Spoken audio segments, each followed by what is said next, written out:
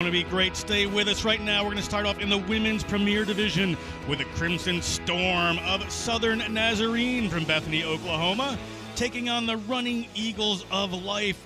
Great matchup. Life coached by Rosalind Chow, Southern Nazarene by Alex Gilliland. This should be a great game.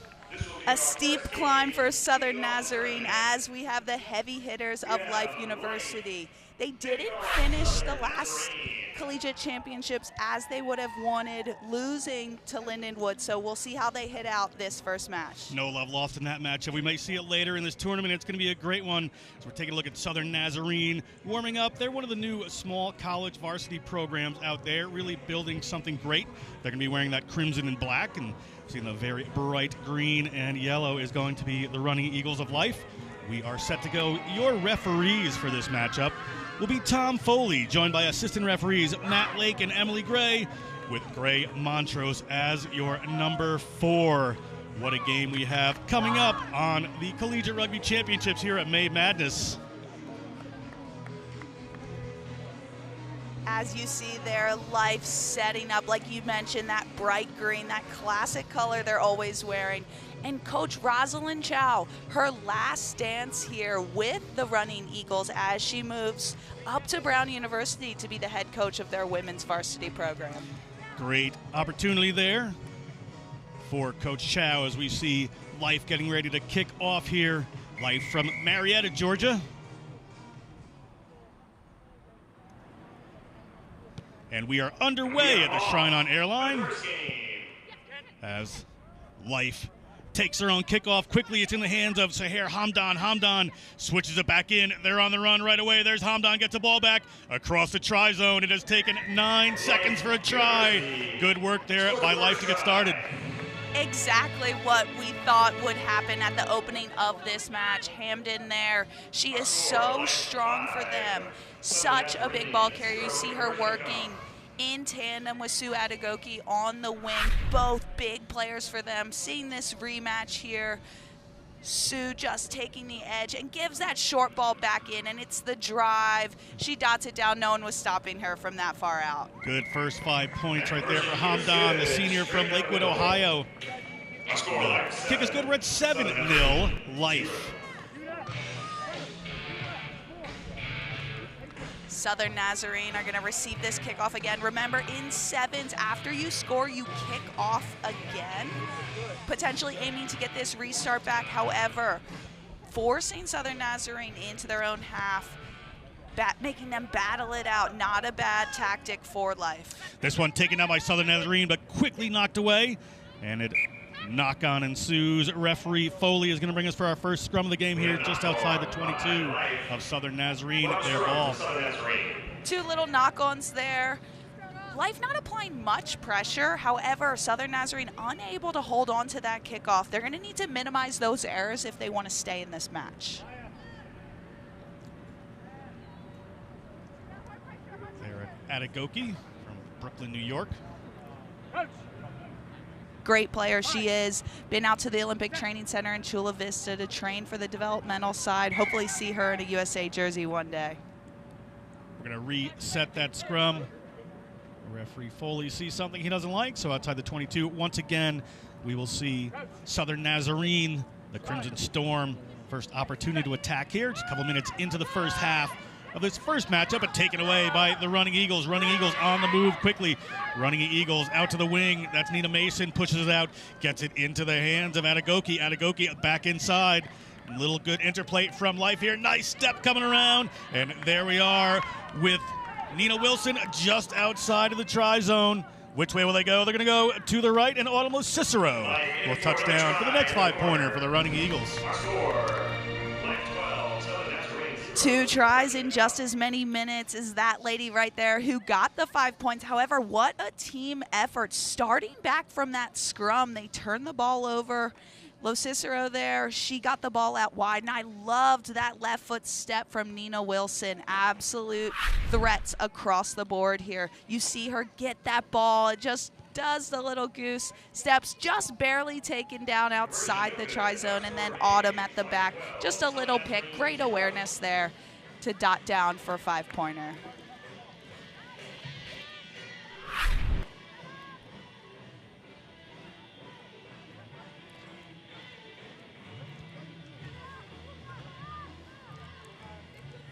Life to kick this one off through Mason. Mason, the freshman from Feasterville, Pennsylvania, played her high school rugby with Doylestown, legendary program down there.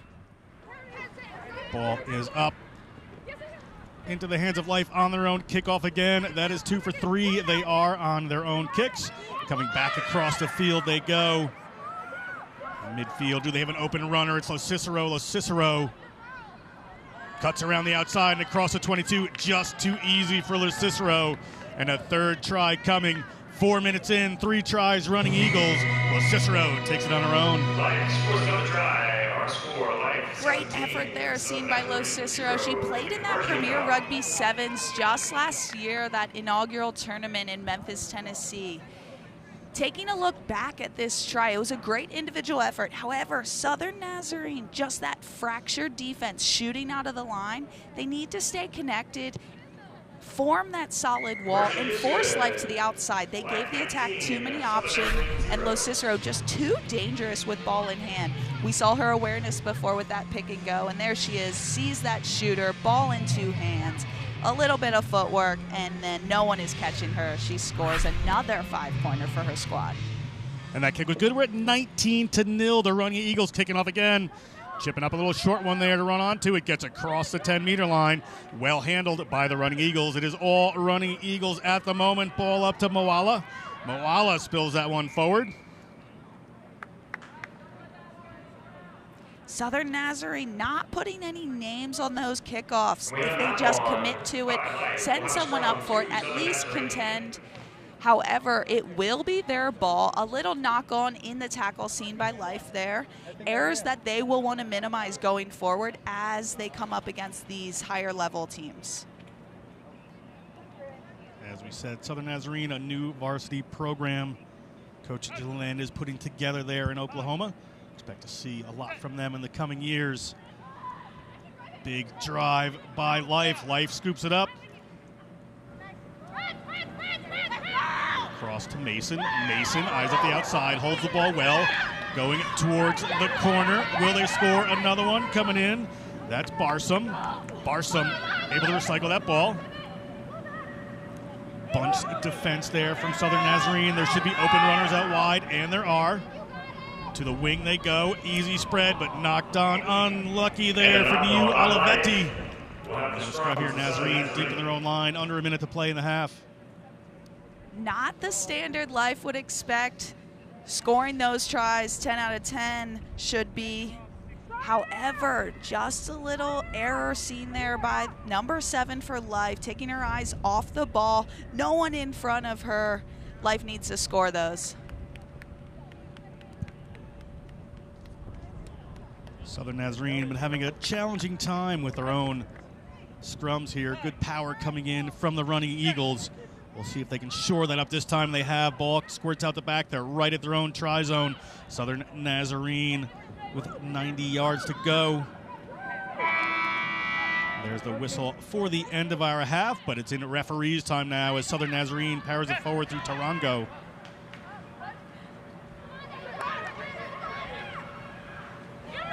Good tackle from Life and scooped up. Away they go. It is Sarah Barsom. Sarah Barsom, the freshman from Delray Beach, Florida, touches down. Another 5 points for Life.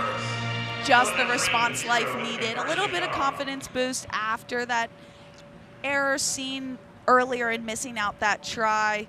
Not that you think they'd need confidence being up 24-0. However, this will boost them up going into halftime with an additional try. It's been all Life in this first half.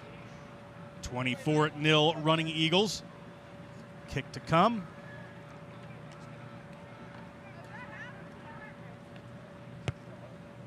And that one is no good. We're going to remain at 24-0 as we go to halftime. Stick with us. We're going to go back with second half action in just a minute. And we don't have any water.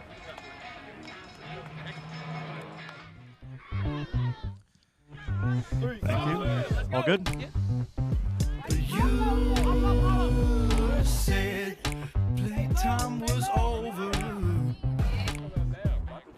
but it's not over.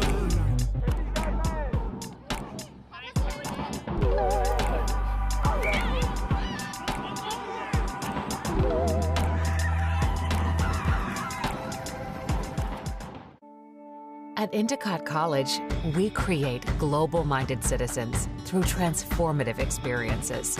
With a nationally recognized internship program and a 98% career outcomes rate, experience-powered learning is at the heart of all we do. Find a culture of community and champions, just 20 miles north of Boston. Come write your own Endicott story.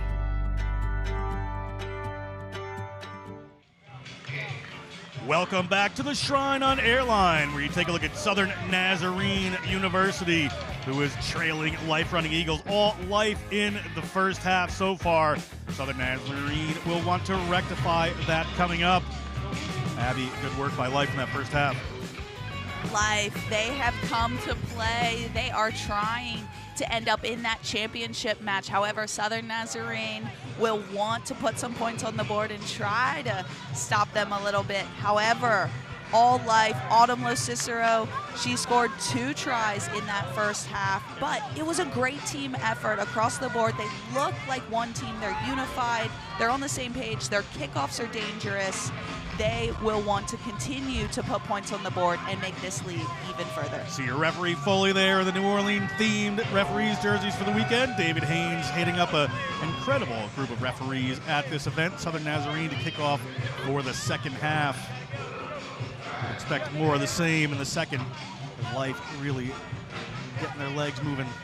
In Southern Nazarene, they have 7 rookies on their team. First years playing rugby, and they're playing up against Life Running Eagles. So they have come to play. There's no shyness there. It's a lot of experience in that Life team to combat. Sophia Avina, the freshman nursing major from Arlington, Texas, to kick this one off. I think if Southern Nazarene can just come together as a squad, form that connection, make Life work a little harder for their tries, that will be a great result for them in this second half. And our second half is underway here at May Madness here at the Shrine on Airline. You're watching us on the Rugby Network. Enjoy all weekend. There's going to be tremendous rugby action as Life works it towards that touchline. Coming back in and across. Good inside out step there from Wilson. Barreling in to set that one up. They've got runners across the field just out of your screen. Plenty of options out wide as they cross the halfway. Here come the Running Eagles. Little step out, little step back in.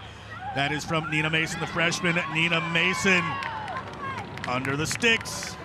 5 points, 40 seconds in. And just as quickly, it is Life scoring again. I love the teamwork throughout these tries. A lot of team effort going from side to side of the pitch. Southern Nazarene getting caught without a sweeper in the back, which means as soon as you miss one tackle, it is a clear shot through to the try zone. And that kick is good. Life extends their lead to 31 here in the second half. As we take a look, Life just moving through the hands, a little too much of sideways hip seen from Southern Nazarene, excuse me. So she just cuts off that right foot. Great awareness, great vision, and then she has the gas to finish it, even though it was a strong chase back from Southern Nazarene.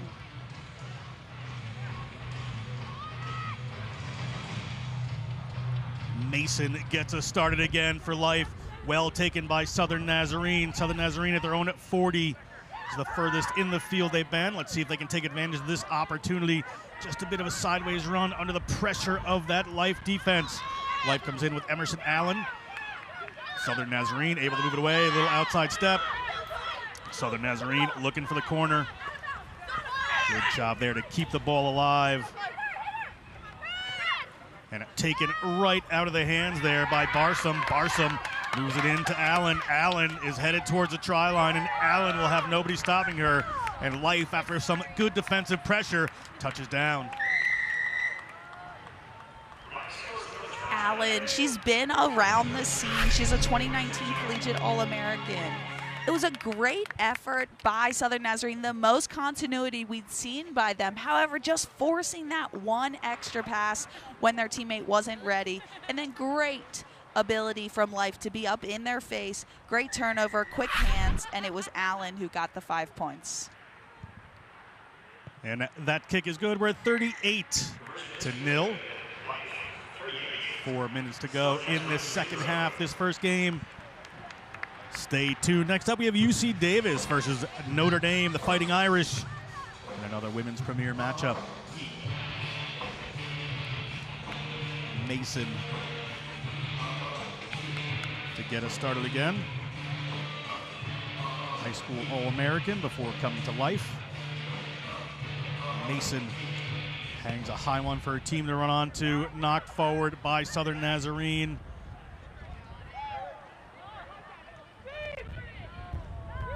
Life looking for some wide passes. Good work to get into that space. There is Allen one more time. Allen looks to the outside. Allen's going to stay inside. Hands off a player, and Emerson Allen into the tri-zone, the senior from Golden Valley, Minnesota.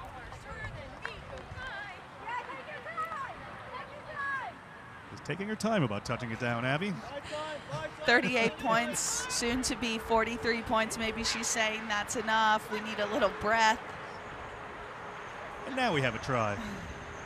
And 2 tries for her. She gets her second. Being her senior year, maybe she's moving up. Hopefully we continue to see her playing rugby after she graduates from Life. We saw her in a Falcons jersey. That's that developmental side for the U.S., potentially earning a cap in the near future as we see her run. Strong fend, and then that long stride gets her into the tri-zone.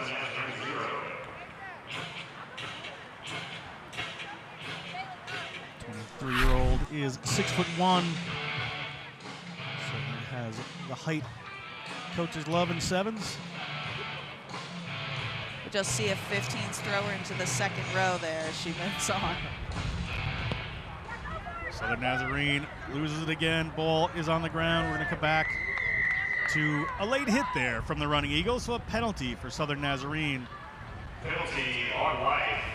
Southern Nazarene inside their own 40 is going to go to hand with this one. They're going to move it against this running Eagles defense. Switch fields, going back the other way, but nobody fooled on the running Eagles side. They are putting on that defensive pressure and just ripped away by Nina Mason. Nina Mason pops a little pass up there.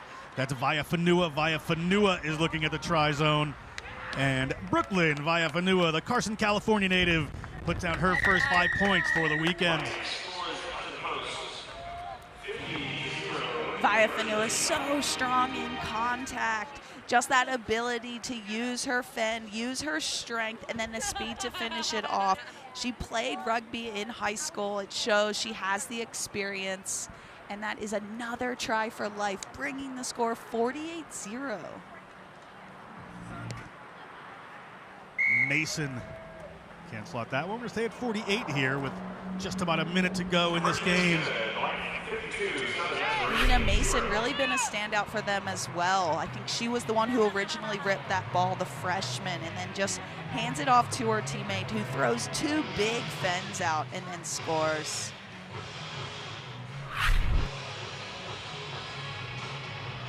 Time winding down. Mason puts one up. It doesn't hit 10, rolls back.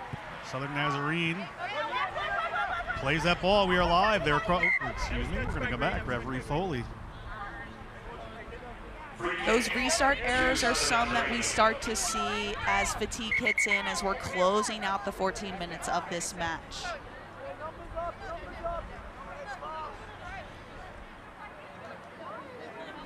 Southern Nazarene has to toe that ball. Referee Foley.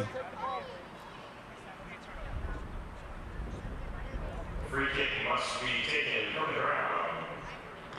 Southern Nazarene on the move as you hear the whistle for the end of the game. See if Southern Nazarene can make something happen here in these waning seconds. We're in referee Foley's time at the moment. Good aggressive work of the breakdown by the running Eagles. Continue to put this pressure on. Coach Chow certainly doesn't want any let-offs, but a knock-on ensues. And we're going to whistle for the end of our game. 48-0 Life over Southern Nazarene University in this first one. Stay with us. We're going to come back with Notre Dame versus UC Davis right after this.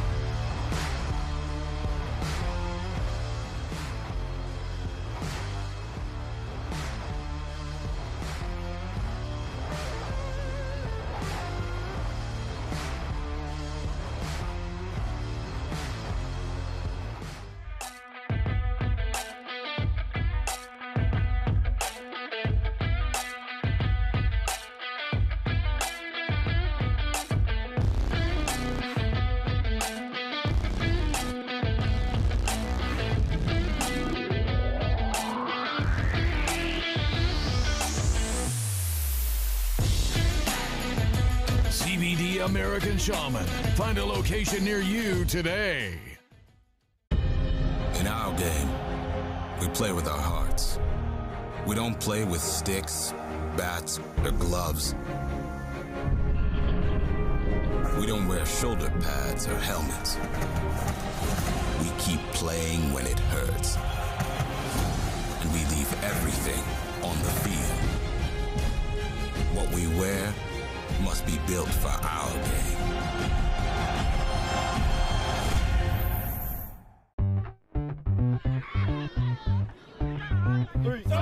Let's go.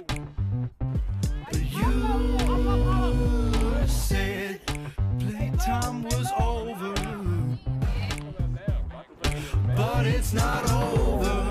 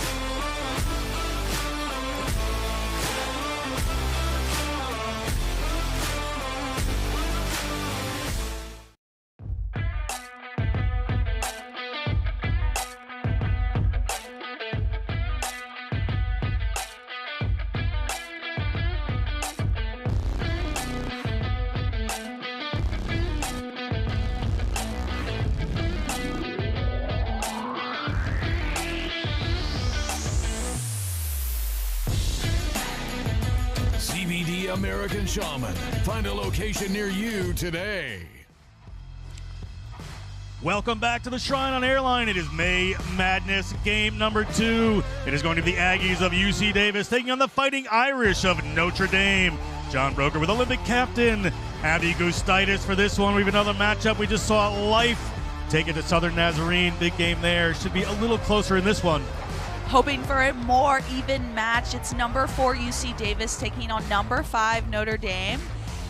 Exciting game here. A big stage for these women to play on, to really put their hands up in contention if they want to pursue higher level rugby after collegiate. Notre Dame coached by Ricardo Ramirez and UC Davis by Gary Gordon Jr. and Sam Kerrigan. You see UC Davis right there. Public Land Grant University, 40,000 students out in Davis, California. Notre Dame, of course, in South Bend, Indiana. See them there in the blue.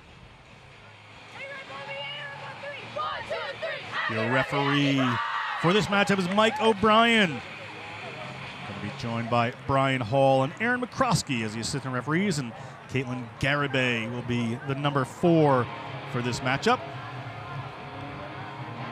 O'Brien checking the time, just waiting for a couple of teams here, and we'll be underway at May Madness soon enough.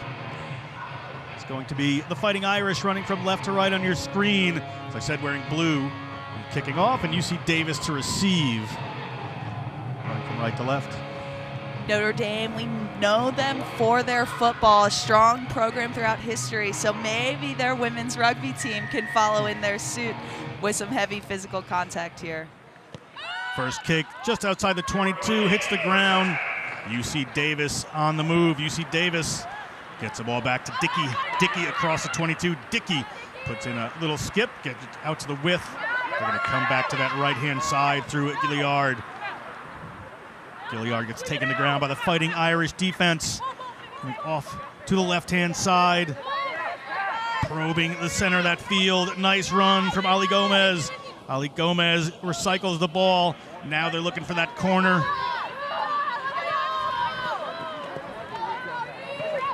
McMillan Perkins in with that one, but turnover from the Fighting Irish. Good defensive work around that breakdown. Ball up to Drewer. Drewer moves the ball out, gets it to Emma Farnan. Farnan takes the ground and recycles. Just a little slip there with that ball. Some heavy contact coming early from both of these teams. They're going to have a high tackle, according to referee O'Brien. First penalty to the Fighting Irish. They're going to go quick. Both teams need to hold on to this ball. Carry it in two hands. Wrap it up as you're going into contact, as we see there by number 1, Mackenzie Looney. Looney recycles that one well. They've got runners out to the left-hand side. Ball goes to ground again. Just some early nerves here in May Madness. First game on a big stage can happen. Knocked on by the Fighting Irish. Picked up by UC Davis. UC Davis through Sid Strupp. Sid Strupp steps a couple, puts a little hanging pass up there.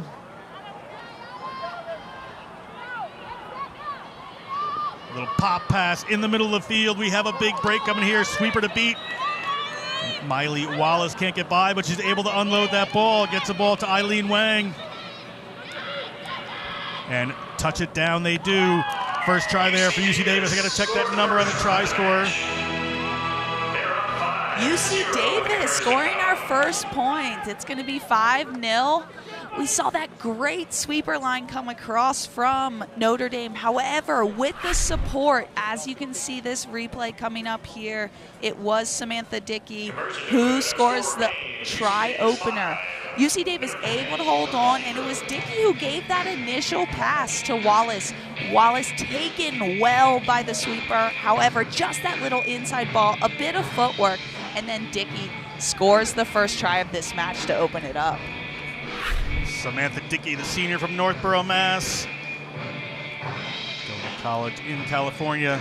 To kick off is Sid Strupp from Orange, California. Forwards captain of their 15s team can't quite find the 10 meters. Referee O'Brien's going to bring us back. We saw one of those restart errors in the first match, and that is going to be critical. That is an unforced error that gives the ball right back to the other team, who will have an attacking opportunity. Sydney Heim dummies one and then puts it to Emma Farnan. Farnan hangs one up, and it winds up back in the hands of UC Davis. These little bobbled balls going the way of the Aggies at the moment. Good work the breakdown. Penalty forced by Notre Dame. Ref says holding on, gives that long arm penalty to Notre Dame. An attacking opportunity right from the midfield, just 40 meters out. Farnan steps through, and Emma Farnan is headed for the try zone. One to beat. Emma Farnan is going to get in, no problem. Great work there. Emma Farnan, the senior from Bayshore, New York. 6 foot tall Farnan. She is my kind of gal. But she did it on defense, and now she's doing it on attack. She is definitely leading her team, and I think if Notre Dame have a shot, she will be at the forefront. She needs to lift the squad up and lead by example, as she's doing so far in this first half. Farnan catches a breath, puts it up, but no good. We're tied at 5 here. Just about 4 minutes to go. Look at that, just a quick tap, a little dummy, hesitates the defensive line, and then just uses that long stride to score. She will not be stopped.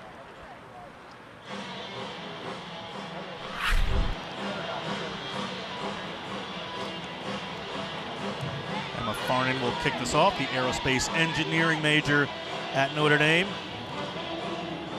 It's a long one down inside the 22 for UC Davis to deal with. That's Leah Creasa. Across the 22 come UC Davis. Ball squirts out, knock on. Will they get an advantage out of this Notre Dame? Referee O'Brien says nothing happening. We're going to come back for a scrum. Fighting Irish. We spoke about that ball security before. Both teams going into contact a little loose, looking for an offload that may not be there. However, as soon as they see the offload's not there, they need to secure the ball, go into contact strong. Inside out.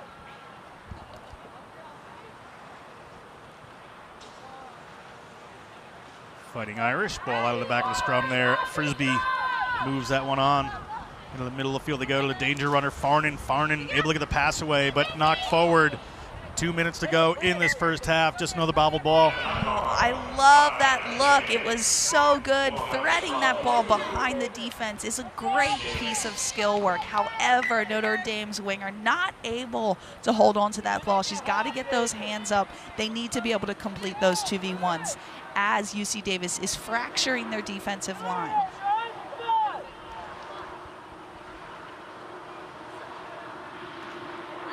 UC Davis inside their own zone. That's Gilliard to take that one. Well recycled, looking for an outside runner, and finds the first runner. Second one, pass goes in behind. There's Drywer goes in to take that one. Ball looked like it went forward, and it did, according to referee O'Brien. We'll come for a scrum here. Under a minute to play in this first half for the Fighting Irish. UC Davis just looking a bit frenetic, not reloading, giving themselves time. They're too close to the defensive line, and then they're forcing these passes that aren't going to hand, and it's giving that ball right back to Notre Dame, who are in great attacking opportunities here.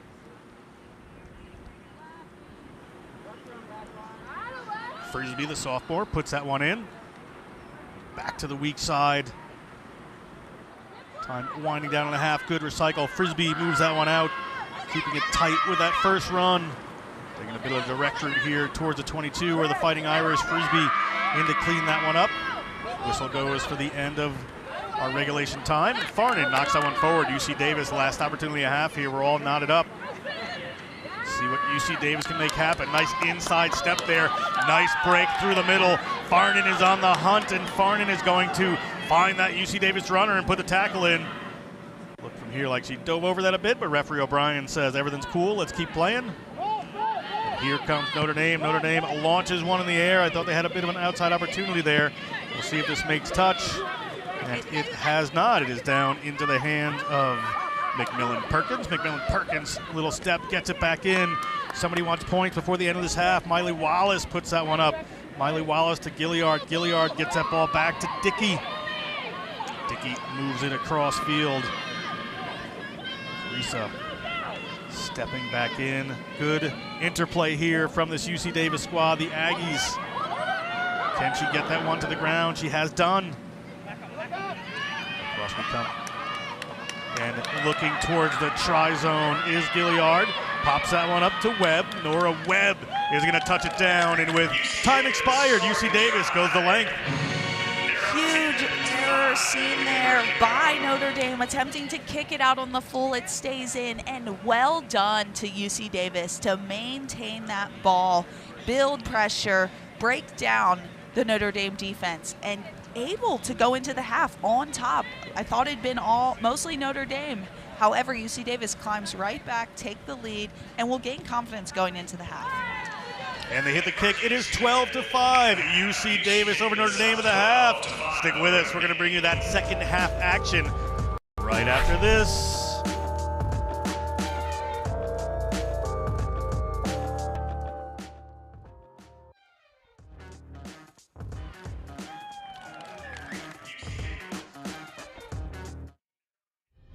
In our game, we play with our hearts. We don't play with sticks, bats, or gloves. We don't wear shoulder pads or helmets. We keep playing when it hurts. And we leave everything on the field. What we wear must be built for our game.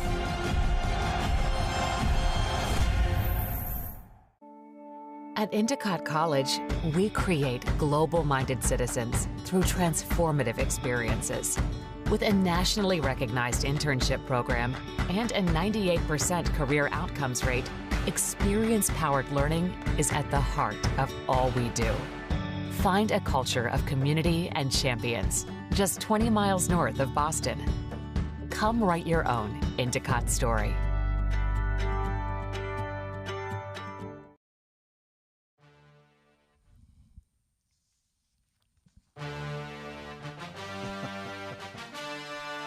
Little custom teamwear, apparel, balls, and innovative field and training equipment. Rhino Rugby, the best in the business.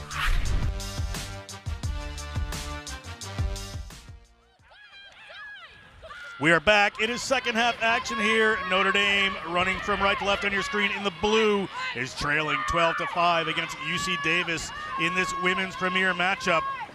UC Davis support player, the Notre Dame support player got a bit of ahead of her teammate, but across the field they come, and they have some room out wide if they can move it. They decide to step that one in and out with Leah Bin-Markowski. They're at their own 40-meter line. Sydney Heim takes it to the ground. Drywer into the middle of the field, possibly isolated. Her support, it does get there in time. Sarah Davis makes the break. Notre Dame across the 40-meter line of the Aggies, but spill that ball forward. Referee O'Brien right on the spot to see that one. Ball pops up into the hands of Nora Webb. Nora Webb safely to the ground. Good work in the contact area by the Aggies. Break towards midfield. Pop-up comes back the way of Notre Dame, but not according to referee O'Brien. He spotted the player offsides. I loved that interjection of pace from Sarah Davis. However, loose ball turns it back over to UC Davis, who are able to get that penalty. And look at the breakaway. That is incredible coming from Wallace there. Great chase back from Farnan. However, I don't think it's good enough. Miley Wallace touches down. The Hawaiian-born from Kalaheo High School, Miley Wallace, puts down 5 points, and UC Davis starting to pull away with this a little bit in the second half. Dickey gives the ball out to Wallace, and she just takes the edge. She picks up the pace. Ball is in two hands. Farnan almost gets under it. However, Wallace able to get that downward pressure, deems it a try. She throws the arms up in celebration, and her team is up 12 points. Kick's no good, 17-5. 2 minutes gone in the second half here at May Madness. Shrine on Airline.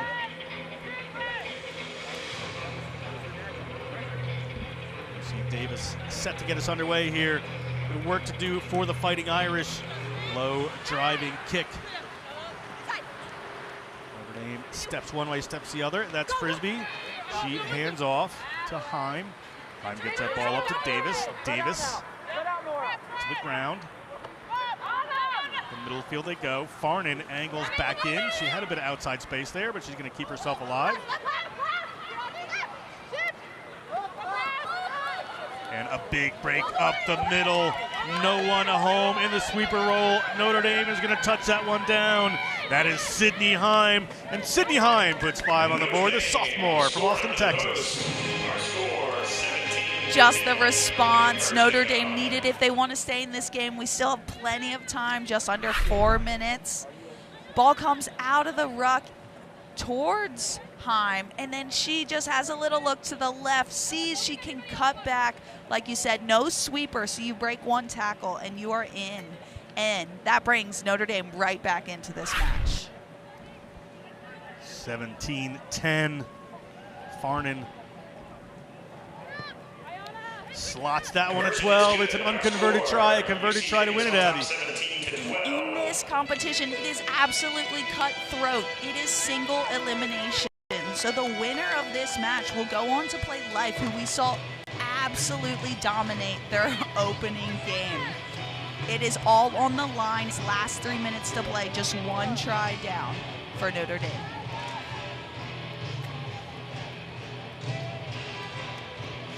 Farnan gets us underway.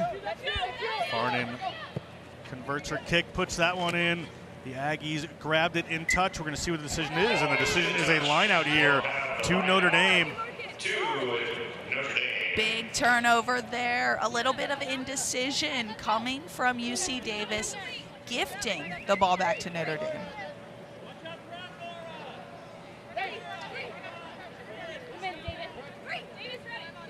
Notre Dame coming in through Markowski. They go short there. Davis moves it out. Frisbee in the middle of the field looking for Farnan. Puts the ball forward to her, however, and it's going to be a scrum here for UC Davis. Just over 2 minutes left here.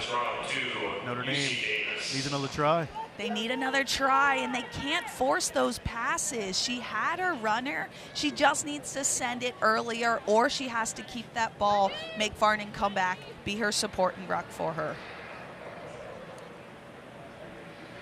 UC Davis, secure ball. Break from the back there. Some room to run across the 40-meter line. Goes Ali Gomez. Gets the ball back up to Dickey. Big break up the middle of the field, and there is Miley Wallace. Hauled down by multiple Notre Dame defenders. Her defense is pretty bunched at the moment. Samantha Dickey looking for Saroom. Switches it back in. They're going to do a good job of keeping that ball alive to Gomez. Ball is hanging down. Big pressure coming in from the Fighting Irish. UC Davis continuing to get pushed back. Another big one there. fight going on for this ball. Is there any penalties in there? Referee O'Brien says, let's just play some rugby. Ball up to Notre Dame. Do they have this minute and 10 seconds? A converted try in them to move ahead. And penalty to Notre Dame. UC Davis infraction at the breakdown. 1 minute to play. Notre Dame are almost at halfway, and O'Brien calling it back, goes to the card, pinging the UC Davis player, I believe, for slowing down the game. In seventh, it's all about how fast we can move. One player down, UC Davis. A converted try will win this. We would go into overtime. Sure that this game wind up tied. Markowski across ball to the middle of the field, holding it up, looking to break through the middle at the 22. They are. Farnan has to come in and clean that one up. They've got runners either direction. Just a little slow there from Notre Dame. Knock on from that pass. It's going to be a scrum here for UC Davis. Notre Dame with the power play. Similar to hockey, they have the woman up, the person overload, and just a little unforced error. There was that indecision at the back of the ruck. Didn't know which way to go. You need to go into the ruck as scrum half, knowing what side you're going to play to. Quick ball. They have the mismatch. They could have been in for that try. However, it is UC Davis ball. We're at time. They kick it into touch. That is going to roll out and be the end of our game. Or UC Davis takes it over Notre Dame to move on. Stick with us. We're going to come back with Lindenwood versus Boise State after this.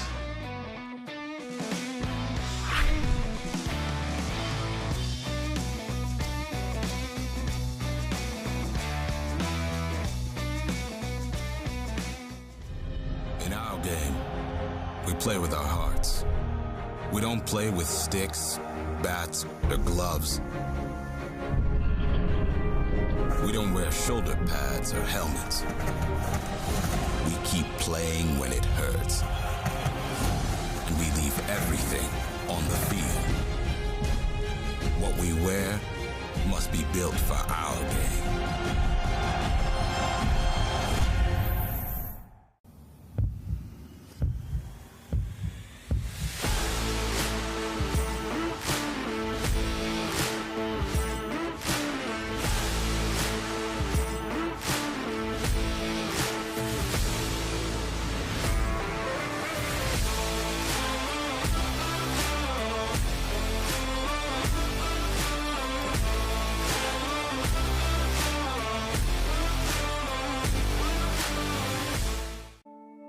At Endicott College, we create global-minded citizens through transformative experiences. With a nationally recognized internship program and a 98% career outcomes rate, experience-powered learning is at the heart of all we do. Find a culture of community and champions just 20 miles north of Boston. Come write your own Endicott story.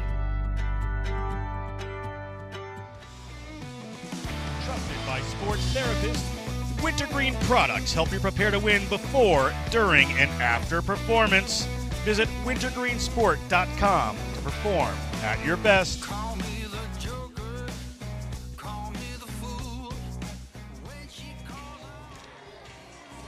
We're back at National Collegiate Rugby's Collegiate Rugby Championship May Madness 7, match number 3. It's going to be the Broncos of Boise State and the Lions of Lindenwood University, number 1 versus number 8. We take a look at Boise State there. John Broker here with Olympic captain Abby Gustaitis for this third match before we turn it over to some other members of our great broadcast crew. Abby, another statement to be made by Lindenwood after Life's first game. Lindenwood will want to match what Life did. They are always competing against one another as we see the two teams preparing to run out onto the field. Lindenwood have won this tournament 3 years in a row, being the CRC's reigning champions. They have Boise State up next.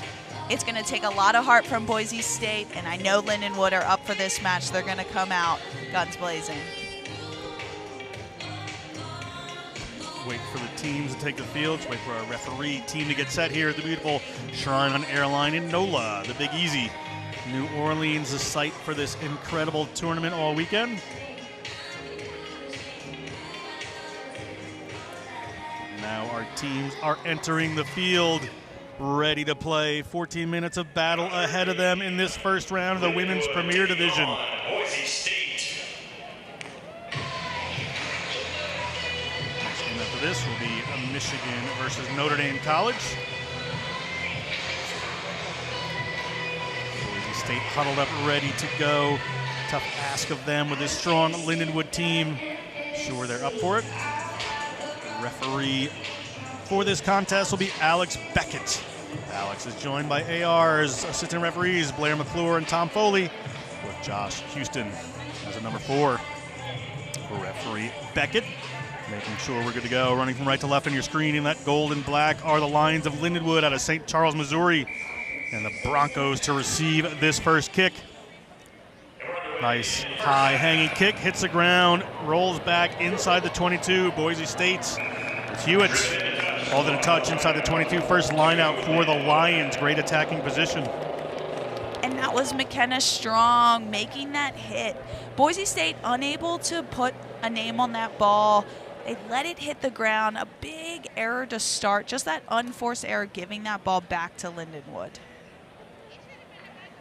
Lindenwood ball up, too strong. Coming wide straight away. Little hold in the midfield to open up some space out wide. They have done in Brie Camille Vasquez. Vasquez steps up her left inside. Vasquez is going to head for the posts. And Vasquez touches down. Vasquez opening up this match, 5 points to 0 Lindenwood, and I think we are just seeing the beginning of it. A lovely, well-worked try off the line out, as we see Lindenwood attempting to convert their first try. Salote Eyongi.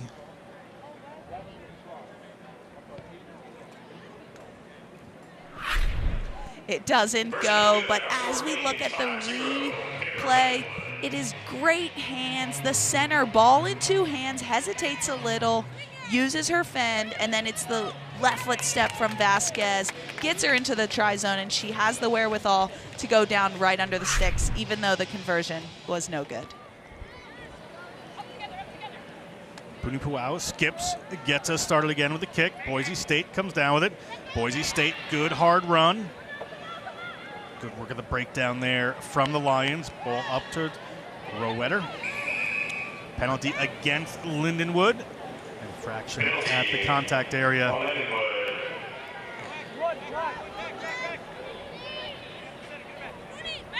Boise State. Referee Beckett pointing out that the ball actually does need to leave your foot to get us going here. And then there we are, underway in May Madness here. Game number 3. Nice break by Boise State. Boise State to the 40-meter line of the Lions. Hard work coming into the breakdown, ripped away by the Lions. The ball off to Skips. Skips tries to move it out wide. Ball hits the deck. A little miscue by the Lions, but a big break coming up here. That's Vasquez. Vasquez held by the jersey, able to get that one away and well taken down. To Eliapa. Lindenwood in for another try. They're up 10-0. Pardon me. Touches that one down. Got a few hundred names to memorize this weekend. Just have to get in the groove, but great try there by Lindenwood. She is probably one we should learn rather quickly as she scores for Lindenwood. I loved how Vasquez just took off. She pinned her ears back. She had 2 players to beat. Boise State did well to come across. However, she had her support inside. Lindenwood taking their time here, as we see, attempting to convert. And conversion is good, bringing that score 12 points to 0. Starting from that big hit, Boise State spilled that ball, quick gather, moving that ball through the hands. Vasquez fighting through Boise State as Tuilepa scores her first of the weekend. Tuilepa gets us going. Kick. Does not go 10 there for Lindenwood. A couple little errors creeping in. Coach Billy Nicholas will want to cut those out as the tournament goes forward. Billy Nicholas has such a high standard for his squad.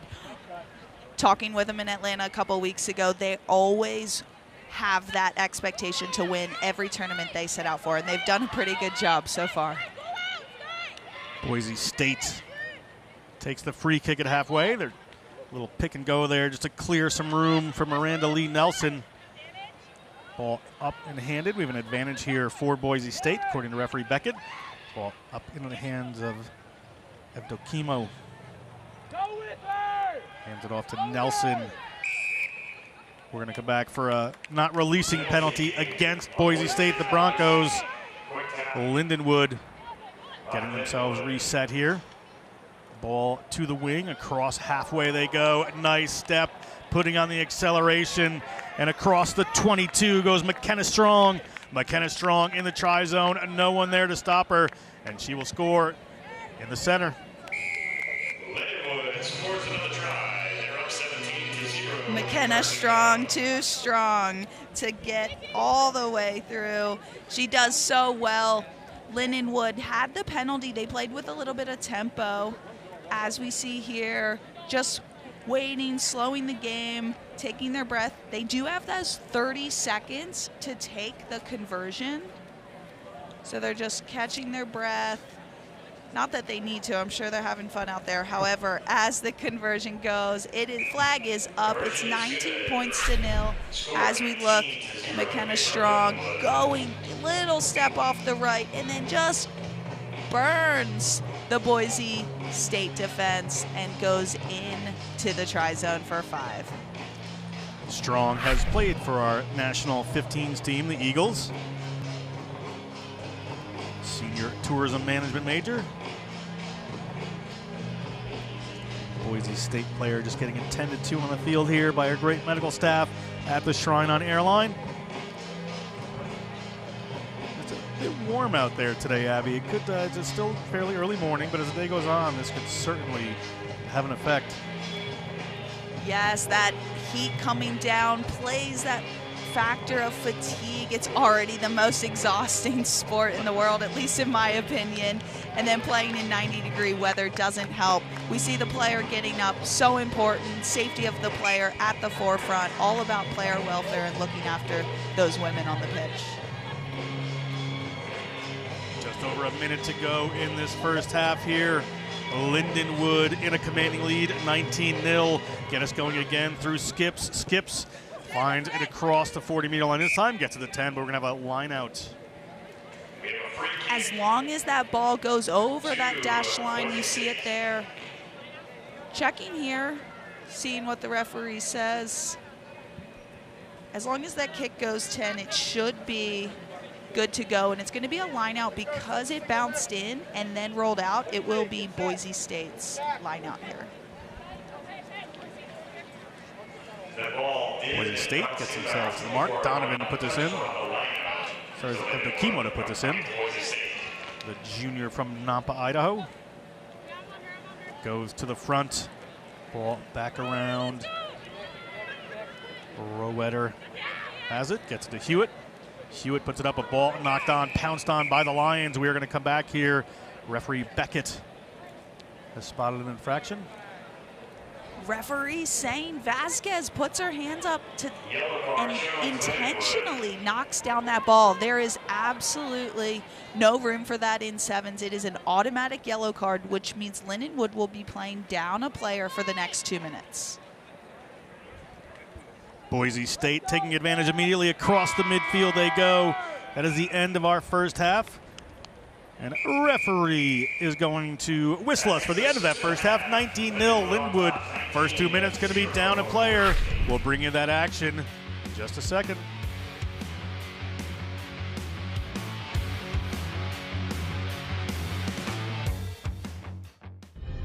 In our game, we play with our hearts.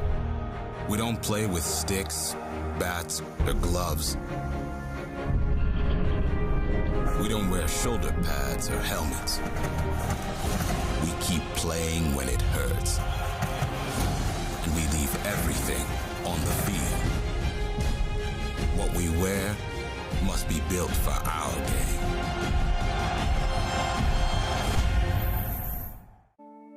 At Endicott College, we create global-minded citizens through transformative experiences. With a nationally recognized internship program and a 98% career outcomes rate, experience-powered learning is at the heart of all we do. Find a culture of community and champions, just 20 miles north of Boston. Come write your own Endicott story. Endicott College, located in Beverly, Massachusetts, offers undergraduate, graduate, and professional programs designed to help you attain your goals. Visit endicott.edu to learn more. We're back at the Shrine on Airline, 19-0. The Lindenwood Lions lead. Boise State kickoff. You see there in white, running from right to left on your screen. Referee Alex Beckett is going to get us underway. John Broker with Abby Gustitis bringing you second half action. Bit of work to do for the Broncos. Boise State kicking off, but they have the power play. They have 7 on the pitch. Lindenwood with that intentional knock on, only 6. However, it is Lindenwood ball as we kick off this second half. 6-player Lindenwood, nice hold of the ball there. Goes back in the tackle. McKenna Strong. In contact, able to move that one, and across the field comes Lindenwood, putting a player looking for the one-on-one outside. Step around the outside comes, tackle is missed. That's Kat Merle. Merle headed towards the line. Merle across the 22. And Merle, the freshman from Reedsville, North Carolina, gets 5 points on the board. Scoring with only 6 on the pitch, not an easy feat. They did well to move that ball through the hands, create that one-on-one battle as a winger or an edge player in sevens. That is all you can ask for. You see that great running style by Merrill, and then she opens up the second half, bringing Lindenwood 24 points to 0 up. Skips again, taking her time. Having a bit of fun out there with a teammate. Having a bit of a laugh. That's what it's about. Enjoying this time, enjoying the moments with a smile on your face. You get to play the sport you love it on the big stage. And that kick is good. We go to 26-0. Just a minute and a half gone in this second half. Stay tuned after this for Michigan Notre Dame College. Still haven't seen some of those heavy hitters for Lindenwood that they have on that bench. So if they throw in some of these finishers, it could open this game up even more. Players like Etienne Gatal and Sativa.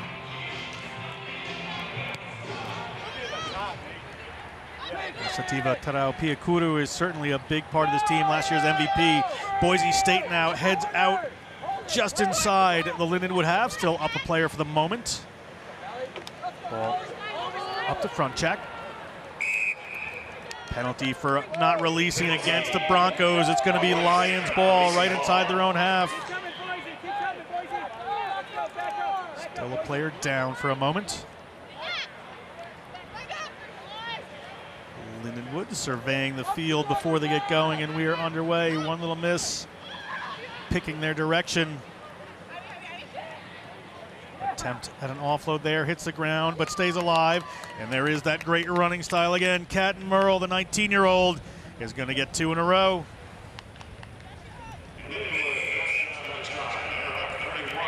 Making it look too easy are the Lindenwood Lions.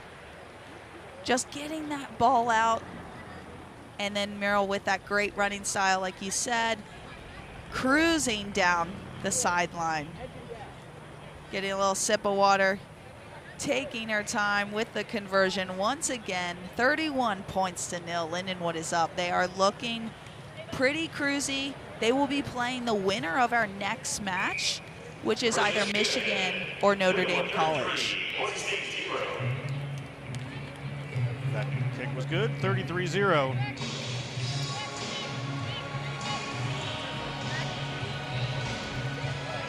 Three and a half minutes to go in this contest, and Skips gets us underway quickly with a long one, spots some space inside the 22. Boise State, a long way to go in this beautiful New Orleans morning. Recycle that one. Move it out to Jones.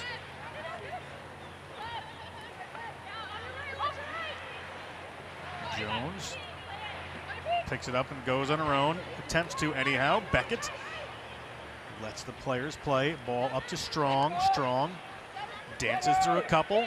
Finds a player in the midfield to get it to. That is Skips. Ball goes down, but it goes backward, so they're okay there.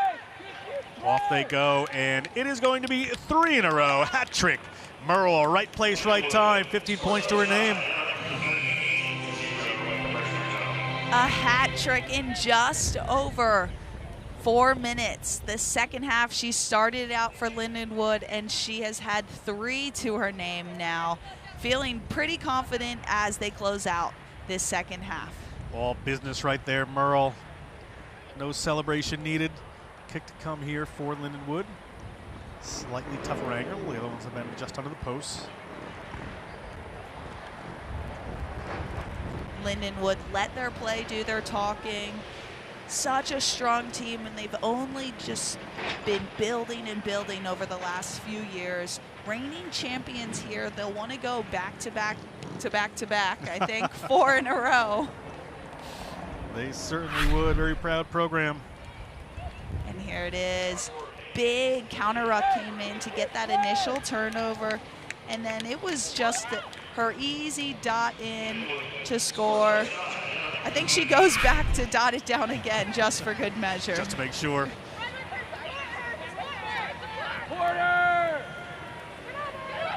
Boise State still on the hunt for their first points of the weekend.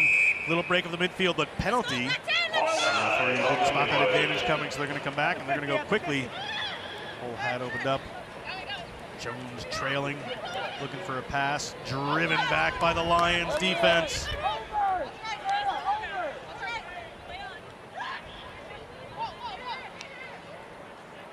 Ava Jones heads up the middle of the field.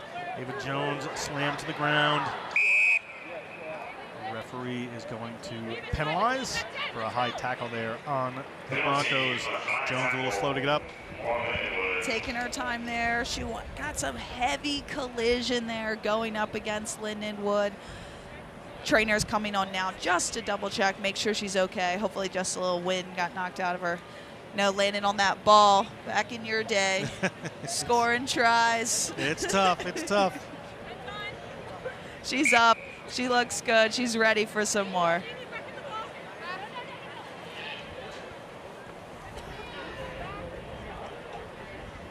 Chemo gets us started. A German language major. Across the 40-meter line they go. Some good power there from the Broncos. Counter ruck comes in from Lindenwood. Broncos able to maintain that possession. That's Hewitt. Hauled in a touch. We have a line out here. Just 30 seconds to go in this game.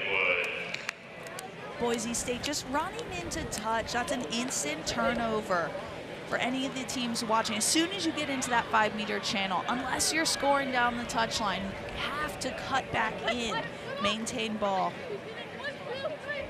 Little bit of confusion here seen by Lindenwood. You see the assistant ref saying keep the tunnel.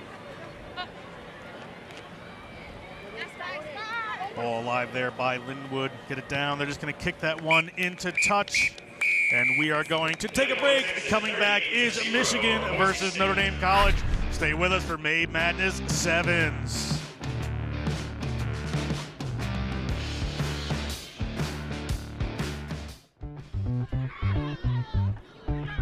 Let's go. You said playtime was over, but it's not over.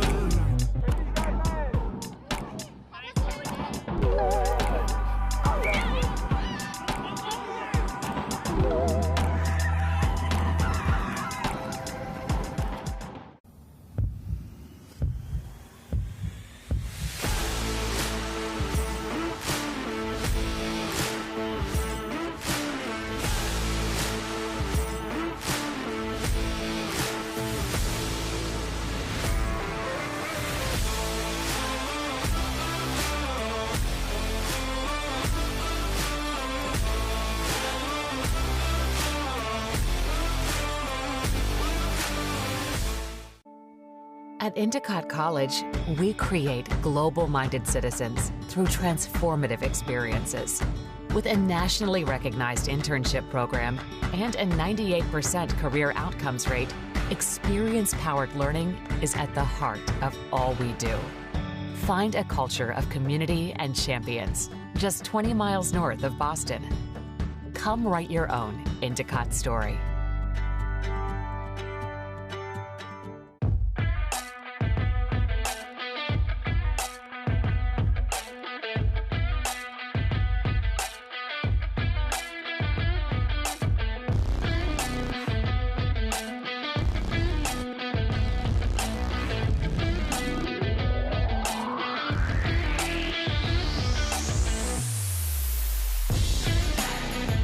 CBD American Shaman. Find a location near you today.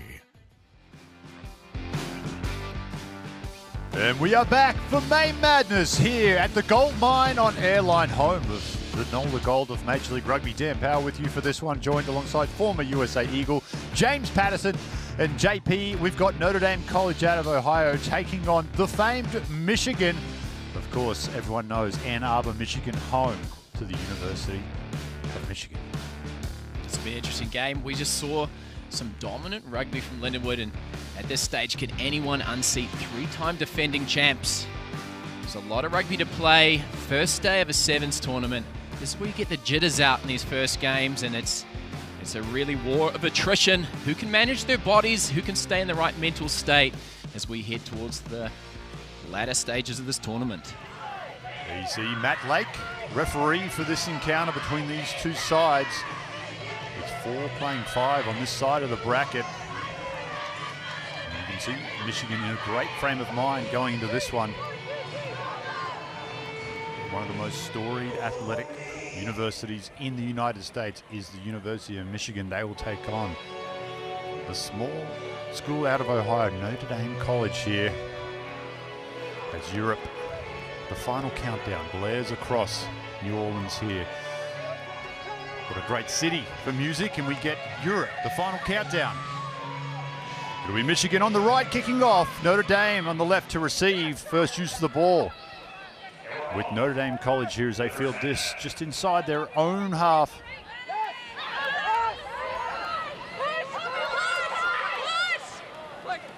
Looking to exploit some of that space out wide there. A little mistake from Dickerson on the 40, and we'll have a scrum here. Michigan, what are you going to need to do early here? Obviously, sevens, it's an attrition throughout this tournament. Win, you go on, lose, you fall down the bracket here, JP.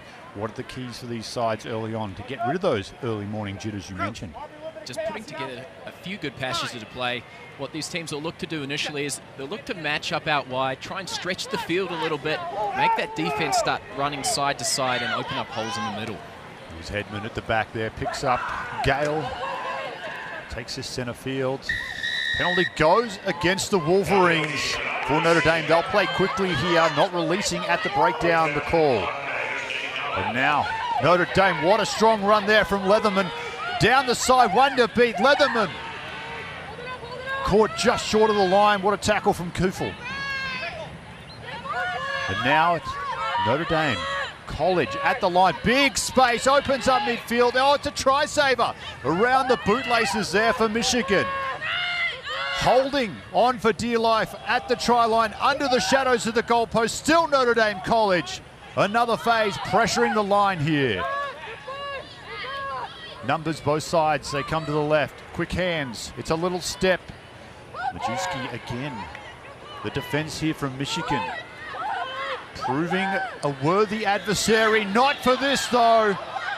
Persiak bumps one, bumps a second. First try, Notre Dame College. Notre Dame College showing that aggression. And it all came from some great heads-up play from Olivia Leatherman. She took that quick tap, showed a good turn of pace and power as she worked down the sideline, but I was really impressed with the defense from University of Michigan. Several try-saving tackles. In the end, it was just too much. Matteo, no mistakes with the conversion. 7 points to 0. One last look at it, JP. Great work here from Persiak. Just run straight over the top, and you can already see their intention. Notre Dame College choosing to play very direct, as we see power and pace, and in the end too much, and good recycling of the ball. They're able to put together 6 or 7 phases, and we know in sevens rugby, you get past that 5 phase mark, the defense is very tired. Boying with the restart, goes midfield, finds the ground too here. Michigan on the bounce will look to return this. It's Bowers. She powers her way up towards the halfway line now. And come out here to the left side again. Pass just not going to hand. Oh, look at that. Shades of Tallis on Hodgson. State of Origin 2002 there. Beautiful stuff. Notre Dame College, they have come here this morning to play. As Michigan center this ball up now, they look to the right. Again, a pass doesn't go to hand. And if you're Jamie Freese, you've got to be asking yourself at this point, head coach of Michigan, how do we get this side to click? You're going to get them at halftime here in about 3.5 minutes, JP. But so far, pass is just not sticking here for Michigan. You can see their intent. They're wanting to move the ball a little bit. This Notre Dame College size, a little bit larger in frame in terms around the field. So they're looking to get 3 or 4 phases and expose those mismatches in the midfield as they work to cover ground. Bill Boying with the put in there, and now the little scurry too. She goes up, 10 out from the line.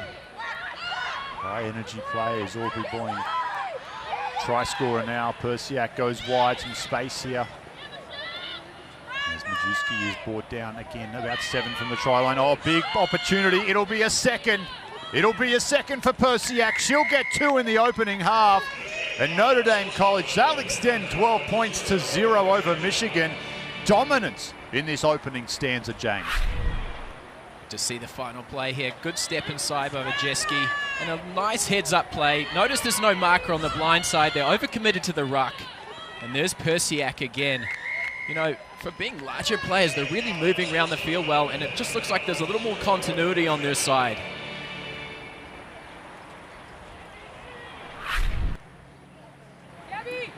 Matteo with her second. Stays to the right, flags remain down. 12 points to 0. Almost 5 minutes gone here in the first half. It's the 5th ranked Notre Dame College who find themselves in control. Michigan here, they've just got to put together some phases. They keep looking up because there are some large collisions that have happened in the early part of this match. It's a nice little offload there from the Wolverines as they go up to their own 40-metre line. They'll get the penalty too. This will help with the exit out of their own half.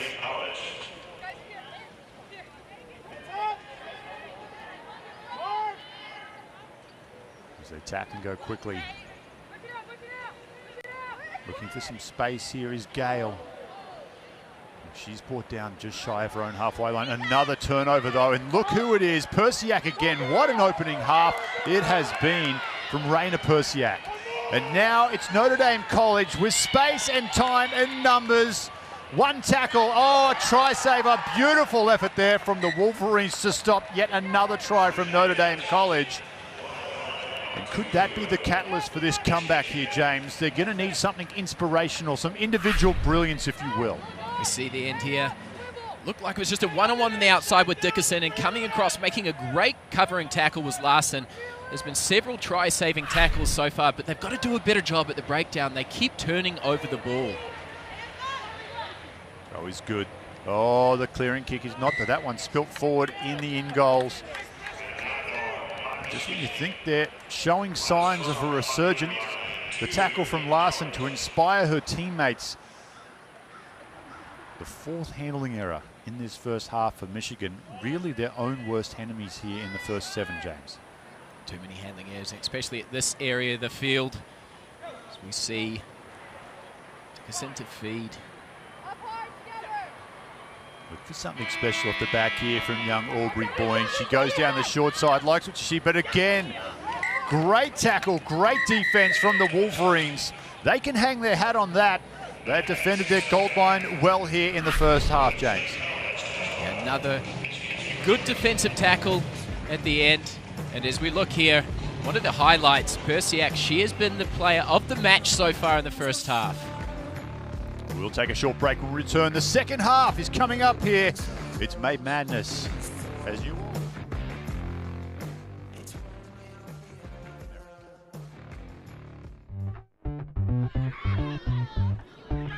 Let's go.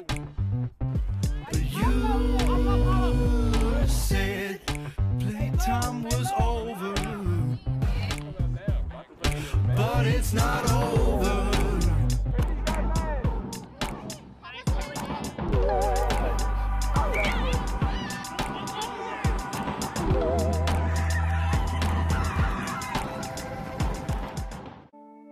At Endicott College, we create global-minded citizens through transformative experiences.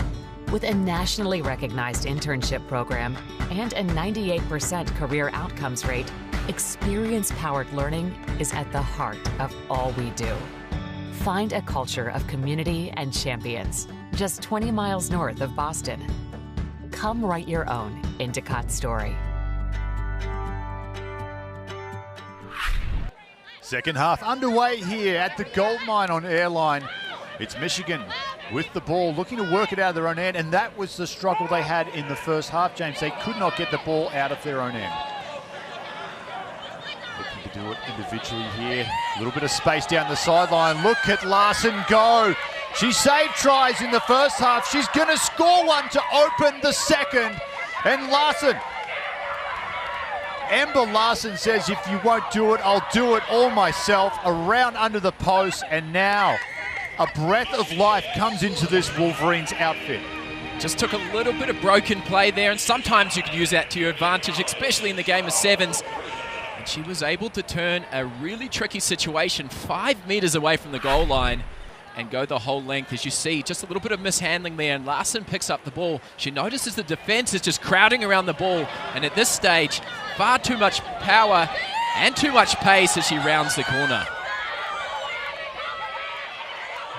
Born and raised right in the shadows of the campus in Ann Arbor, Michigan. The conversion no good though. Score remains 12 points to 5. That could be a costly miss here for the Wolverines.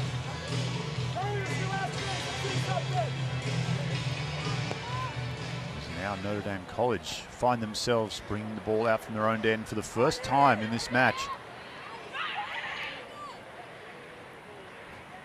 Leatherman, it was her strong run in the first half that got the scoring start. Oh, talk about Derek Henry, eat your heart out. How about that one? What a fend there. Notre Dame College. And you mentioned it, James. Michigan looking for the pace and the speed on the outside. Notre Dame College, a direct line. They have a power unit here, looking to go right through the middle. The penalty, though, to the Wolverines. Now a chance to perhaps square this up. Hedman with the tap. Comes wide, pressure. Notre Dame have to be careful shooting out of the line like that, opening up those little gaps there. Hedman, a quality ball player, will look to exploit that. Now Fish, Riley Fish, good offload. Goes back. Cuffle now brought down inside the 22. They come down this short side. That one may have spilled forward, yes. And referee Lake right on the spot there. And the handling errors that haunted them in the first half. Let's hope they don't start sneaking back in here. All they are is 1 or 2 phases away from this. Notre Dame College, you can see up to the 3rd or 4th phase on defense. They've got some bigger frames and they're having to cover a lot of ground. There's going to be space. There was a massive amount of space on the blind side there. They just needed 1 more phase.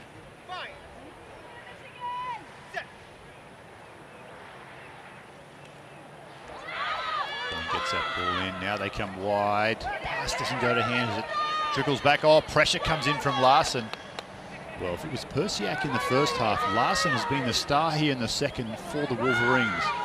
Now they come wide. There we see the power play. The big fend. Again, Leatherman. We've seen this before from Olivia Leatherman. Hedman comes across. Low tackle. Brings down the Notre Dame College player. Offside there, they can't play that one. As Boying taps quickly. Boying with a little bit of space. Aubrey Boying She could put this game out of reach here for Notre Dame College as she dots this one down right underneath the post. It's been a big performance from the 23 in Aubrey Boying, and she gets a try as a just reward. She's looked dangerous the whole game, but it all came from Olivia Leatherman. She was stuck in her own end, and it was a fantastic run as you see that kick just go straight off the crossbar. We're going to take a look here at Leatherman's run. She just uses the fend to her advantage multiple times on this run. That's what a good sevens player does, and notice how she turns in field here. She's not going to get pushed out, holds the ball, able to recycle, and there's Boeing streaking through underneath the goalpost, and a try at a critical point in this game. 17 points to 5. We saw that conversion from Mateo right off the crossbar. Her twin sister will be tuning in, watching. Mateo right down the boot asphalt for Notre Dame College. Larson. They know what a threat Larson can be. Ember Larson, speed to burn.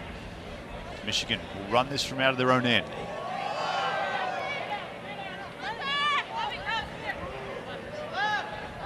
Edmond likes her options to her right. Pass goes back inside. Well, Lake was in the best position, towed through, he'll go out the back, will come all the way back for a scrum. But the ball remains deep inside the Wolverines' half here, James, and outside of that long run from Ember Larson, we haven't seen them really pressure Notre Dame College that much. And they're trying to do it on the first phase, every time going wise. This Notre Dame College defense is very organized. You can see they're staying tight, they're staying connected. They're using the sideline as an advantage and applying pressure. Michigan just not able to string together any phases to build continuity so far.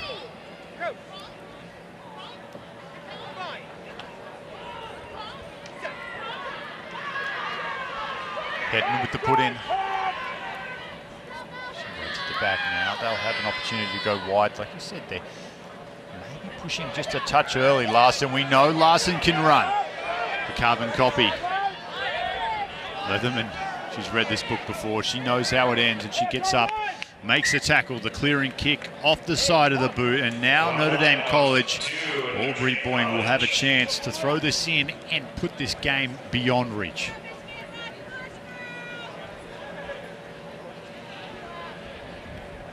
You know it's a big tournament and there's fresh rugby balls there. Look at that, the Rhino ball, fresh. They put something on the new ones, James. You can smell, it's just got a different smell to it. Tackier too. I love it. 15 seconds left on the stadium clock as the siren goes in the background. Michigan will get the last say in this game as Hedman goes right through. Mia Hedman, sweeper. Comes up there in Dickerson, and it is a great tackle to shut it down. Now they come wide. Michigan with Fish. They need to find Larson. Larson at first receiver. Goes wild. It's intercepted. It's intercepted. Majewski will put the exclamation mark on this performance for Notre Dame College. And it has been a dominant performance from this outfit. They would have sat back and watched Lindenwood last game. They know where the bar is set in this tournament. They've come out and they've made a statement here, James. A statement performance, and it all comes from the defensive shape and pressure. And you can see there again, Michigan tried to do too much off first phase. A lot of pressure, the intercept, excellent work. And Notre Dame College making their presence felt early, as we see. Just too much pressure, sights it up. Again, no one coming onto the ball with Michigan. It was too much work as Majewski goes down right underneath the post to put a stamp on this clinical performance. It's been stamped, it's been posted. A win for Notre Dame College. We'll take a short break. When we return, the action continues. Virginia Tech, number 3, taking on number 6, the Hawkeyes from Iowa.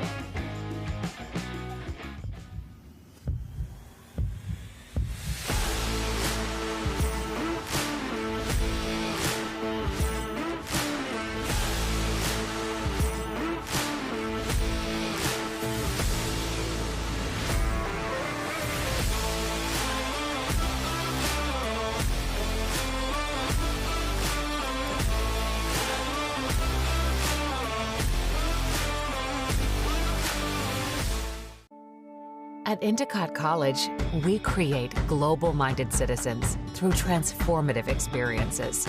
With a nationally recognized internship program and a 98% career outcomes rate, experience-powered learning is at the heart of all we do.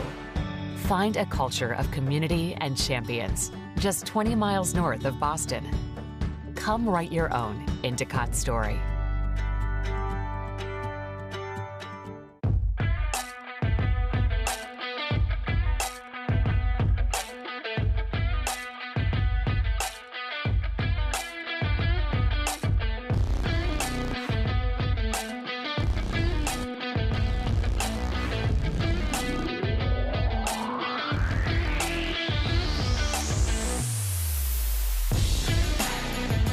CBD American Shaman. Find a location near you today. In our game, we play with our hearts. We don't play with sticks, bats, or gloves. We don't wear shoulder pads or helmets. We keep playing when it hurts. And we leave everything on the field. What we wear must be built for our game.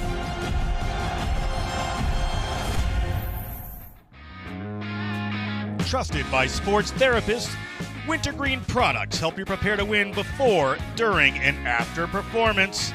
Visit wintergreensport.com to perform at your best.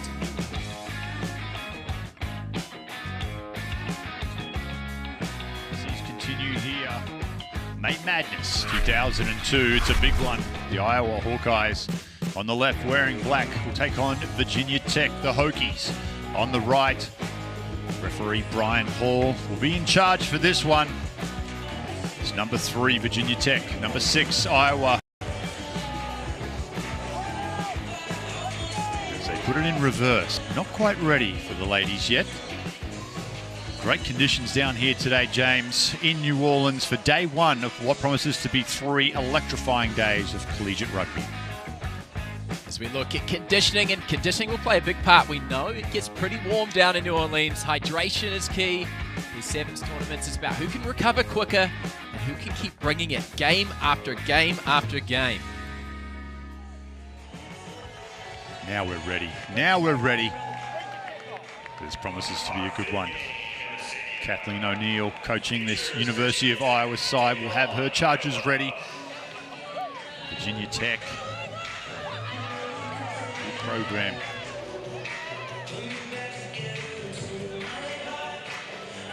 See the Hokies there in their traditional white and maroon. Maroon or maroon? How do you say it? Maroon. Maroon. There's Brian Hall. See what Brian Hall has to say. I'm pretty sure he's more concerned with what's going to happen for the next 14 minutes between these two sides.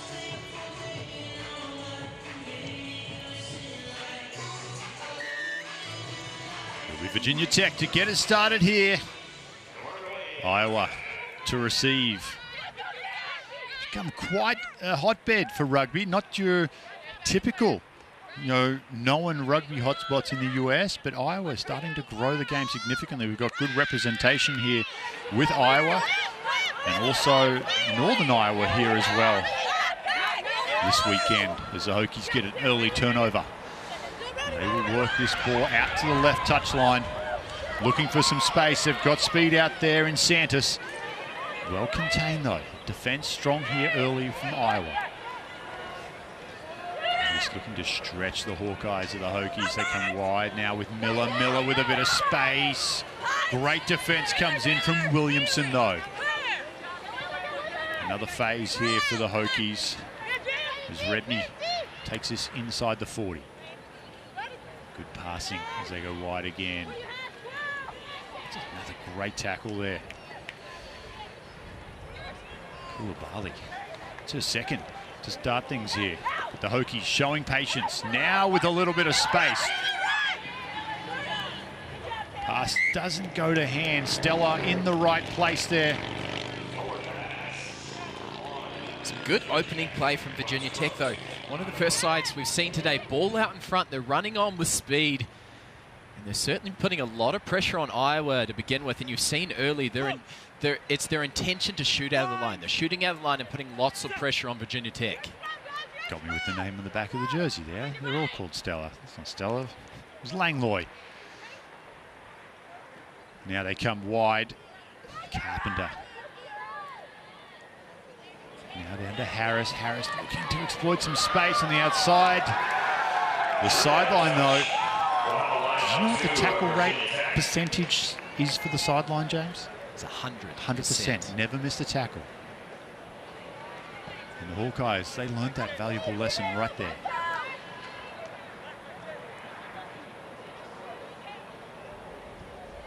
Hokies throw that one over the back. It will be play on with Miller. Good pressure at the breakdown coming in from Iowa. As now the Hokies go wide with Santos. Santos looking to stretch those legs out on the outside. Defense, though, holding on. Langlois again. Right place, right time. 2 in a row. As Monton Tyler joins in, tries to steal possession to no avail. Now they've got numbers. 2-on-1. Pass goes to hand. On the bounce, the Hokies going in with Wright. They continue down the short side, 1-on-1. Can she break the tackle? She cannot, as Wright is brought down as well. Good defense again from Iowa. Robato, short ball. As Hendren is met by strong defense again. That one spilt backwards.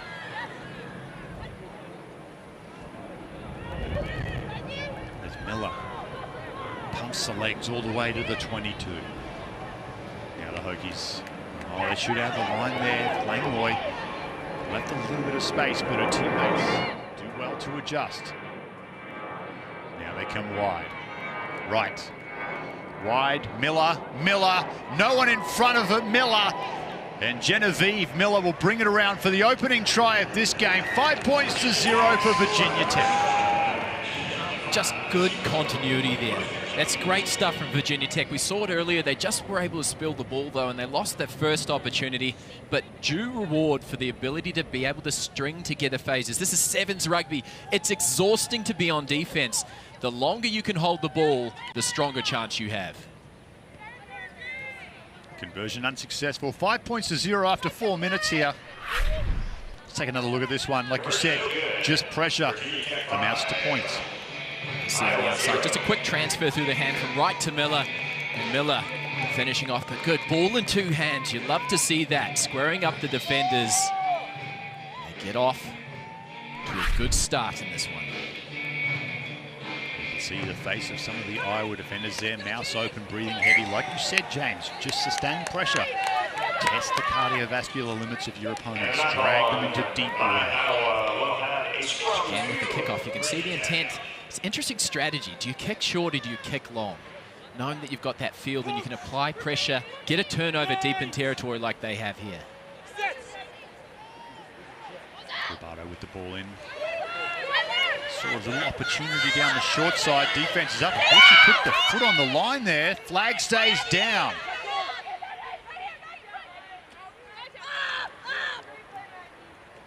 Now it opens up midfield. Brown tackled down. They're right outside the 22s.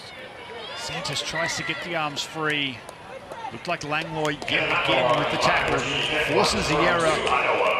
Now Iowa get a chance to take their time, get their composure back at this scrum, James.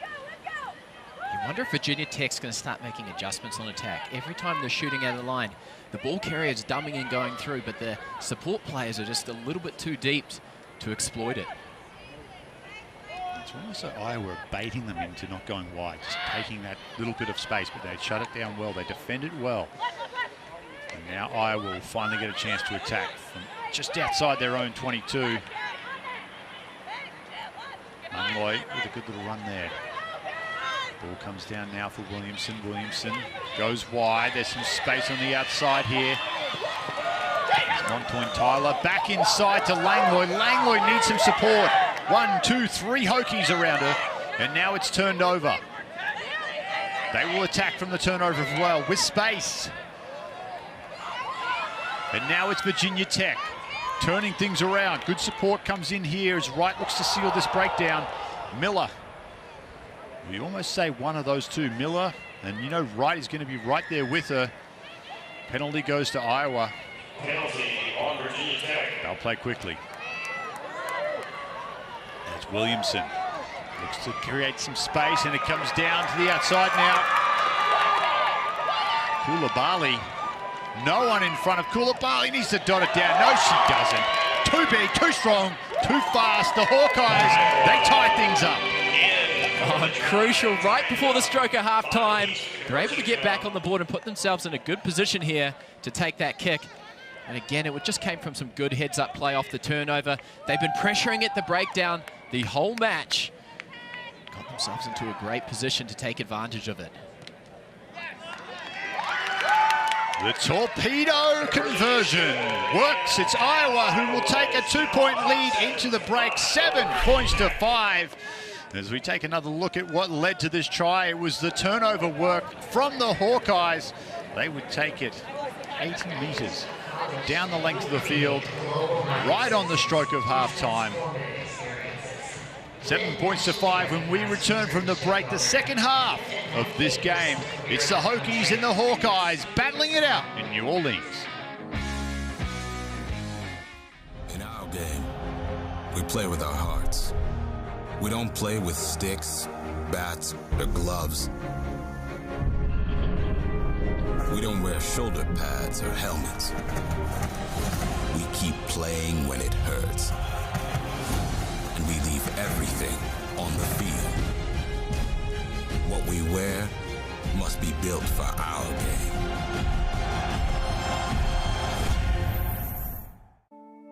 At Endicott College, we create global-minded citizens through transformative experiences. With a nationally recognized internship program and a 98% career outcomes rate, experience-powered learning is at the heart of all we do. Find a culture of community and champions just 20 miles north of Boston. Come write your own Endicott story.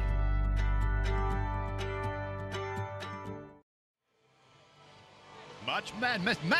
It's not basketball, it's rugby. May madness. It's better than March madness. Don't worry about that. The weather's much better. Is underway. It's the Hawkeyes. A late try in that first half gave them a 2-point lead over Virginia Tech. Can they hold on? The first half, really, for 6.5 minutes, I felt like the Hokies dominated the first half, James, but it's the Hawkeyes who find themselves in front. Just from applying pressure, as we see a lot of pressure here, there's Blackwall coming up.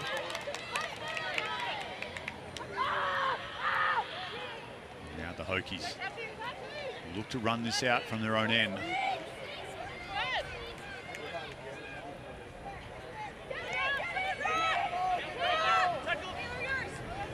Been very impressed with the defensive effort so far for Iowa, though.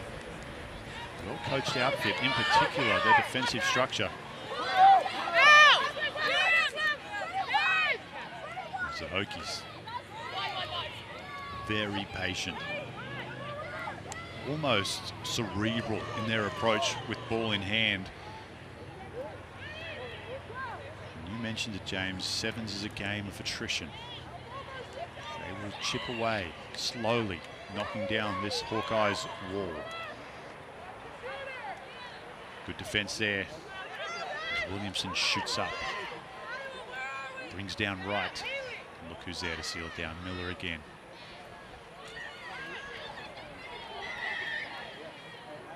Offside against Iowa. Penalty here goes to Virginia Tech.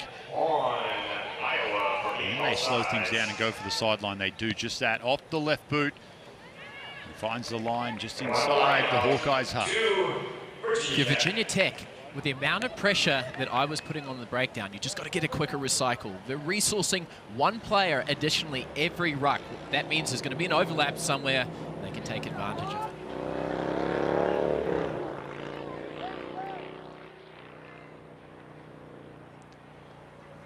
Brown waits the call from her players. Finds Robato high on the line out. And now it's Virginia Tech. Looking to attack. Brown to her left. They come wide. There's Miller. Quick hands. Wide now to Santos. Santos with some space. Good exchange there. Ball in the left. Fenn with the right, Santos on the outside, and Catherine Santos opens his second half with an absolutely brilliant individual effort down the left flank. We've been waiting to see this. They've executed well. The ball out in front again, but it was a brilliant individual effort by Santos there, and it came from the ability to make that last pass. It was that quick last pass to a player in space, and from there, too much pace.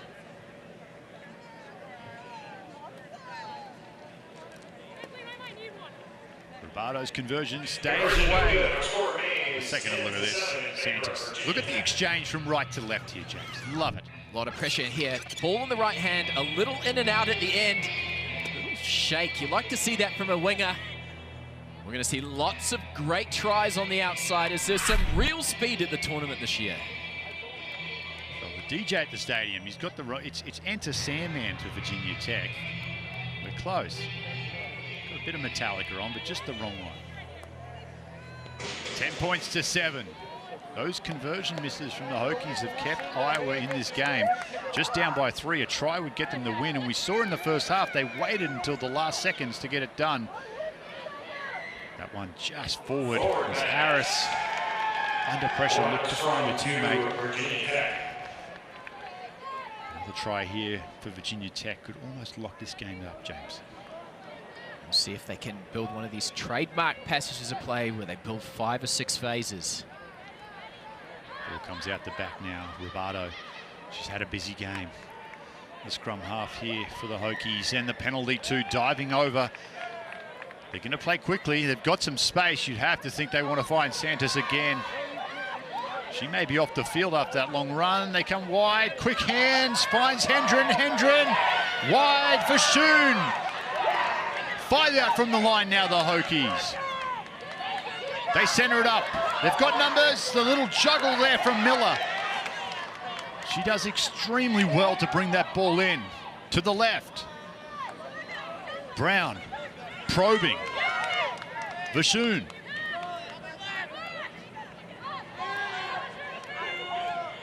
Wide. Quick hands. Houston. Try line. No. What a tackle. A try saver. And a penalty on Iowa. Koulibaly. Scoring tries. Saving tries. What can't she do? Oh. We're going for the penalty try maybe. It looks like. Is it high? Referee Hall, he's got it for the seatbelt. Oh, over the top. Not much else she could do in that situation. No malice there. Tries to save the try. The penalty try under the post instead. An automatic 7 that eventually will lock this up. Let's take another look at it, JP. So come on the outside. It looked like it was far too easy for Houston. Here's Koulibaly. It looked like she'd wrapped up the ball, but referee deemed it was high. They were going to score eventually. Virginia Tech putting together too many phases. That left arm just wrapped up and over the shoulder in that danger area around the head of the player. You've got to protect the heads of our players. Like I said, though, no malicious intent there for Koulibaly. Not much she could do in that situation, trying to save a try for her team. Correct call, though. It's a heartbreaker for the Hawkeyes, but the Hokies, that one sits up nicely. Spilt forward, though, as Garthik can't hold on. Now Virginia Tech, with less than a minute on the clock, can just run this down. Richardson, caught center field. Houston.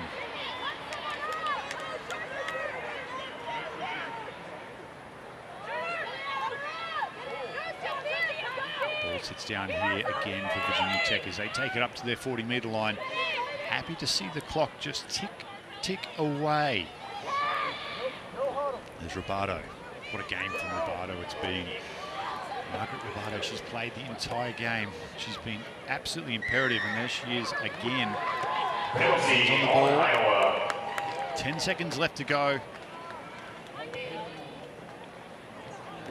We'll have the line out. And we'll have a line out to Virginia Tech. They've just had too much possession in this game. And as you know, in sevens, limited amount of time. You're playing on defense, it's taxing, but they would have controlled at least 70% of possession in this match so far. I agree, James. I was going to say, as you look at the complexity and the makeup of this tournament, is this something that you can build on for Virginia Tech. Absolutely. Great first lessons, and it came from their ability to be able to maintain possession. Possession and silky skills got them through to a victory in their first match. It's the Hokies 17-7 over Iowa. We will take a quick break. The action continues here in New Orleans as Grand Canyon out of Arizona will take on Southern Oregon. That coming up right after the break. In our game, we play with our hearts. We don't play with sticks, bats, or gloves. We don't wear shoulder pads or helmets. We keep playing when it hurts. And we leave everything on the field. What we wear must be built for our game.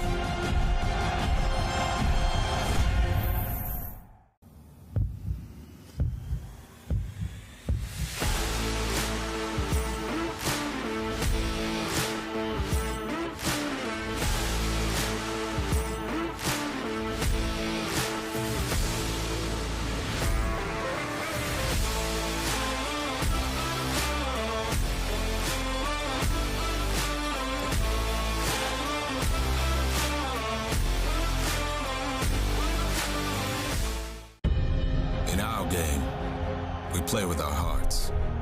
We don't play with sticks, bats, or gloves.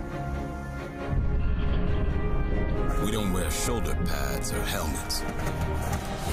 We keep playing when it hurts. And we leave everything on the field. What we wear must be built for our game.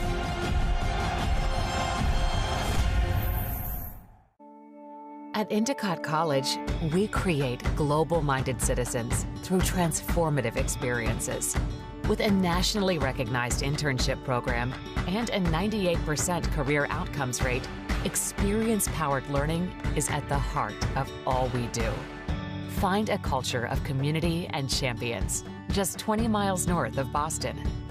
Come write your own Endicott story.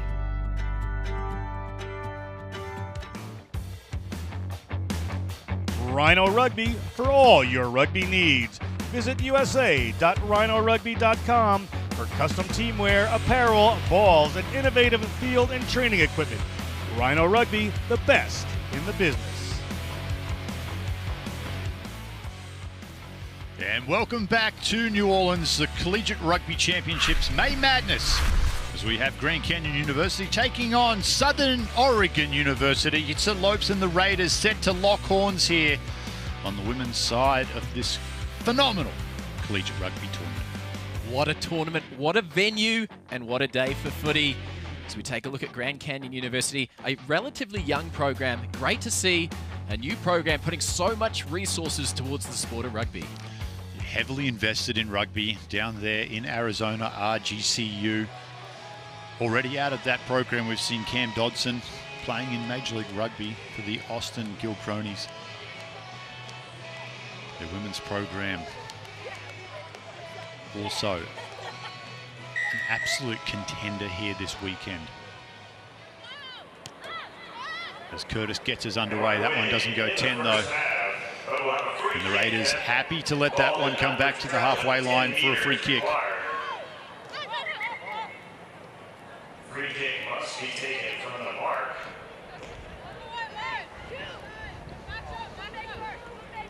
Referee Blair McClure for this one. As the Raiders get us going here. Oh, good contact. Oh, GCU, how about the defense? As now Rose is locked up, just shy of the halfway line. They'll get the penalty not releasing. Penalty not releasing. Tackle that came in from Lauren Campbell, though. Off and running. I felt that one in my ribs the whole way up here, James. Again, charging in. Defense early on from Grand Canyon strong, but it's the Raiders who have the ball inside the 22. Solomon Lewis. They come again to the short side. That one turned over. Oh, great work, and that's Campbell getting it done not only with the shoulders, but on the feet with the hands as well. It's a penalty here for the Lopes. and they will attack. First chance with the ball, and they look good as they come wide, looking to stretch this Raiders defense.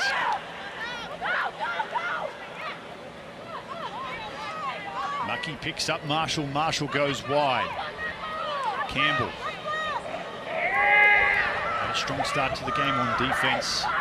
Takes that outside of 22.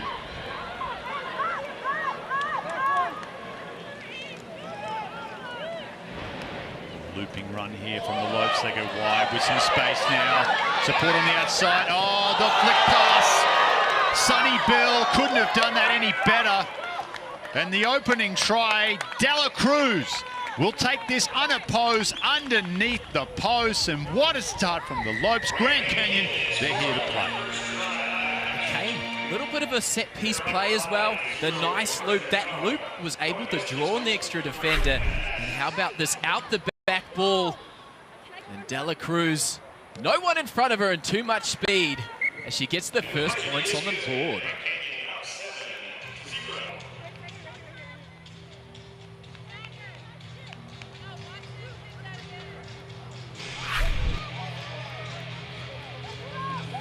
Two and a half gone here in the first half, and what a start it has been for Grand Canyon. Conversion successful, 7 points to 0.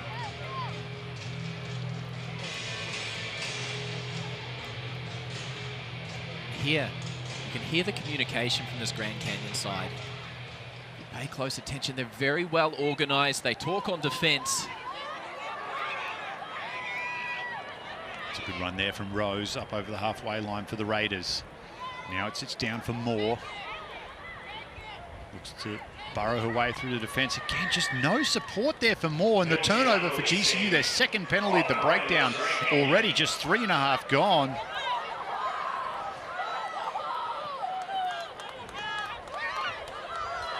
As they come wide. Lucero picks up Dela Cruz, the try scorer. Now the ball sits down for Curtis. Curtis looks across field. Curtis pirouettes. Beautiful stuff from Bianca Curtis. Beats one more just for good measure under the post. And boy, oh boy, I am impressed with this GCU side. They are very well drilled so far, and we can see that their ability to be able to interchange possession. You'll see it on the replay, getting the ball through hands, committing defenders, and then ball in two hands, slicing up the defense here. Again, ball in two hands, just stepping through. Good presence, using the full space on the field, jinking and jiving underneath the posts. James, all the talk coming in was life. Lindenwood or life. The Lopes, let's throw another L into the equation. Are they a contender? Can they get it done against those other two this weekend? From what you've seen so far, not a big sample size, but what are you thinking? If you look at their organization on defense and attack, as they find themselves in trouble, just as we talk about defense, Dan, they've gone the other way. Kindler. Oh, the commentators curse. You baited me into that one. Talked about the organization from Grand Canyon. But this is what Sevens Rugby is all about. You take your opportunities. Southern Oregon did that off the kickoff. Great work from Emma Kindler there.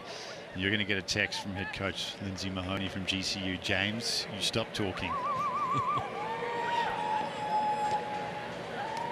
Conversion unsuccessful, 14 points to 5, 5.5 gone. Let's take another look at it. Kindler just a little slow on the release there from GCU. And Kindler, great speed. Great work at the end too to get that try, James. They're stepping in, and the kickoff is one of the best points in a sevens game to attack off of. Everybody kind of gravitates to the ball. If you're able to get that first pass away from the collision, you're going to find space.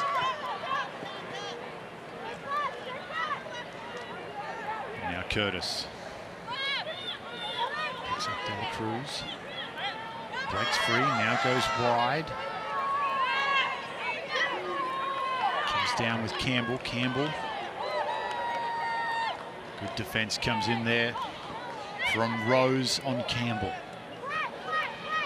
Look how quickly Grand Canyon move the ball. As Curtis looks to find some space on the outside. Defense was up to the task, and now the turnover. It's Fredericks. She was strong on defense first, and the turnover. Good play there from Fredericks. Try scoring Kindler. Can she get a second? Or will she support here? Again, Campbell with the tackle, shoots up out of the line. Another big hit comes in. Look who it is again. It's Lauren Campbell. Are we having nightmares about the left and right shoulder of Lauren Campbell for weeks after this game, James?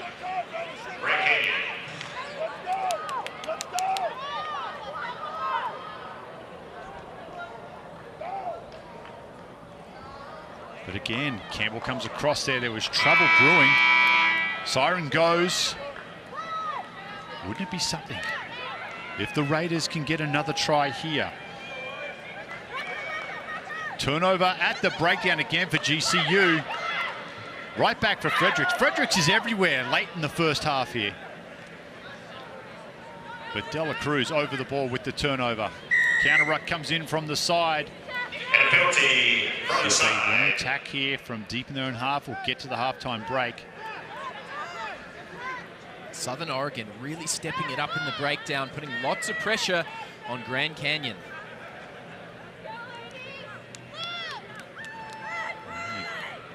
They're going to go to the break. Needs to find the line, though. Won't find the line. It stays in the field of play. And now the Raiders. They will have the last say here in the first half. As the ball comes down here for Goddess. Back in the hands of Connor. Connor picks up Kindler. And now Fredericks. The offload doesn't go to hand. That one spilt forward. It is an absolute mess as the ball ping-ponging everywhere. Solomon Lewis now. Out to the side. We finally call a halt to proceedings for the first half. 14 points to 5. Both sides a well-earned break after an enthralling open 7 minutes. It was all GCU until the Raiders hit back. A big 7 coming up right after the break.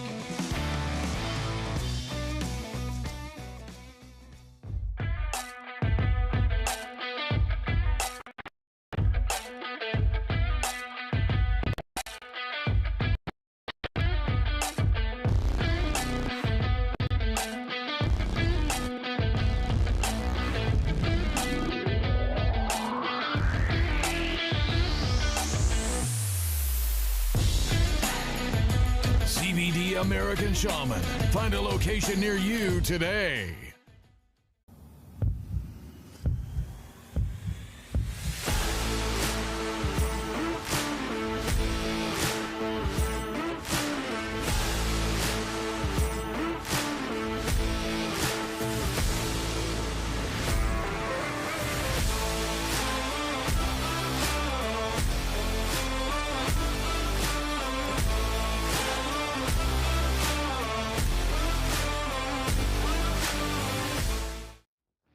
Trusted by sports therapists, Wintergreen products help you prepare to win before, during, and after performance. Visit wintergreensport.com to perform at your best. Minutes in the books here as GCU takes on Southern Oregon University. 14 points to 5 as we get ready to start the second half. And James, GCU definitely looked impressive, but the Raiders, they are just sticking in with this one. Always a chance.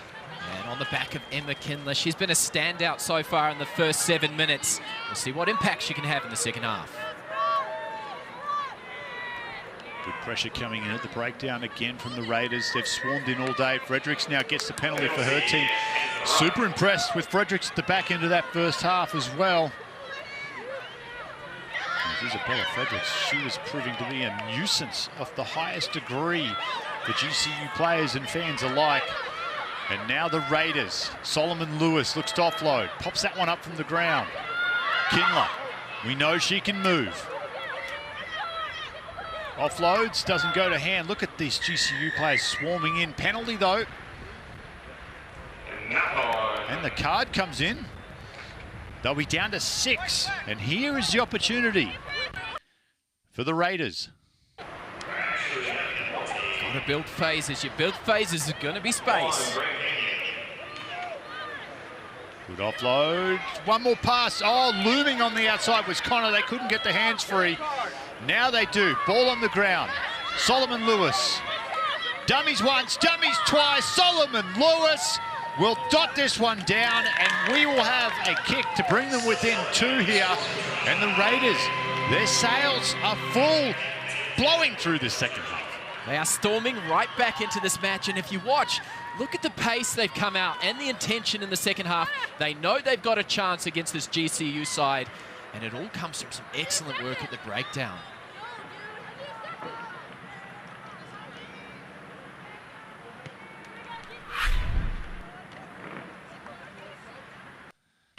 Working the ball nicely was Connor. It spills out, and at this stage it was anybody's try. Coming up and scoring it. A little bit of a celebration. We're out here to have fun. I like it.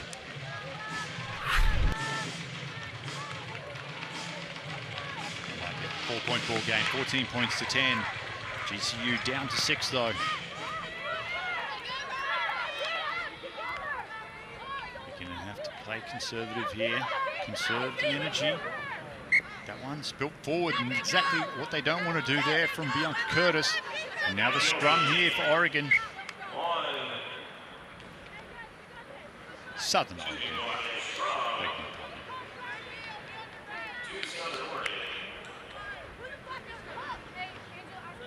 Also, player coach by Solomon Lewis. And their ability to be able to, it's really been a battle at the breakdown. We've seen GCU's come storming in, but Southern Oregon have met the challenge with full force. That one wheels. Penalty goes to the Raiders.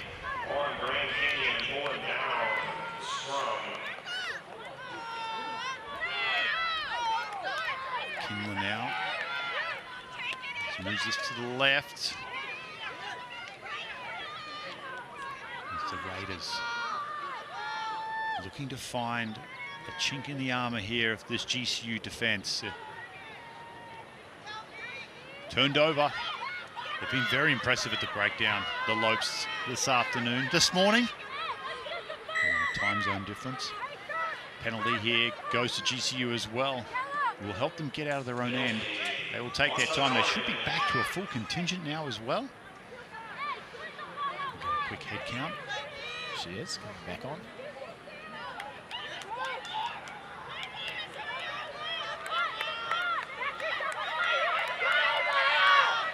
A red card, James. So they're down to 6. It doesn't seem to matter though. As Dela Cruz, we saw this in the first half. She went the length. Kindler comes at her but can't get there. And Grand Canyon down a player. It doesn't matter. They take it the length of the field and give themselves a 9-point cushion. Kick to come. Just good work, and it came from, again, strong work at the breakdown. It was down by their own goal line, and Bristow was able to turn the ball over. And at that stage, they've really executed some nice set moves. They had a little loop there again, a little change of direction. They put Dela Cruz on the outside. Great strike on the conversion. 20 points to 10. Let's take one last look, James. Coming back through, and at this stage, she had plenty of work to do. She just outflanks the defense. She's got a lot of pace as she heads in for a double. There's no substitute for speed in the sevens in Dela Cruz. She has it.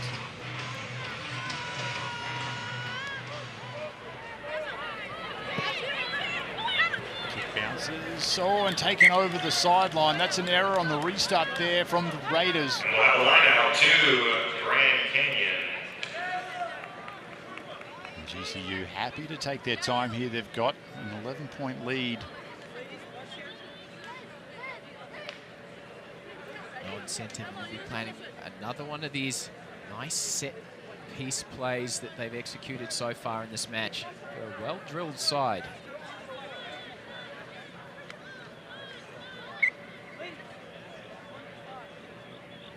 I was going to say that line out seems awfully close to the sideline. I think they've got to be on the 5, and look at that. Referee McClure. He knows what's going on. He's got this all dialed in. Tap down Raiders. Kindler. As they bruise this ball.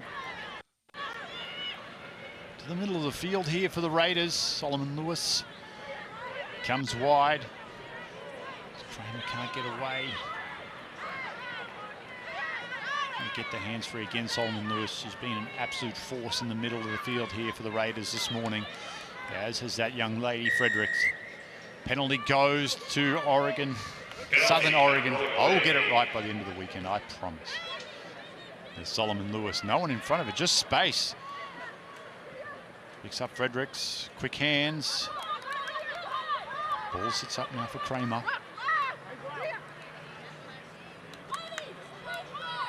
Fredericks wide. Pass doesn't go to hand. Pressure. Taken off the ball though. As the full-time siren goes in the background. Southern Oregon nailed it. We'll get a chance here to have the final say in this game.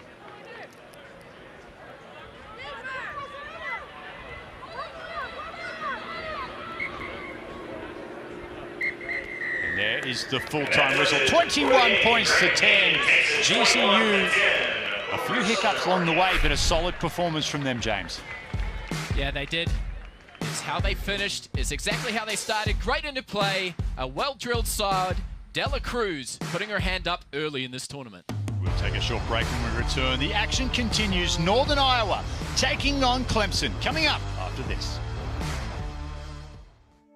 At Endicott College, we create global-minded citizens through transformative experiences. With a nationally recognized internship program and a 98% career outcomes rate, experience-powered learning is at the heart of all we do. Find a culture of community and champions, just 20 miles north of Boston. Come write your own Endicott story.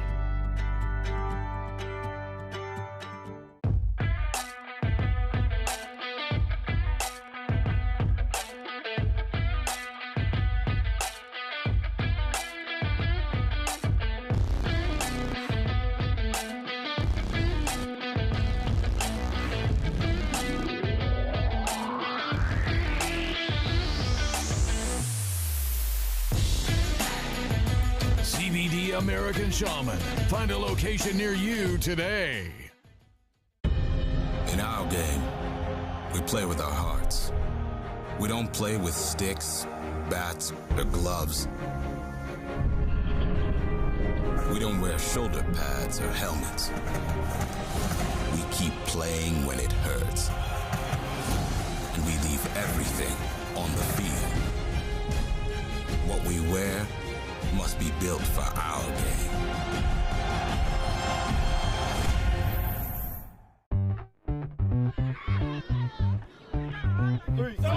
Let's go.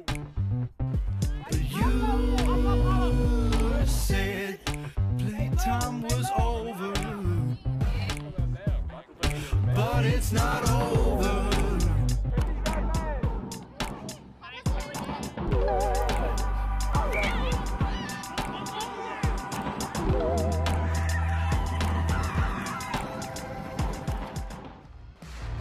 Endicott College, located in Beverly, Massachusetts, offers undergraduate, graduate, and professional programs designed to help you attain your goals. Visit endicott.edu to learn more. Welcome back to the Shrine on Airline. We are in New Orleans, Louisiana. It's a National Collegiate Rugby May Madness. Collegiate Rugby Championship Sevens. John Broker back with Abby Gustitis as we are going to bring you Clemson University versus the University of Northern Iowa in this matchup. Single elimination here. And Abby, two good teams ready to play. It is all to play for here in New Orleans. Like you mentioned, single elimination, so each game must be treated like a final. It's knockout rugby here right from the get. University of Northern Iowa, a strong team that you've seen play several times. I have. I get to call them in a few games and a few all-star games for some of these players. You see Maggie Burns there about to kick the ball. She is one of the key members of this team. They've been playing together for a while. They're going to be running right to left of your screen. And Obviously, the big Tiger paw is going to be Clemson coming the other way. Clemson fields the first ball, and we are underway here at the Shrine on Airline. May Madness continuing to come. Ball goes down to Swanson. Swanson bobbles it. Referee for this match, by the way, Kai Martinovich, with Tom Foley and Emily Gray as the assistants. Gray at Montrose as the number 4. Quickly turned over there by that player, Burns. Penalty comes to Burns. Burns goes quick. Maggie Burns across the 22. She's got power. She's got pace. Maggie Burns, 5 points. She must have heard you talking about her. She is here to play, and she opens this match up for University of Northern Iowa. Northern Iowa, 5 points there. Went to the Final Four last year at this tournament. And Burns will follow this up. Burns' kick is good, and that's 7 points. Burns, the senior biology education major from Dubuque, Iowa. Take a look here. It's a penalty. Burns actually earns that penalty, and then she has the awareness for the quick tap, and she goes right towards the tri-zone. One of the leaders on this team and loves watching higher level rugby. One of our favorites, Patricia Garcia, the old skipper for Spain's Sevens in the Olympian. Ball up to Clemson. Clemson looking to get some points on the board. Another spilled pass. Referee Martinovich says it went back, so Clemson's going to keep playing. A little step inside there from Mowry. They call her Beef. Back across the field is Clemson. Pass goes over the hand of one of the UNI players there, but it was a forward pass. Looking back there, and it'll be a Panthers scrum.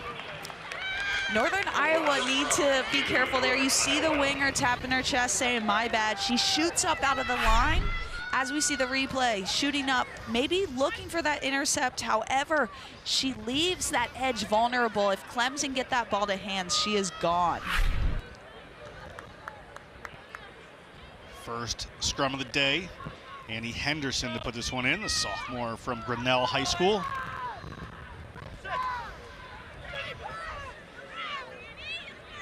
Henderson gets that one out. Ball has gone back. It's Tatiana Reed. Tatiana Reed comes across, gets the ball to Burns. Burns breaks a couple of tackles again. She's across the 22. She has the Tigers chasing her, but able to offload it there right into the hands of Tatiana Reed, and that combination is alive and well. The senior from Centerport, Iowa, 5 points. All business so far for Northern Iowa. You see the try scorer just point back to Maggie Burns, knowing that that was a team effort. From the get, it was a scrum to Northern Iowa. Burns did well to carry. She had that strong leg drive. As ref says, time off here for just a minute. Take a look at the replay again. There's Burns just cutting up the middle. And it was this 5-6 combo, the Reed-Burns show here. And it was Reed who ends up 5 on her back, 5 on the scoreboard. 12-0 so far. 3 minutes gone in this contest. Great rugby on offer here at the Shrine on Airline. If you're in New Orleans, make sure you get down there. After this, we're going to have the Penn State Nittany Lions versus Claremont Colleges. Winner of this match playing winner of that match. Like we said, single elimination, all to play for. Looking good right now for the Panthers as the Tigers go back on it. An all feline matchup here. Taken away there by Burns, quickly pouncing on that ball. Haley Butterweg. Butterweg, the social studies education major. Little forward pass there. We're going to have a scrum for the Tigers. Maggie Burns trying to fool the referee, but nothing happening there. Can't run away with that one. A little bit of lightheartedness there, never hurt. It will be Clemson ball off the back of this scrum. Just a little knock on, I think, in contact. However, look where Clemson are. They are deep in their own territory. It'll be interesting to see what they do off this set piece. Maybe a hard run, maybe kick for territory. Referee Martinovich going to bring us up. Set it down again. Safety first here. Quick player change coming in for Clemson University. Joanna Whitmire senior from Pickens, South Carolina. Maybe some fresh legs. Let's see if they use her right away. Ball comes out the back there. Driggers moves it across. Cutting up the midfield, looking for some space. Across her own 22 they go. Maggie Burns there trying to dig that one away. Can't get there. Defender not rolling away from that tackle. Big silly there. Opportunity here. Clemson going to go quick. And across they come are the Tigers. Eventually going to ground in the safety with some support players. Back towards the contact comes Clemson. Big contact in there from one of the Panthers defenders. Gonna split up the middle. Not really using the width as much, this Clemson team. Trying to find those spaces in the midfield. A big, powerful counter ruck comes in and they draw that penalty. Diving over, says the ref. If you're going to contest in the ruck, you have to maintain your body weight. Tactical error there from this University of Northern Iowa team. Immediately into the hands of Clemson. Long run coming here from Grace Mowry. Mowry finally hauled down and taken into touch. And what a cover tackle. That has pumped up Northern Iowa. Huge defensive effort coming from number 7 there. Sierra Standerson-Edwards comes across, makes a tackle, then gets back to her feet to grab that ball. However, you see that AR raise the flag, meaning that player went into touch. So it will be Northern Iowa ball deep in their own half.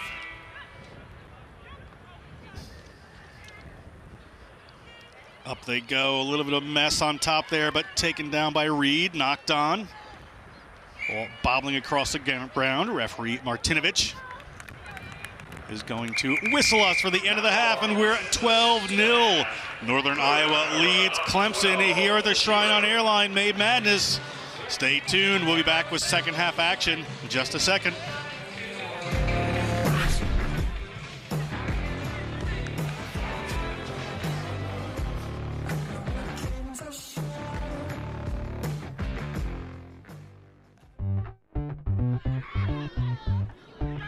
Let's go. You said playtime was over, but it's not over.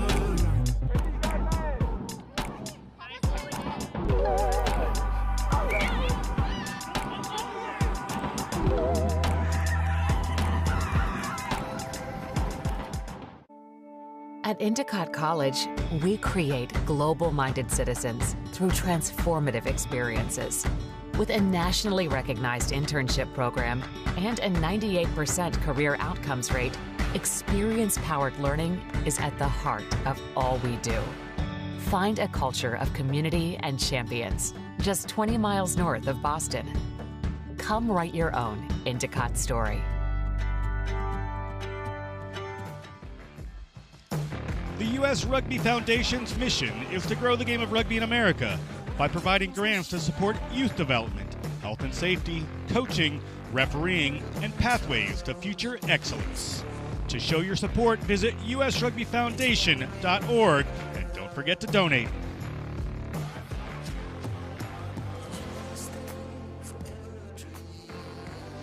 We are back for second half action. That's Clemson running from right to left on your screen to kick off. They trail 12-0 to the Panthers of the University of Northern Iowa. We're underway here in the second half. Ball fielded deep by Reed. Reed breaks across the 22. Little indecision for a second. Able to move this ball. Butterweg. Ball moved away by Henderson. Burns in the middle of the field. Burns looking for some space. Burns gets the 50, dancing around to defenders, holds the ball to a runner outside. Knock on creeps in. It's going to stop that for the Panthers. Clemson Tigers opportunity to move here, and we're going to get a high tackle attempt. Didn't even quite connect, but bad enough for the referee to say, let's hold up and take our time with a penalty. Anything over that shoulder is going to be a penalty, deemed a high tackle, just to keep this game as safe as possible. Clemson across the halfway. 12 points to make up, but certainly doable in this game of sevens. Tries can come fast and furious, and here's a break around the side. That's Fandrich.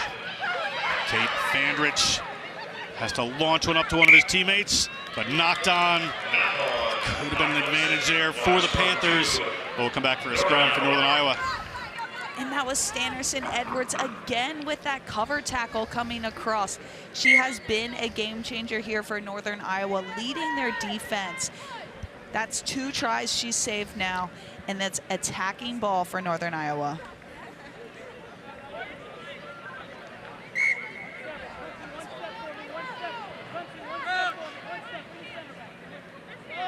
Henderson to put this one in. Well won by the Panthers. Take that ball around the short side to widen out the field for themselves. Stannerson Edwards with the power in there. Here's Reed to Burns. Burns right through a space in midfield. Burns turns on the Jets. Burns across the 50-meter line. Burns with only the referee in tow, headed towards the try line. And Maggie Burns touches down again. Maggie Burns with a double. Reed there, she's done it so well. She's pinned that number 11. Sweeper not in a good position. Maggie Burns spots that half gap and then just turns on the Jets. No chase back seen from Clemson. It's an easy try for Northern Iowa. Had to run 60 meters, has to take her own conversion, and she's good with it. They're up to 21. Maggie Burns, she's doing it all. The trifecta, Burns, Reed, Stannerson, Edwards, really piecing this team together well. Definitely a threat as they move in through this tournament. Coach Megan Flanagan will be happy with this performance so far. They're just putting the pedal to the metal, this Panthers team. Burns to kick it off to Clemson for 19-0. One of those kicks was missed. My math was off just a touch. Clemson ball deep in their own zone, but turned over there by Northern Iowa. 3.5 minutes left in this one. Barreling across the 40-meter line of the Tigers. University of Northern Iowa on the move again. A little bit tight here. Runners aren't spread too far across the field. It's Henderson. Henderson pops one up. Ball goes back to Reed again. Goes back to Burns again. And Burns is going to take the corner, and another defender from the Clemson Tigers. And Maggie Burns has another try.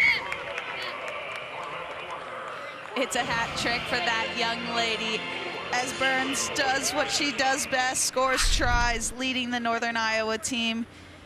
Seeing her teammates get that ball, she has the ball in 2 hands, looks maybe for a little inside ball, maybe knowing she's taking that edge the entire time, and burns her competition. You think she's heard that one before? I believe she has. I was staying away from it. I'm glad you jumped on it. Had to. I believe the conversion went wide. So it should be 24-0. Northern Iowa over Clemson as we start to close out this second half. Just 2.5 to go. After this, Penn State Claremont Colleges.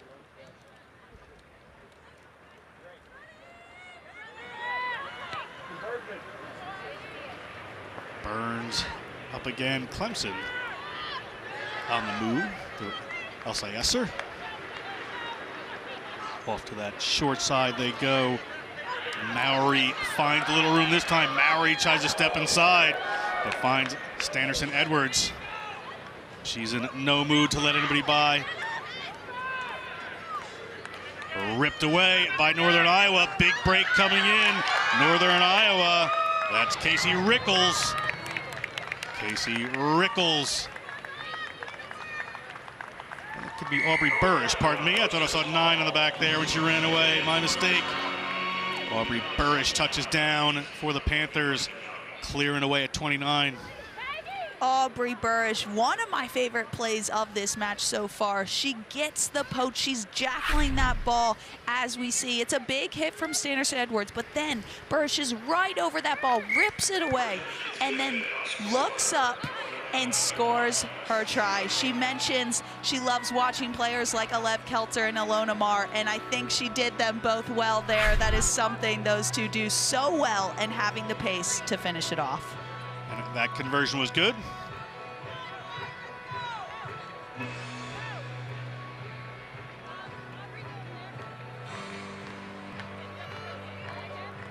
Under a minute to play on the stadium clock. Referee, of course,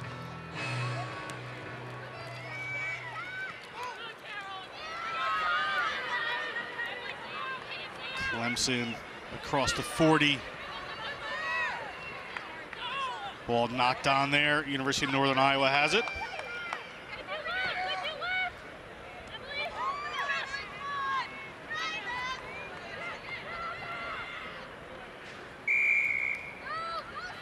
Not rolling away. Things going from bad to worse for the Clemson Tigers. Hold up. It's going to be a change coming in here. Almost over. One last substitution coming on, and Northern Iowa will call the scrum. So when you get that penalty, you can quick tap, kick for touch, and go for your own line out, or you call for a scrum. This is a great option for Northern Iowa. We haven't seen them attack off this left-hand sided scrum yet. It brings in all those players. You have 8 people right there within those 3 meters, so it's great attacking opportunity for that back line. Ball in from Henderson. We'll say do use that short side. Tatiana Reed is just going to put that one into touch. Referee is going to whistle us for the end of that game. University of Northern Iowa, good first win. As you see the players celebrating there. Great win for Northern Iowa. They have made a name for themselves and a statement with this first game.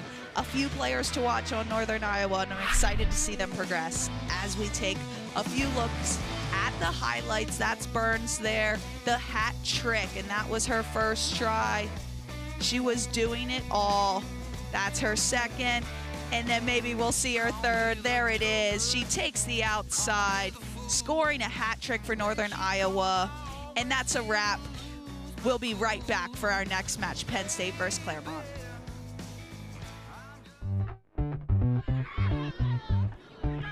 Let's go. You said playtime was over, but it's not over.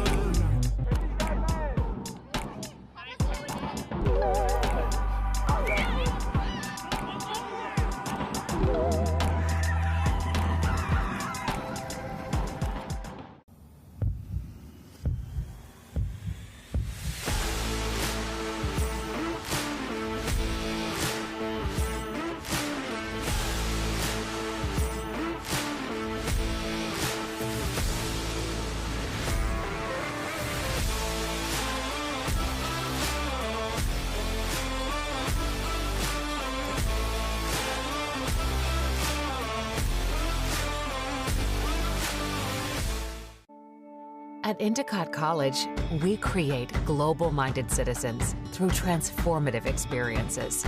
With a nationally recognized internship program and a 98% career outcomes rate, experience-powered learning is at the heart of all we do. Find a culture of community and champions just 20 miles north of Boston. Come write your own Endicott story.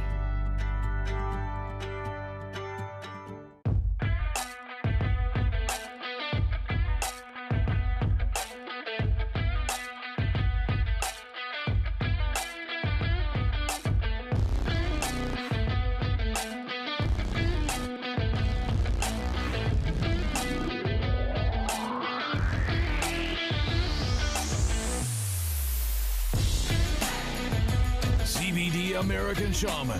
Find a location near you today. The U.S. Rugby Foundation's mission is to grow the game of rugby in America by providing grants to support youth development, health and safety, coaching, refereeing, and pathways to future excellence. To show your support, visit usrugbyfoundation.org and don't forget to donate.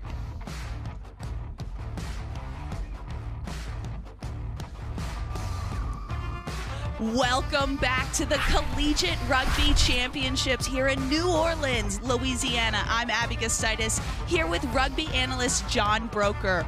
Welcome to everyone. And John, we have Penn State in the blue playing Claremont College in the white. This is a number 2 versus number 7 matchup. Penn State, a legendary program. Certainly Claremont College always puts out a good rugby side. This should be a great matchup today. Both teams are really looking to move forward in this single elimination tournament, Abby. Exciting times. You have Penn State in the blue, kicking off from left to right, Claremont in the white. Alex Hedquist leading the charge with the whistle in the middle as Penn State kick this to get this game underway. Claremont not able to gather it right away, however, ending up with ball in hand, attacking up that top side of your screen. Lots of offloads seen early on. A little pass and going off the Penn State hand. Play on for Claremont. Good tackle coming in there from Blesnick for Penn State. A lot of aggression off the hit. Referee deems that illegal, and it's a long arm penalty to Claremont early on. Abby, penalty against Penn State, but I think they really set the tone defensively there. Big hits, collisions, driving this Claremont team back. They really want to keep them in this end. Penn State, such a strong rugby team historically, and that little ball just nudges forward for Claremont. That's Robin Collins just unable to hang on to it. So it will be Penn State ball. Like you said, that aggression, it's really showing they have set the tone. Yeah, that defensive pressure can show. Certainly wins them this scrum right here. It's a great attacking opportunity for the Nittany Lions. Got runners spread either side. And it is a Penn State scrum as they look to put the ball in, sending it out to the right. That is Bjorklund. Oh, and to Camille White. She has some wheels, and she will open up this match, getting 5 points on the board. Camille White, the junior, just held her space out there wide, allowed her teammates to work the ball, and there was no defender in front of them. Defensive pressure, turnover, their scrum, exactly what they wanted to start this game. Kate Daly, the coach of Penn State, will be pleased with this start. The USA Eagle, the World Cup legend, and Penn State leading right from the get. And that will be Camille White looking to convert her own try. She must do it all. Kick is good, and that is 7 points to 0 for Penn State. Look here, scrum, ball comes out into the hands of Bjorklund. Bjorklund just holds that pass, opens it up for a wraparound run there from Camille White. Camille Cash White, as they call her, is going to touch down the first 5 points for this Penn State game. And if that space is open, she'll be able to score those all day. And here's White kicking off again from left to right, Claremont. That ball goes backwards, says the ref. It's Claremont ball. That was Sorensen way. Oh, but a big counter rug coming in from Penn State. However, Claremont able to maintain that ball. We see Bullock just drifting across, looking for a runner, unable to get one. Maintaining possession. Hexter sends it out back to Bullock. That defensive pressure is forcing Claremont to run sideways immediately from any breakdown. Having a lot of trouble making any ground, this Claremont team. Claremont holding on for now. However, loose ball out the back, running away, not going forward like you mentioned, just a lot of sideways. They need to turn upfield. There we go. We have an opportunity here. Ball in two hands, a big hit coming in. And then there we have Bjorklund again with the gather. Camille White back with the ball in hand. They have numbers. She chooses to cut back upfield. Penn State's support is there. White moves the ball. 2v2 on the edge. Oh, big step off the left foot. Going back to the short side. A little bit of footwork. That's Bjorklund again. White to Bjorklund. Impressive stuff so far from Penn State. Again, that defensive pressure shows, forcing them to run sideways, getting turnovers, taking away. Very impressed with Camille White. Camille White has not only great skills, but speed of thought. Ball gets turned over, she goes into the back and able to move that ball away quickly. She is really making things happen with that speed, just the speed of the way she looks at the game. Camille White, a fellow Marylander, played for North Bay Rugby and Atlantis. I also had some stints with those two clubs. Maybe we played together, but probably not. I didn't say anything. And that kick is good. Penn State showing up for this match. They know if they lose, they are out of contention. They're up 12-0 as we're over halfway through this first half. And there's one more look at that Bjorklund try. The power, the fend, and then that running form to get into the try zone. Hedquist throws that long arm up for that, awarding that try as White kicks off again from left to right. And a beautiful high-hanging restart. Oh, unlucky. Referee says it did not go 10, so it'll be a free kick to Claremont. Hard break there. Looked like it was right on the line to me. Of course, the referee in a better position than I to make that call. That's Maya Nichols with the tap, sending it off to Bullock, who's been running the show for Claremont. A lot of contention at that breakdown. Santillana sends it out. 2v2, a lot of space on this edge if they can find it. But Sorensen Way is well handled by Penn State. Big looping pass, read so well by Claremont. Does she have the pace? That is Robin Collins. Again, losing that ball forward, sending it back to Penn State.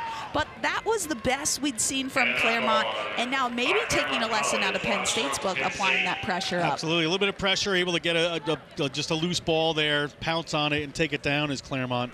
Their first good movement of the game. Take a look at that interception right there.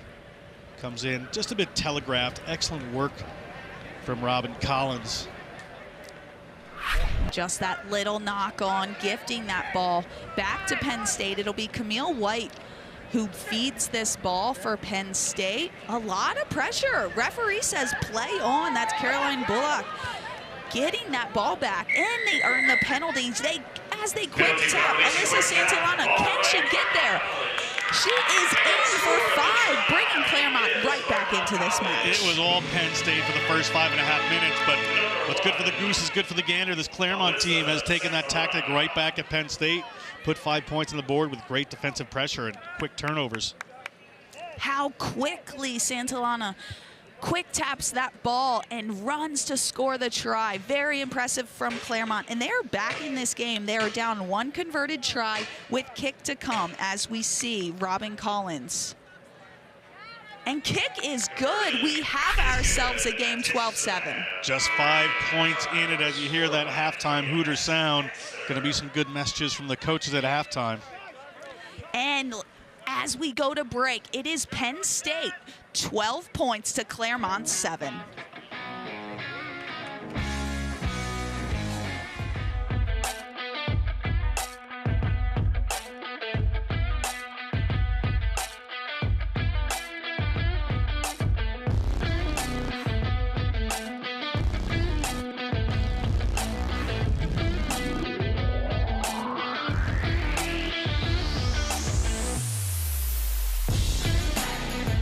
CBD American Shaman. Find a location near you today.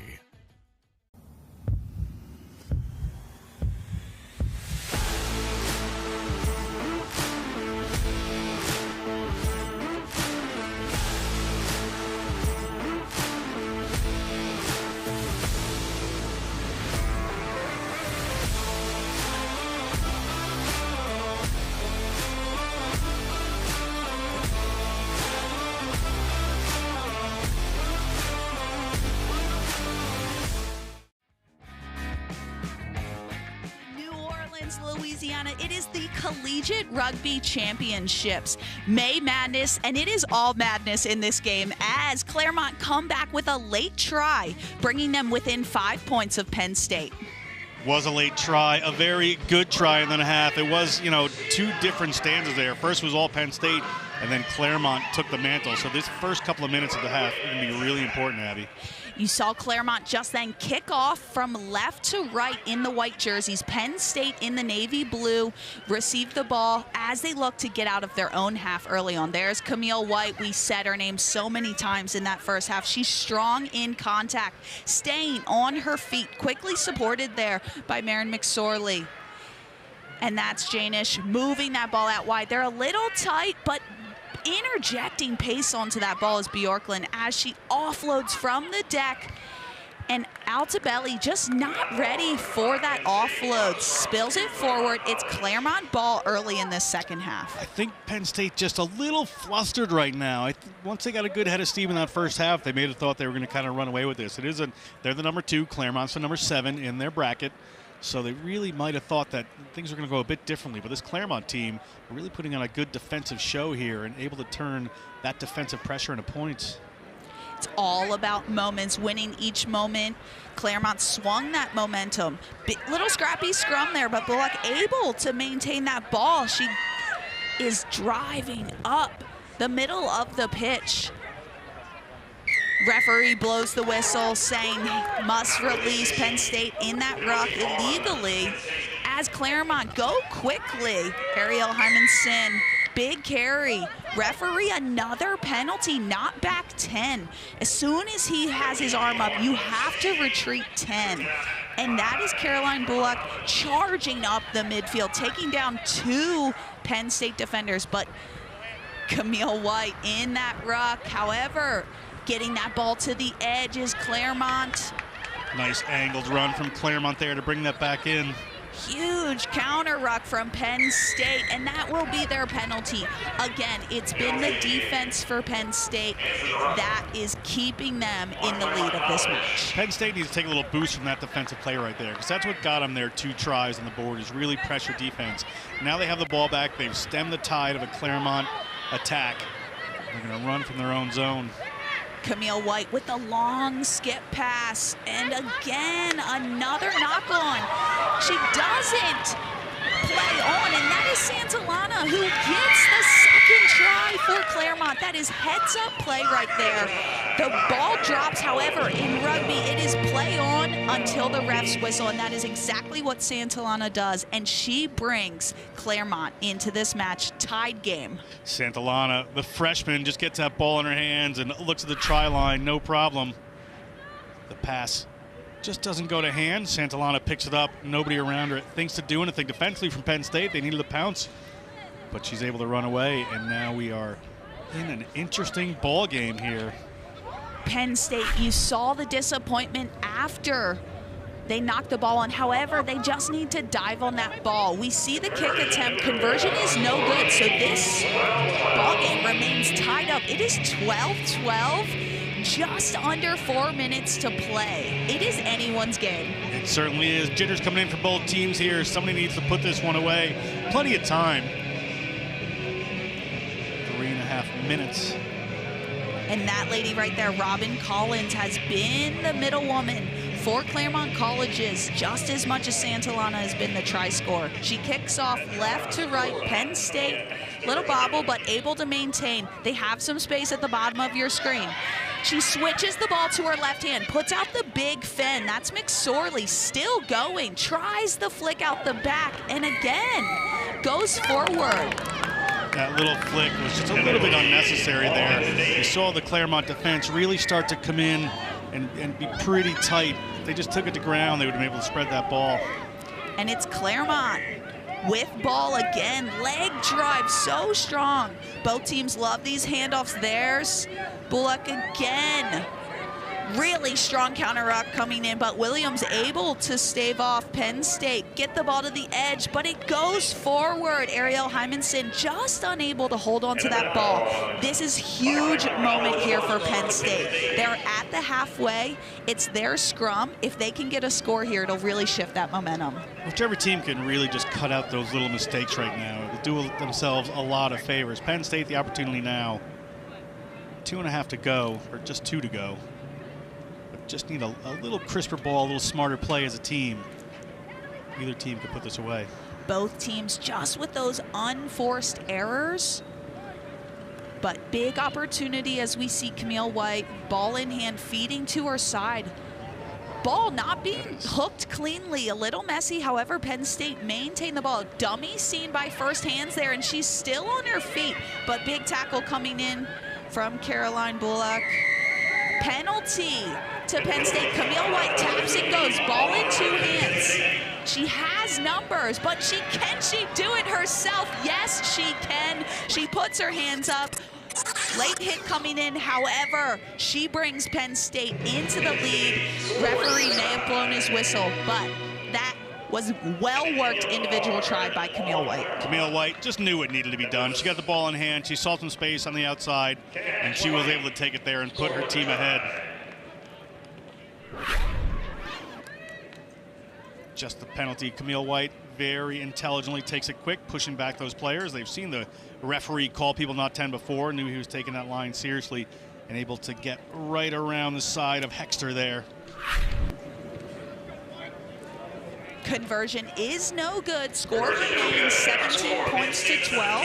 Just one try separates these two teams as we are in the final minute of this match. It is still anyone's game. Penn State is kicking off. Oh, correction, high tackle in the try zone. So Penn State are awarded a penalty at the halfway. And Penn State with a little bounce of the ball. That is Bjorklund. She scored earlier in the first half, and she will take this match home for Penn State, and they will go on. Score is now 22 points to 12. Kate Daly be very happy with that. Good comeback there. They were up a player as well. There was a yellow card, so they took that opportunity to move the ball wide where they just found that mismatch. Able to go around, and they're up by 10 points at the whistle. Bjorklund and Camille White doing the hard yards for Penn State. Conversion is good. 24 points to 12. Penn State will win this matchup as we take one last look at this penalty here, able to seal it. Moving that ball out to the width. They knew there had to be space somewhere. Great pickup by Bjorklund. Bjorklund comes around. Jarena Rowe started that, but Bjorklund gets a try. And that is it. Penn State will move on. Catch us for some more action after the break.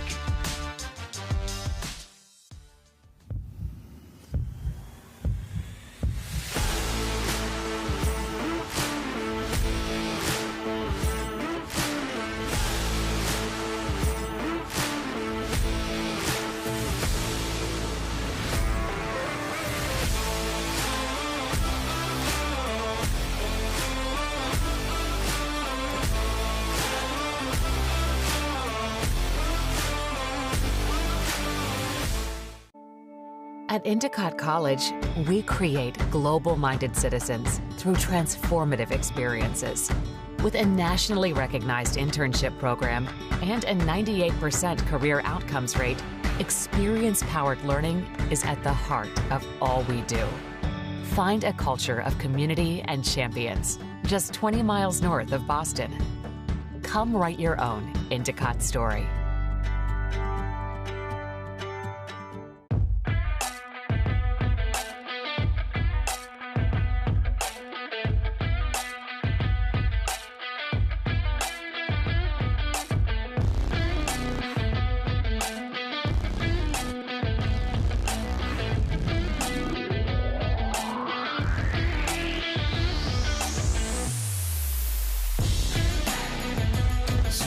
American Shaman. Find a location near you today.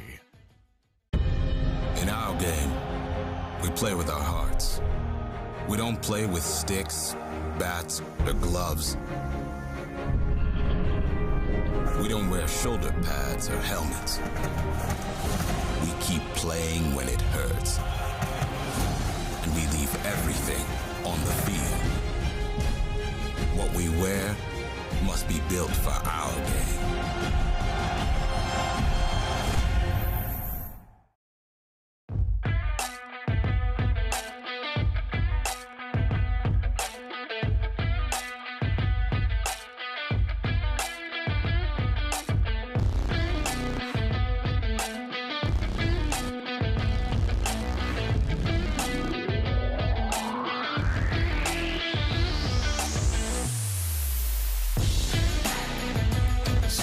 American Shaman. Find a location near you today. In our game, we play with our hearts. We don't play with sticks, bats, or gloves. We don't wear shoulder pads or helmets. We keep playing when it hurts. we leave everything on the field. What we wear must be built for our game.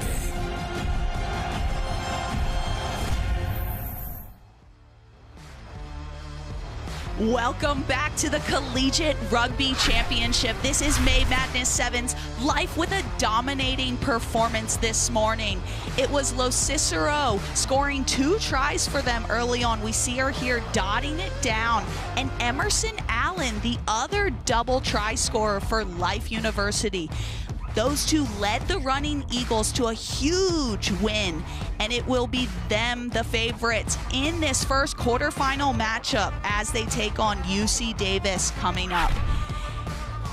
We see the two teams running out. Life in their classic bright green with UC Davis in the gold and black. I'm Abby Gustaitis. I am here with Bree Kim, D1 National Championship MLR pundit. Welcome, Bree. Thanks, Abby. It's great to be here, and it's so exciting to see these two teams come out strong. Obviously, a pretty lopsided score for Life. Heavy favorite here, but UC Davis coming out with a tough but needed win, 17-12 over Notre Dame. Expect much better competition in this game, and we'll see what UC Davis can bring to the table. UC Davis getting that narrow win over Notre Dame, but it is Life in that bright green that will be the favorites. They made it to the final here last time CRCs were played, just losing out to Lindenwood. And number 4, you see Nina Mason on your screen. She's a freshman for Life, but she is a standout for this team. Of course, taking the kick as we speak, has got a lot of experience from Atlantis, high school All-Americans, NCR D1. Coach Roz Chow cannot get enough of her, speaks very highly of her. Let's see this restart to start the game. Life on the left side in the green, kicking off to UC Davis in the gold. Early turnover to Life. That's Lo Cicero there. 2 people on the outside. Can they find the space? Gets the ball out. That is New Olivetti. And Lo Cicero gets her 3rd try of the day. That is the first point on the board within 30 seconds. Life open it up 5-0. And Coach Roz Chow will be so happy to see them start out well with a great restart, being able to win that ball back. And all they had to do was really maintain the width. I spoke with her before this weekend. She said something they worked on in the last few weeks since the last Sevens Nationals was really working on maintaining their width. You saw they did that very well, and then it was an easy score for Lo Cicero to finish. And you see Mason there converting the conversion, bringing the score 7-0. And here they just put high pressure on, able to immediately turn over the ball. And you see how fast the Life women are able to get back, build the depth, and immediately build that width. You see Neo Olivetti get that ball and just a really nice offload to Lo Cicero in support. Another high-hanging restart seen by Life, and they're able to maintain that ball again. Restart's so important in the game of sevens. They have numbers here. Look at that depth and alignment.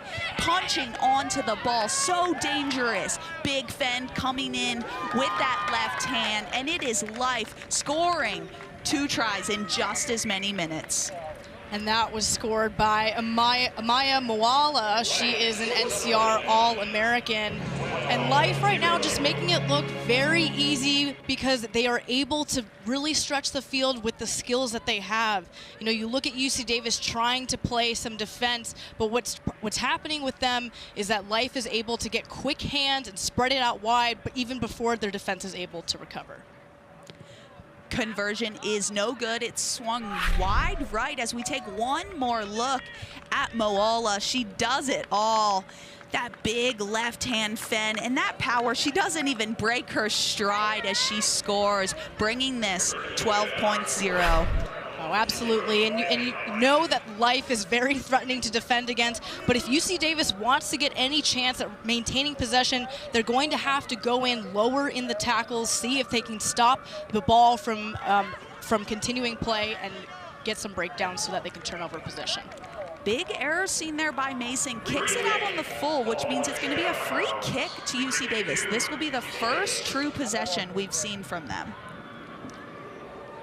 And we'll see what they can do here. UC Davis typically known for their speed. Their 15 side most recently a few years ago made it to the D1 championship. They opt for the quick tap. Dickey was a leader in the earlier match. However, holding on penalty, long arm to Life. They look to go quick. It's Hamden, the superstar for Life. Not that they have just one. There's a bunch of superstars out there. Big carry, big collision. Atagoki there. Great ball player for them. Look how deep they set up, getting that ball out wide. Los Cicero through the hands, just a little far in front, off the fingertips. It rolls into touch. Rozchow might not be so pleased with that one. Might not be so pleased. Almost pinpoint accuracy there. But what really impresses me and what you can see is just the big, clear difference between these two teams is how fast they work in the breakdown. UC Davis initially starting off with that ball, not able to get in support. Hamden with a nice poach and then immediate turnover. And we'll see here now a scrum to UC Davis and see if they can have quicker support and move that ball faster. Gilliard to put in, but it comes out the side and Los Cicero is all over it. Life on the attack yet again. Ball goes behind Atagoki. Can she regather it? She has pace to burn. She gets taken down, but great hand seen there by Mason. And look at the support. Incredible work there by the running Eagles. Atagoki stays on her feet. Another offload. Nina Mason with ball in hand, able to maintain it. Los Cicero checks it out, changes her pace. She spots a half gap, and she is through. That will bring us 17 points to 0, and she already has a double in this match.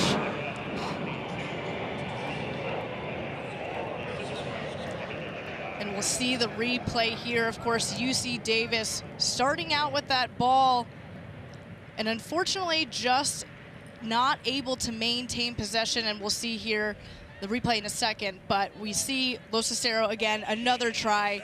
Look, we talked about her so much already. The only collegiate player to play in PR7s in the fall, USA Falcons 7s, and what I liked was the maturity that she had. They were playing at such a fast pace, and then she slowed it down, checked it out, saw a hole in the defense. And here we go with the replay, just Life too strong in the scrum, and Los Cicero able to spin that ball out. And here, she has the ball again, and she just kind of checks it out. She's not really sure what she sees, but then she sees that gap, likes that opportunity, takes it in for the nice, easy try. And the conversion was good, so it brings the score 19 points to 0. There's that young lady right there, Autumn Los Cicero. Hopefully see her again in Premier Rugby 7s.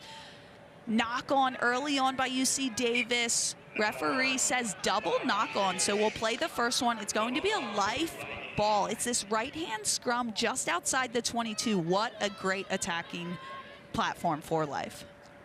Great platform for Life, and you would expect a strong ball out of this scrum. They've already proven that they can spread the ball wide very quickly. Maybe they're going to want to tweak the last bit, making sure that last pass goes out to hands because they've struggled with that in the last couple of phases. We see a nice little wraparound pass here.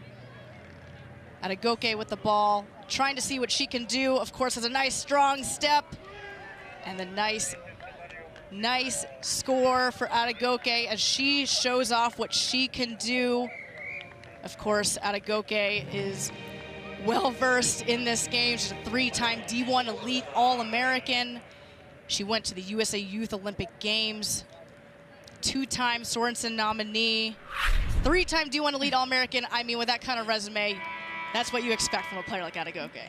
She is an incredible athlete and just building her rugby resume as she scores, putting her first try in of the day. Conversion is good. It brings the score 26 to 0. Life, complete domination. Come back to the action after the break.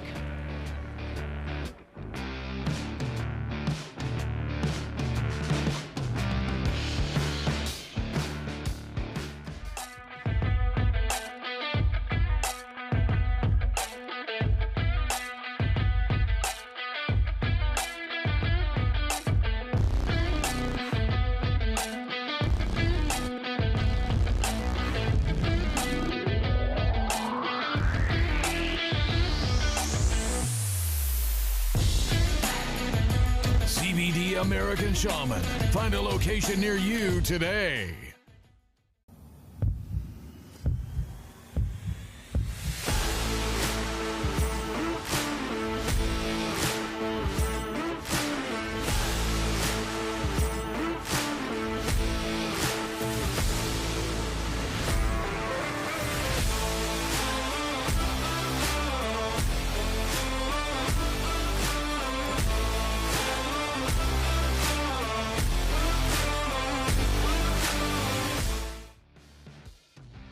Experience the most electric sport in America with Premier Rugby Sevens, America's first professional women's and men's Rugby Sevens League.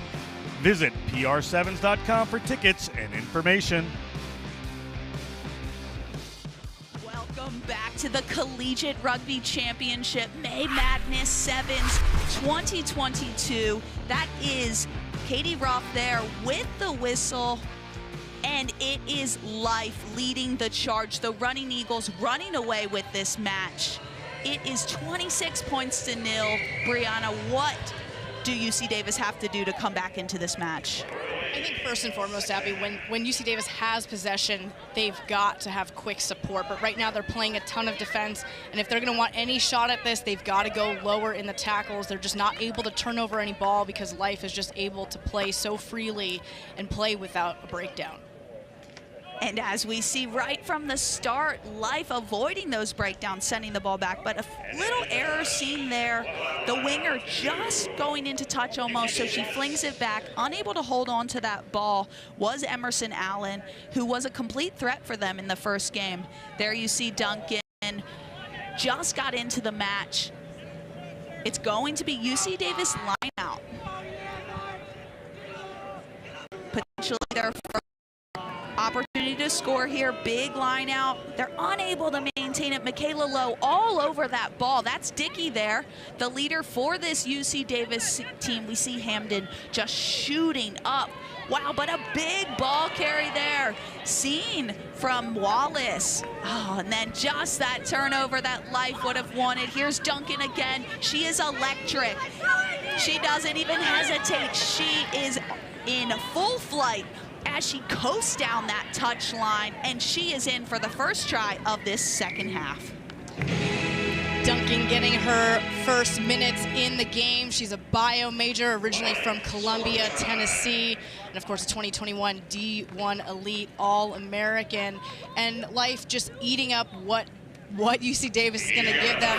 That was a really nice run by Wallace, but again, just a lack of support. And when you're anywhere near Sahir Hamdan, she's going to immediately take that ball and jackal it from you. And then they just quickly spread that ball out wide to Duncan, who was just waiting and off to the races. Life picking up this second half right where they finished.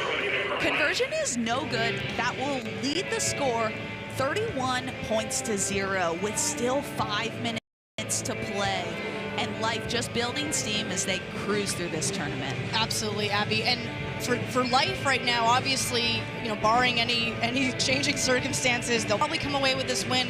But every single minute matters in these lead-up games. Single elimination, you have to play as perfect rugby as you can so that you know that you can perform in the final. You know, heavy favorites, Life and Lindenwood. Life looking for a rematch. They were the only team in USA Sevens Nationals to score on Lindenwood 2 weeks ago, and so they're really prepping for a showdown. They want to see if they can play some picture-perfect rugby now. And as they're dominating these first two games, you have to think about player management, game management. It's about keeping these players in a good position as you go into semifinals and finals. But like you said, single elimination, so it's all on the line. There's no room for mistakes. And we have a Life scrum on the right-hand side. Hamden there with the ball. The capped eagle, the Sorensen Award nominee. Great possession. They swing it back to that right-hand side. Michaela Lowe shifting the ball in a big collision there. Life able to maintain, and it is Emerson Allen. Did she get in? She has another try for Life. 36 points to 0, her third of the day. Life up 36 to 0 with a conversion. Here on the replay, again, just Life too good with the hands. They're so skilled, they're able to shake off a couple defenders who are trying to go in for the tackle and still get the good passes off. They're so clinical in what they do, and this is exactly the kind of rugby that they want to be getting more reps of in these early games here.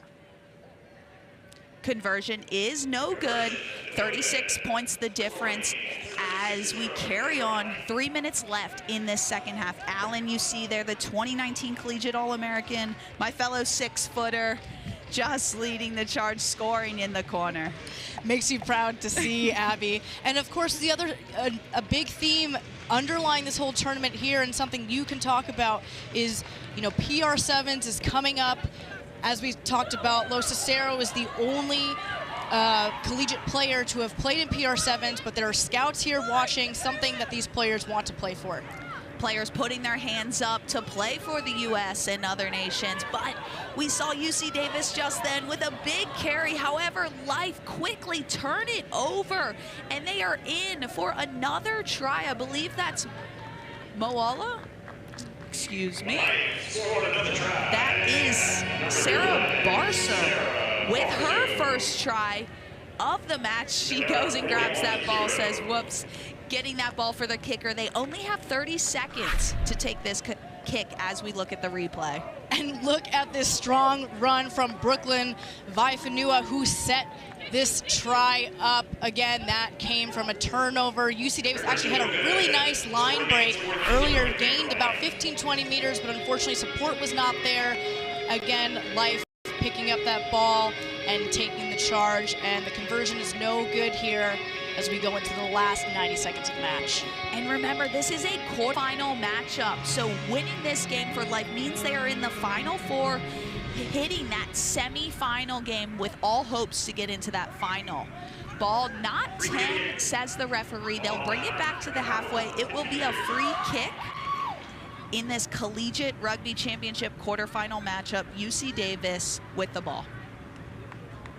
They look to take it quickly, eyeing up the competition. Hamden takes her down well. Michaela Lowe, aggressive in that breakdown. Balls backwards, play on, says Katie Roth. Big carry there seen by Sophie Ostrick, but it's another Life turnover. Able to maintain that ball. Little knock on seen earlier from UC Davis. No advantages gained, so referee brings it back for a Life scrum. Just unfortunate there from UC Davis. That time they had good support coming in. And what I think I like about this team is, you know, they're traditionally known for their speed and their line breaks, but they've also, UC Davis are very strong too. You saw that in the last game versus Notre Dame. And so in these next games and over the next few days, you want to see UC Davis use their physicality, something that I think they can try and work on here in the last few seconds. As Life used the width of the field, it's Hamden to Duncan again. She flirts with that touchline, but a spin move, ball back in two hands, looks to throw it inside, doesn't connect with a teammate. So UC Davis will have the last say in this match. Big counter ruck coming in from Allen. UC Davis maintain it. Little different tactic here, 41 points down, looks to kick. Michaela Lowe chases back, see if she just boots this one into touch. She's carrying that ball in one hand. They want some more. She goes into contact, gets the ball out, tries to send it to Vaifanua. However, a little knock forward. And that will be the end of the match. Life, complete domination, 41 points to 0. They move on to the semifinals, and we'll be back after the break.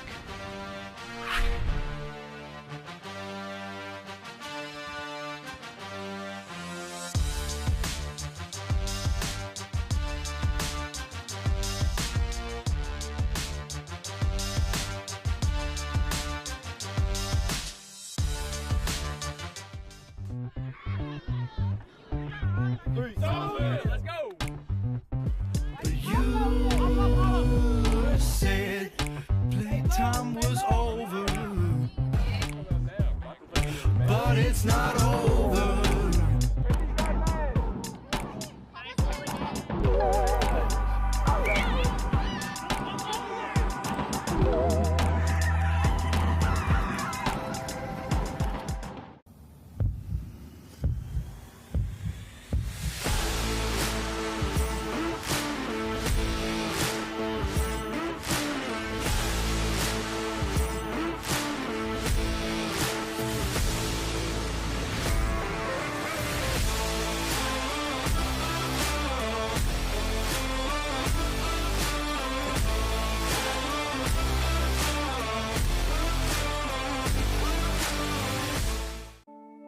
At Endicott College, we create global-minded citizens through transformative experiences.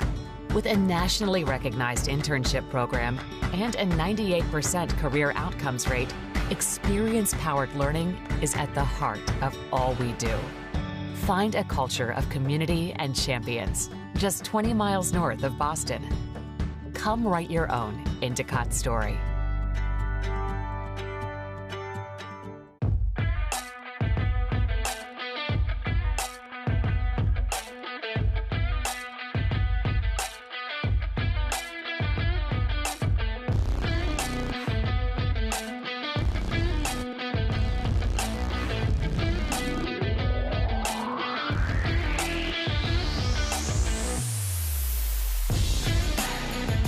CBD American Shaman. Find a location near you today.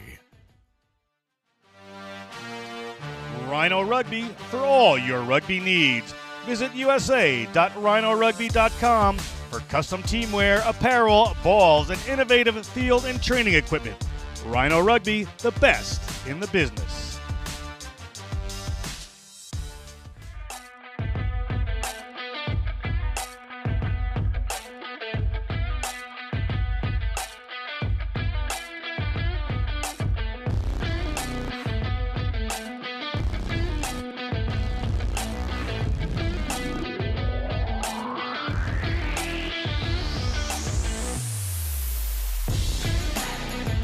CBD American Shaman. Find a location near you today.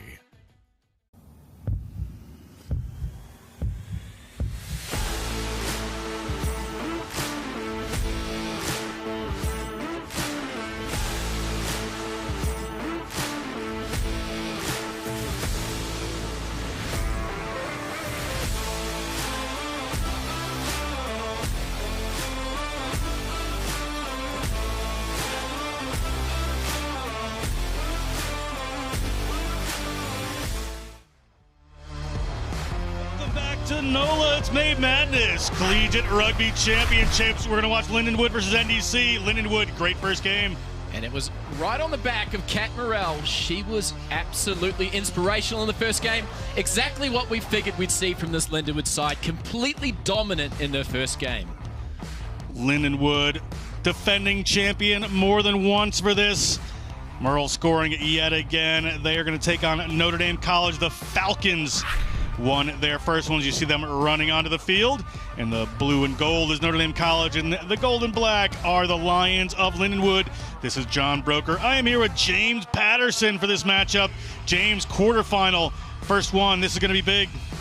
Yeah, winning you're in, single elimination, and it's going to be contrasting styles here. Notre Dame College earlier on, very direct with their play, aggressive at the breakdown, and they're going to want to hold possession to give themselves an opportunity in this game.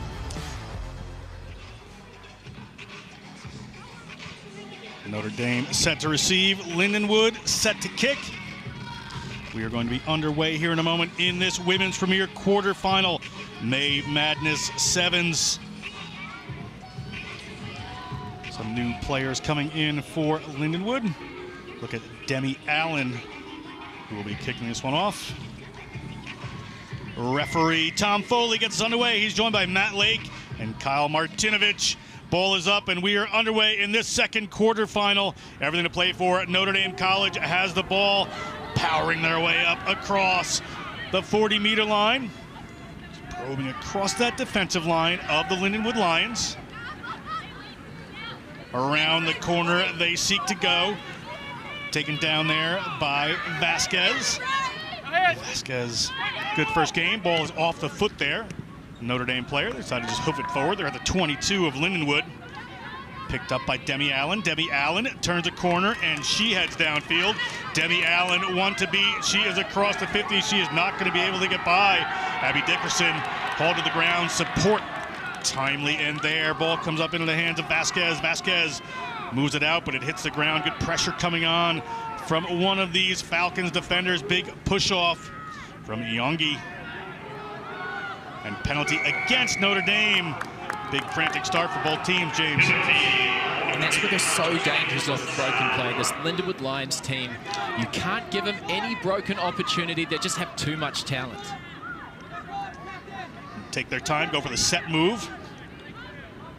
Lindenwood get it out there to Farley. Farley into the action quickly here. Defenders coming over and ripped away, but not releasing is the call from referee Foley. Another penalty here for the Lions. Going quick through Skips. Skips gets the ball to Allen. Allen on the move, and a knock-on creeps in. Back here for a scrum for Notre Dame, deep in their own zone. But for that little mistake, we'd have 5 points on the board. Yeah, and again, showing why they're so aggressive on attack. The ball's always out in front of players. Just a little bobble there. This Notre Dame College side, they're going to have a lot of trouble, especially off third and fourth phase against a side like this.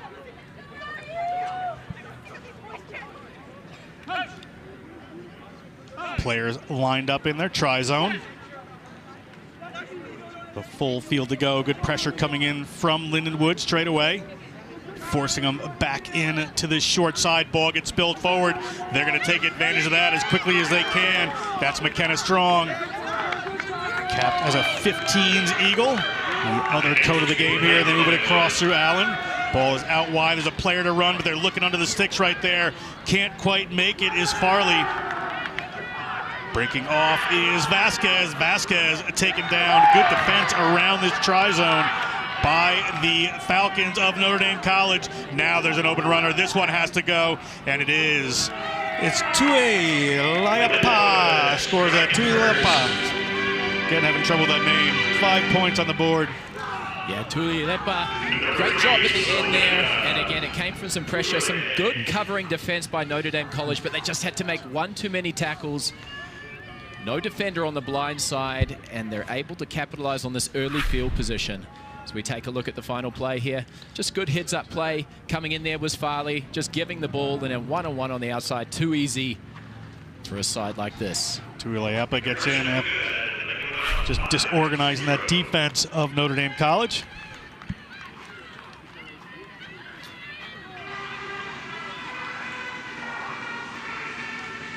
Take a look at the try score right there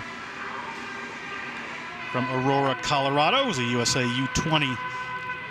5-0 to the Lions in this first half here at May Madness. Shrine on Airline. Beautiful setting for this event all weekend. Women's premier quarterfinal. Notre Dame decides to play the positional game. Territory game, moves it downfield. Demi Allen steps inside one, gets her own 40. Not taken down easily. Multiple players off to this right-hand side. Tuileapa knocks that one out into the good first try. Little uncharacteristic errors here so far in this match, and you can see the intent by Notre Dame College. They're going to want to put the ball back there. They know they're dangerous off broken play, but if you watch their chase line, they're coming up unified, and they're hoping to put pressure on at the breakdown. They did very well against Michigan, enforcing a number of turnovers, using their size to their advantage. Notre Dame College around the back. An offensive run. 4.5 minutes gone in this first half. The Falcons handoff there from Mateo. Ball Persiak. Leatherman. Leatherman takes it into contact. Counteract attempt from the Lions. Not bringing any joy. Here come the Falcons. Running just a bit sideways against this Lindenwood defense. Looking for that corner. Not going to find it there. Lindenwood, big counter ruck coming in there from Skips. Skips saw it, but knocked on after the counter ruck, and it's going to be a scrum here for Notre Dame College in a great attacking position. They got themselves to the outside, but there was just no support to be able to recycle. And when you've got players on this Lindenwood side, they're going to counterattack you anytime you don't have any support and you execute quick.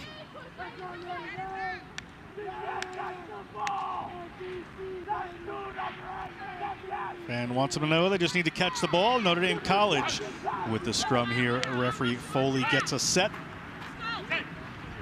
Aubrey Boeing puts that one in. Boeing moves the ball out there to Mateo.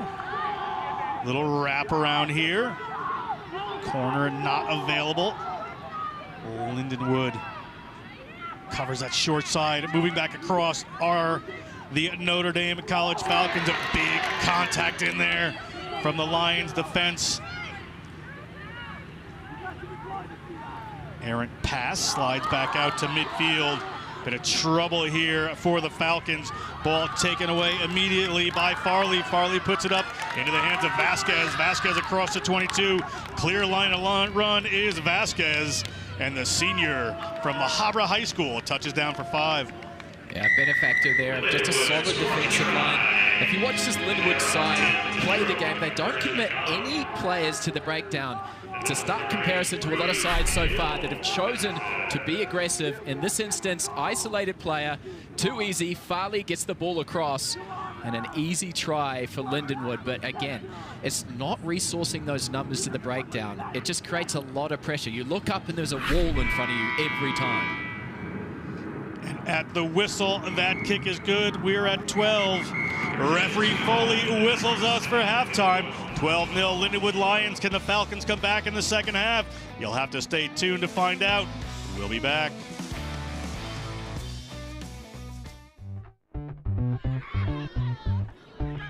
Let's go. You said playtime was over,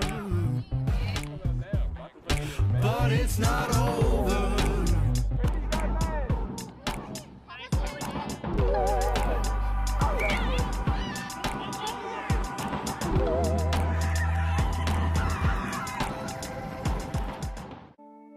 At Endicott College, we create global-minded citizens through transformative experiences.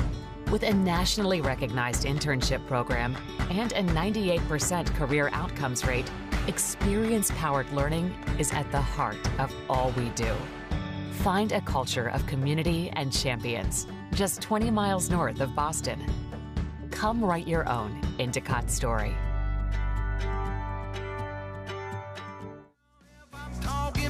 Endicott College, located in Beverly, Massachusetts, offers undergraduate, graduate, and professional programs designed to help you attain your goals. Visit endicott.edu to learn more. Back for second half action where Lindenwood University leads Notre Dame College here at May Madness Sevens, the Shrine on Airline in New Orleans. John Broker along with James Patterson for this matchup. Running from right to left on your screen is going to be Notre Dame College. Lindenwood set to receive this one. Referee Foley to get us underway. Should be a great second half. Some work to do here for Notre Dame. Yeah, Notre Dame College struggled a little bit, just retaining possession. And they look, every time they look up, we talk about this Lindenwood defense. Watch them in the second half. They're well organized. Lindenwood on the attack immediately. Yongi puts it out there. A little bobble from Merle. She, as we said at the beginning of this game, was a major try scorer. And there is that all-business run. She's across the 22. Merle is going to add to her tally for the weekend with another 5 points. She is pure class. It's a joy to watch her on the field. Watch how she moves the ball in hand, and she executes that stiff arm in a perfect way. She uses it to be able to force that defender off, and she accelerates when she throws the arm out. You see a lot of players just throw that arm out. Instead, she's using it to create separation and accelerating away from the defense. 17-0 Lindenwood. Just a minute into the second half. Things looking bright in this quarterfinal. Kick is good. We're at 19-0. As we see here, it was a bad pass. She's stuck in a one-on-one situation here. And again, just throws that fend out and accelerates away. And she is a player to watch so far in the tournament. She's right up there at the top of the leaderboard. In terms of tries scored, I'm sure she's going to score many more this weekend.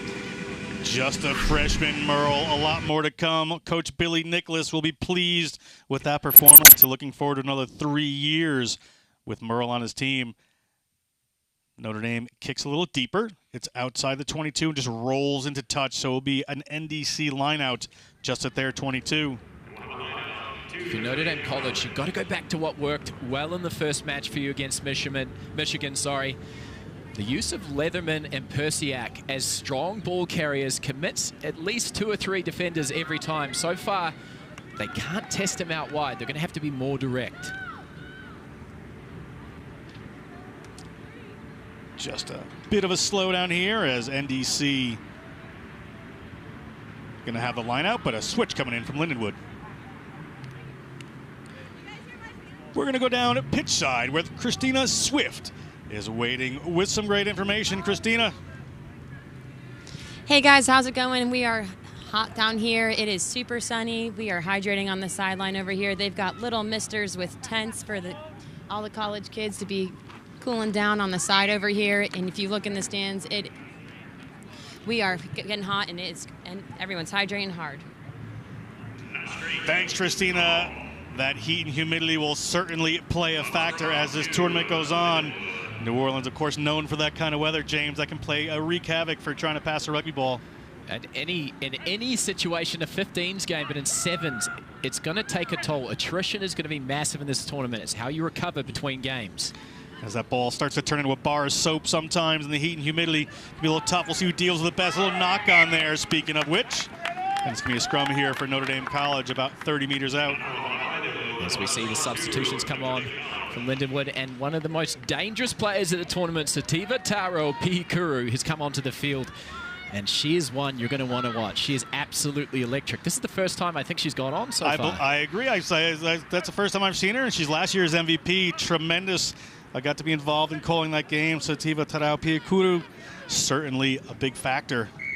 Finally getting a run here. Referee Foley penalizes Lindenwood, Notre Dame College. Opportunity at their own 40. Working out to the wing. Don't have a numbers advantage. If they can get a power game through, it might work. The referee is going to come back for offsides against the Lions. Notre Dame College wanted to take it from a different mark, but they found the correct one.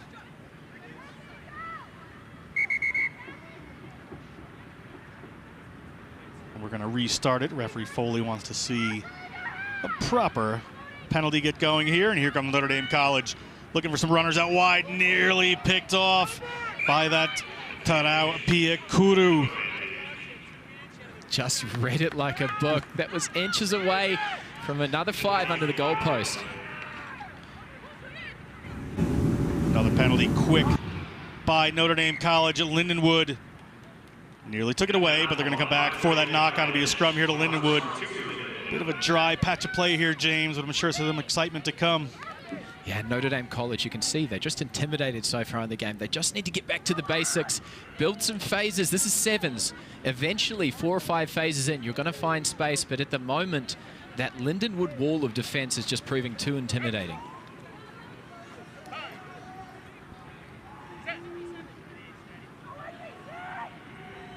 Lindenwood out of the scrum. Good distance coming here. Big handoffs. Hangi Tao is going to take that across the line, and Hunga Tao touches down for a try. Her first of the game. Itai Hunga Tao. That was just good individual effort. And if you watch her, when she comes towards the line on the replay, she had the ball in 2 hands. And there was that defender dropping off on the outside. And that's what they do well. Always bodies in motions with the attack. So you're not just a straight line across the field. And that forces the defense on the outside just to pause a little bit, ball out in front. Just pure class. Converting her own kick is Hangi Tao. Lindenwood continues to roll 26-0 in this quarterfinal over at Notre Dame College. Lindenwood looks clearly headed to the semifinals. Just a minute or so to go on the game clock. Referee Foley, of course, the ultimate arbiter of time.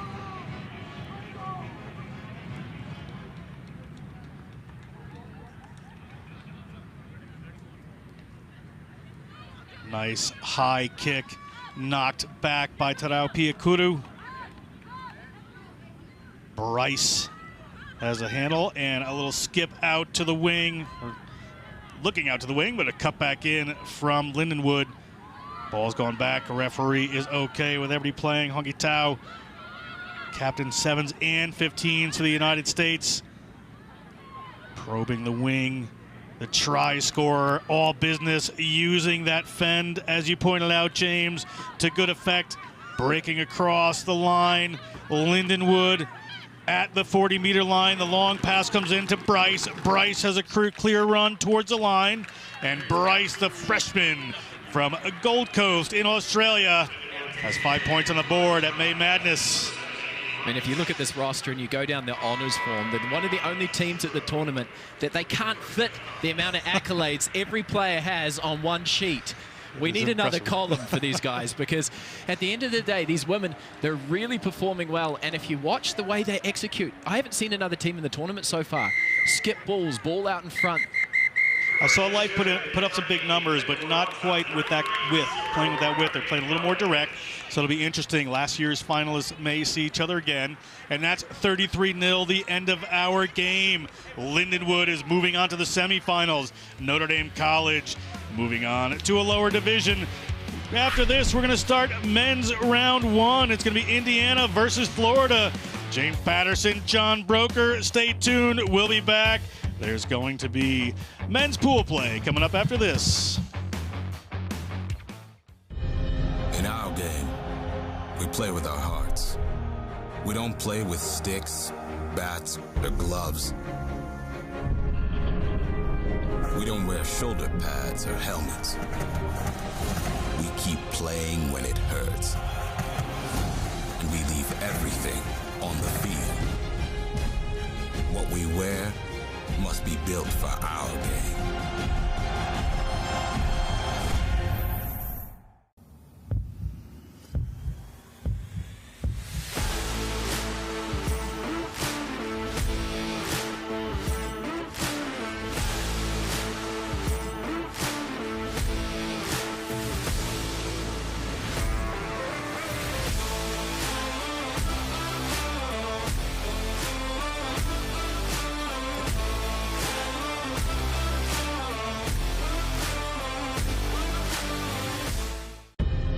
In our game, we play with our hearts.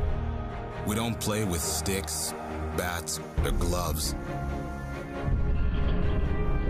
We don't wear shoulder pads or helmets.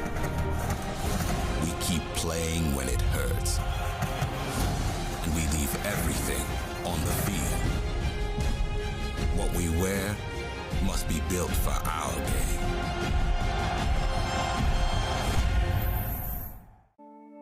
At Endicott College, we create global-minded citizens through transformative experiences. With a nationally recognized internship program and a 98% career outcomes rate, experience-powered learning is at the heart of all we do. Find a culture of community and champions, just 20 miles north of Boston. Come write your own Endicott story.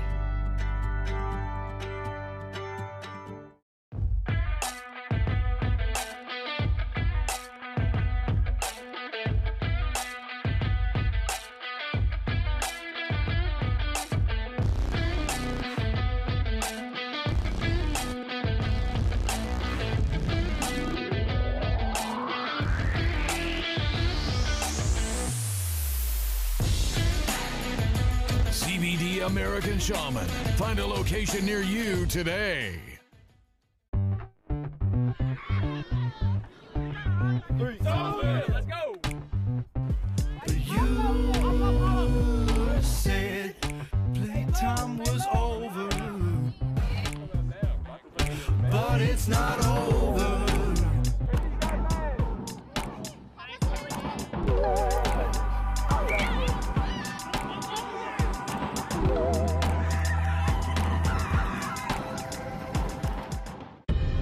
In our game, we play with our hearts. We don't play with sticks, bats, or gloves. We don't wear shoulder pads or helmets. We keep playing when it hurts.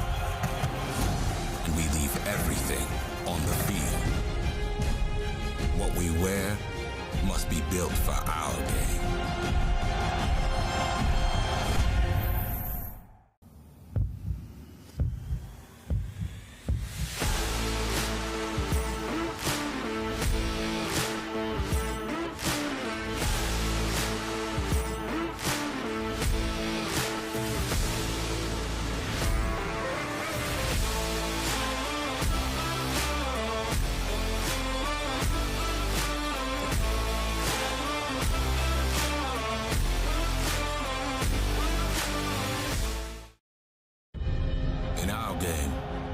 we play with our hearts. We don't play with sticks, bats, or gloves. We don't wear shoulder pads or helmets. We keep playing when it hurts. And we leave everything on the field. What we wear must be built for our game.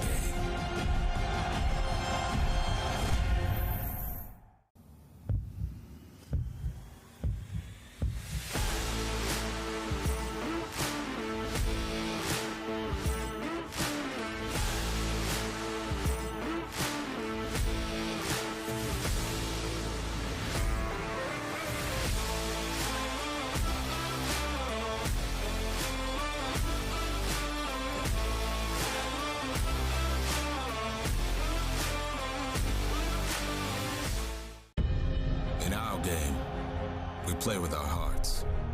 We don't play with sticks, bats, or gloves. We don't wear shoulder pads or helmets. We keep playing when it hurts. And we leave everything on the field. What we wear must be built for our game.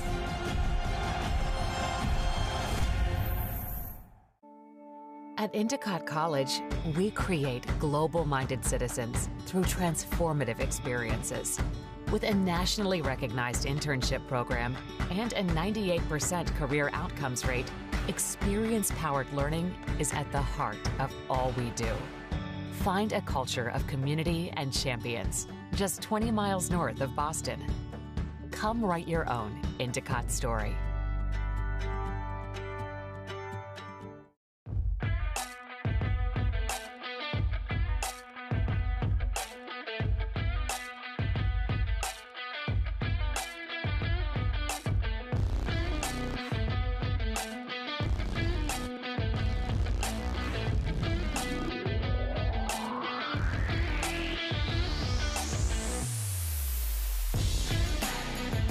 CBD American Shaman. Find a location near you today. 3, 2, 1, let's go! You said playtime was over, but it's not over.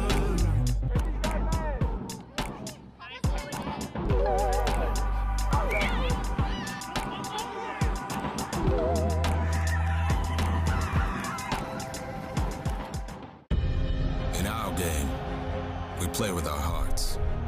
We don't play with sticks, bats, or gloves. We don't wear shoulder pads or helmets. We keep playing when it hurts. And we leave everything on the field. What we wear must be built for our game.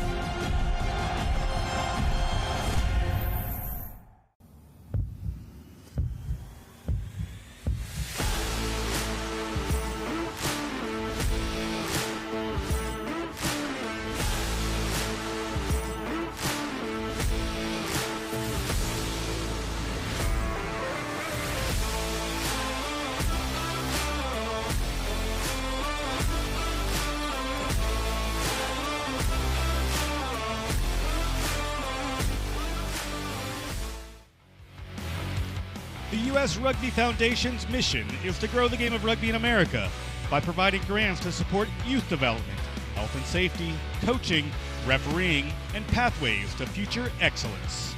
To show your support, visit usrugbyfoundation.org and don't forget to donate.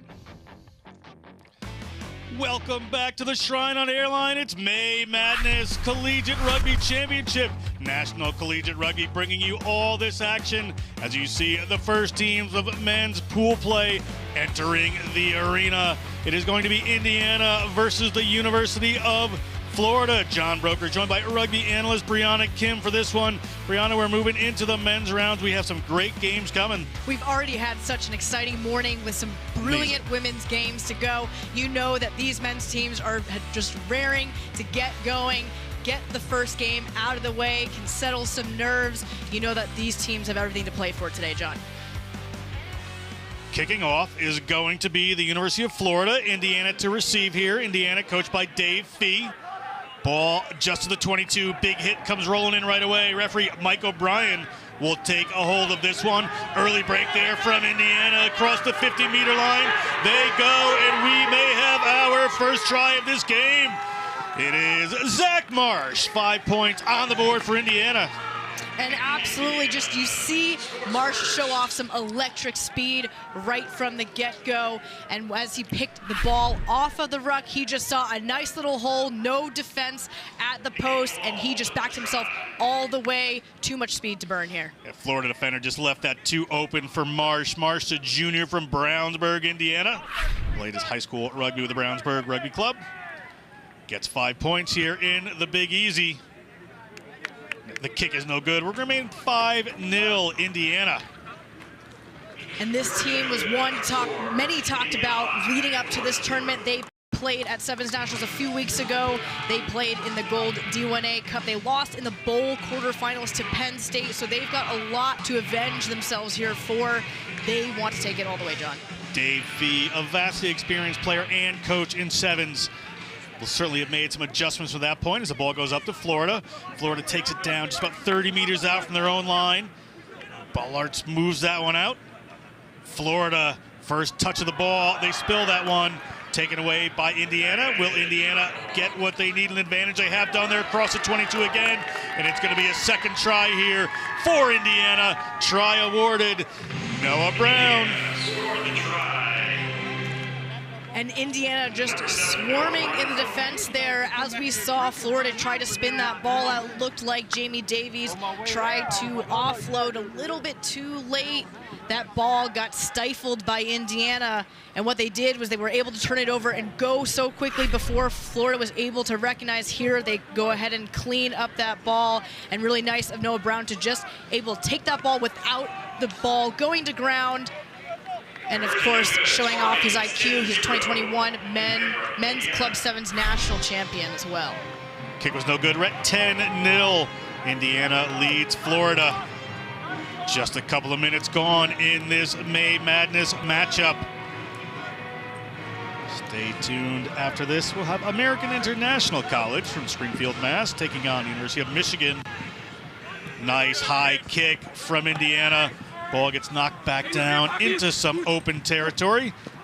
Pushed ahead from Connor Murray, but pushed in a touch. It's going to be an Indiana lineout. Yeah, nice high kick there by Indiana. I believe that was kicked by Will Chevalier. Unfortunately, good contest by Florida, because when Indiana tried to bat it back, it looked like Florida's hands got in the way. But Indiana, of course, still takes possession here on that lineout. Quickly stolen by Florida. Ripped away from Florida. That's Como, Salvatore Como. Has had enough of Indiana playing offense, wants to play a little themselves, looking to rip it away. Indiana penalized by referee O'Brien. Como gets us going again for Florida. Florida moves it out wide. They've got an open lane there, but can't get through. It closes down on Davies. Pick up there from Tyrell. Knocking on the door of this Indiana tri-zone are the Gators. Just a couple of meters out. Pick and go. They go around, and referee O'Brien spots it. A little 15s move creeps in, just powering into the tri-zone. Good there for Florida. Connor Murray.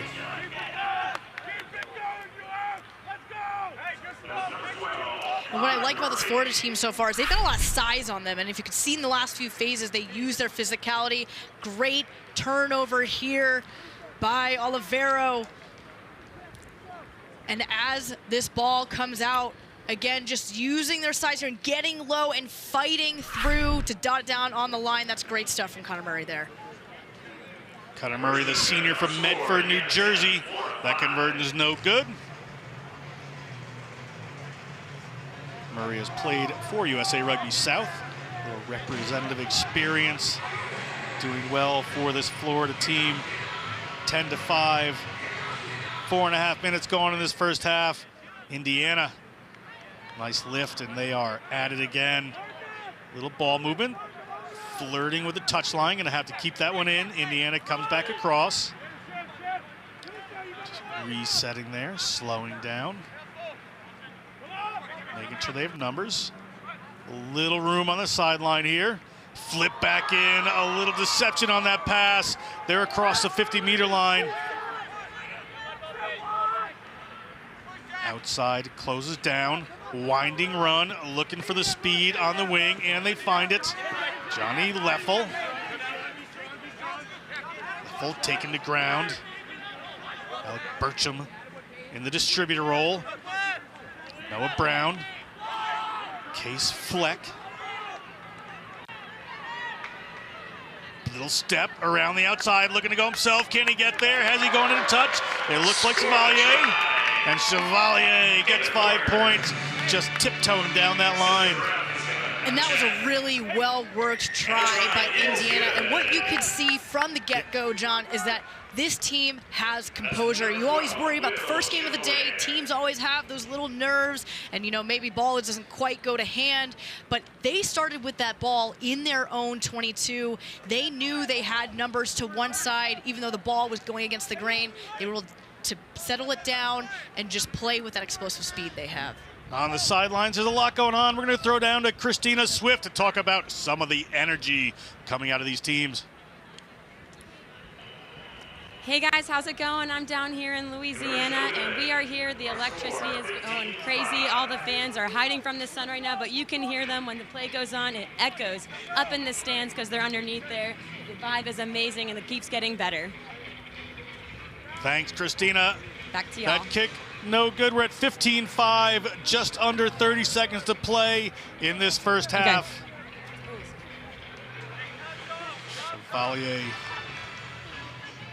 hangs one high up in the air just outside the 22. Gators looking for some more points before half. Whistle goes. We are now in referee O'Brien's time. Attempted a turnover there. Big counter ruck coming in from Indiana. They've gotten it done. Chevalier just pushes his player forward. Zach Marsh. Zach Marsh surrounded by Gators. Ball out to Murtaugh. Murtaugh puts that sizable frame to work. He's got a player over his shoulder. Will that be a penalty? Player off his feet as well, but referee O'Brien says, let's play some rugby out here. Case Fleck puts a little flip pass up there.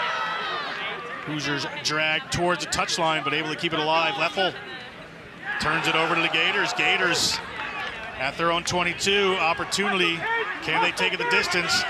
Indiana in there aggressively trying to turn this over. A tussle for the ball. Going to come down Indiana's way. Marsh moves it out to Chevalier.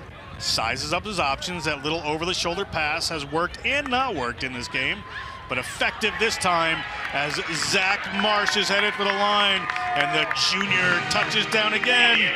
5 points again for Indiana. And just too much pressure from the Hoosiers. Initially, Florida had that ball. Looked like they could maybe take some possession here, but just too stifling on defense. And you see Chevalier doing everything on both attack and defense. And what he did so well in setting up that try is he committed both defenders to be able to set the open space open for his teammate. As you'll see here, takes both of them on. Great offload for Marsh to go ahead and finish. Still not quite the easy try, but with his footwork and his strength, easy enough for him. And it is 20-5 to end the first half. We're going to come back. Florida's got a long way to go. We'll be back with second half action in just a second.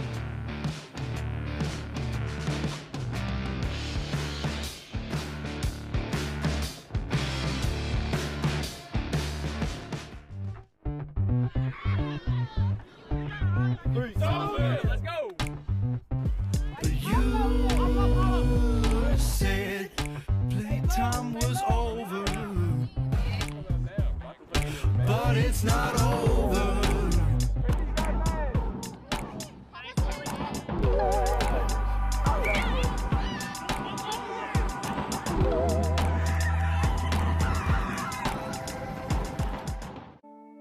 At Endicott College, we create global-minded citizens through transformative experiences.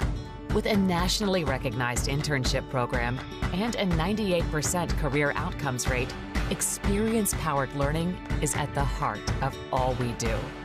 Find a culture of community and champions just 20 miles north of Boston.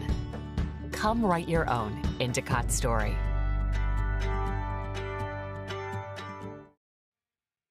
Experience the most electric sport in America with Premier Rugby Sevens, America's first professional women's and men's Rugby Sevens League. Visit pr7s.com for tickets and information.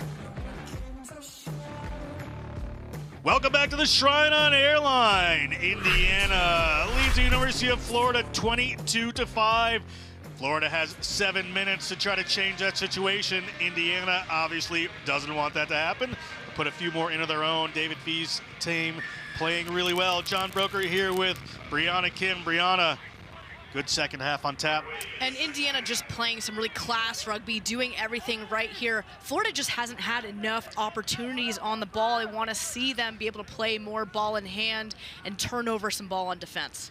Chevalier puts it to Case Fleck.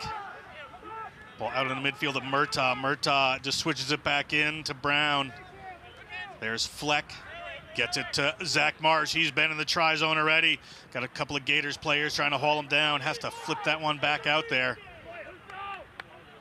Indiana, opportunity to reset here. It's a little pick off the side. Good footwork from Noah Brown. Fleck out to Murtaugh. Murtaugh, big fella. Can he fend a couple of people off? He's going to turn that one over with an attempt at an offload. And early in this second half, Florida out to their own 40-meter line and across halfway. Florida, Connor Murray, he's been in the try zone once. Connor Murray, 5 points to the good. And Connor Murray really leading by example here, of course, on the field, but also off the field as well. He's a super senior, and he turned the organization of this club around. He increased membership of this team even during COVID. He doubled the numbers of this team in 2 years. Someone you really want leading your team, and you know, I think he was a bit surprised that he was able to stiff arm the Hoosier as he broke away for that try there. He did a great job on that run. Conversion here would put them at 12. They'd be 10 points behind, plenty to play. Ball curls around just outside the post, no good.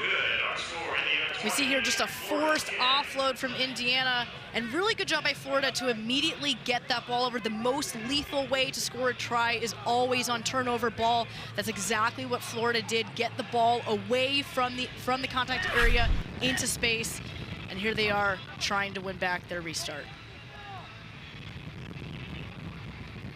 Florida through Como, Salvatore Como puts that one up. Indiana at their own 22. Runners down this short side. Bit of power coming in there from Marsh. That's Yeoman.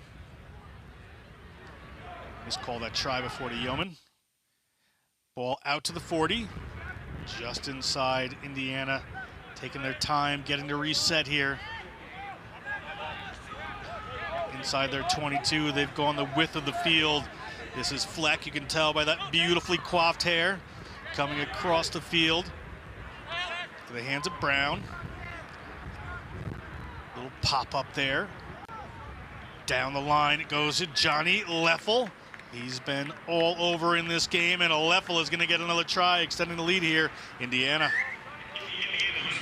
And something that we've seen all game, John, is that Indiana really likes to change the pace of their attack. They like to slow it down. They like to see what's opening up in front of them. And the problem with that for Florida is they can't sit back and let Indiana dictate that pace.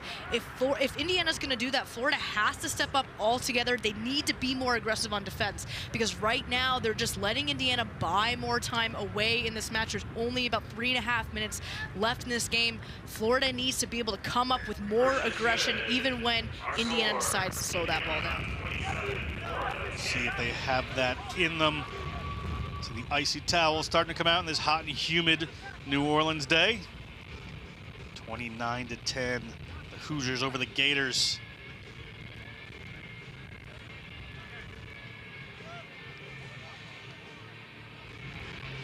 Hoosiers set to get us going again through Yeoman.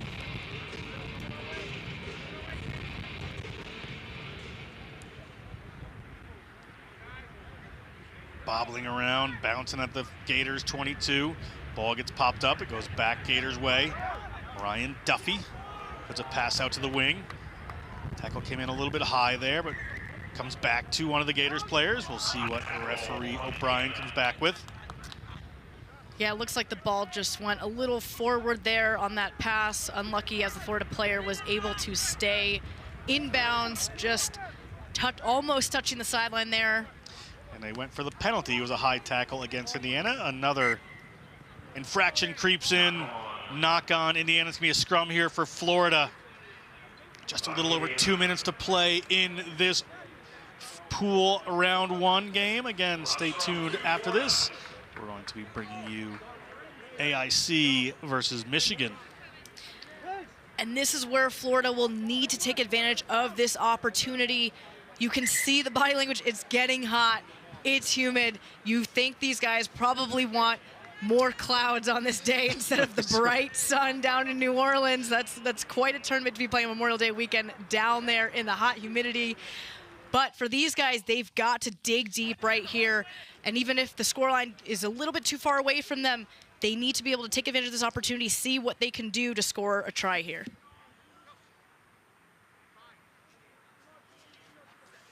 Como, the senior for Brooklyn, New York, comes up with that one back at his own 40. Looking for the edge is a speedy Gators attacker.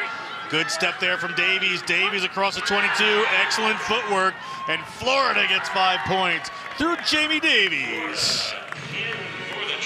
And that's exactly what Florida wants here. They've needed some energy injected into this play. It slowed down a little bit because, again, as I said earlier, Indiana was really dictating the pace. Good job with Jamie Davies. He's a junior. He comes from Newcastle, England, aerospace engineer. And look here, he just really backs himself and he says, all right, team, I'm going to set the energy up. I'm going to bring up the intensity level. Way to stiff arm that guy off the sideline and just kept backing himself all the way. That's what you love to see. Individual performances like that to get your team energy up and really fight through these last few minutes.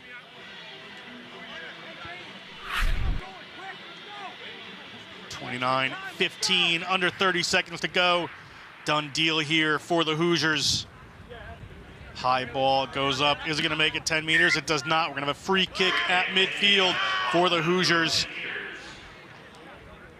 Player calling for the scrum immediately is Noah Brown. Noah Brown probably just wants to slow this down, put it in a touch, get his players out of this heat and humidity for a bit. Absolutely. Kill more time, and even also tactically as well. As you're early in the day, you want to see how much of these, or how many of these plays you can work out and practice early on in the day before you get to the knockout rounds here.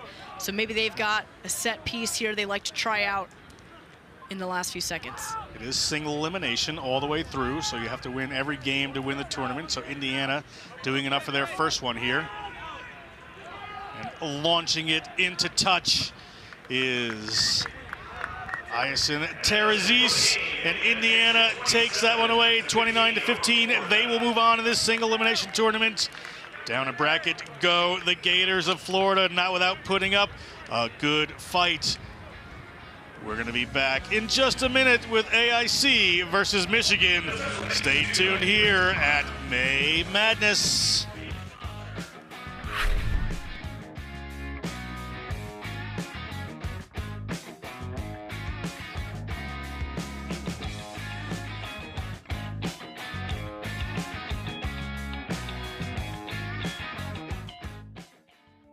At Endicott College, we create global-minded citizens through transformative experiences. With a nationally recognized internship program and a 98% career outcomes rate, experience-powered learning is at the heart of all we do. Find a culture of community and champions just 20 miles north of Boston. Come write your own Endicott story.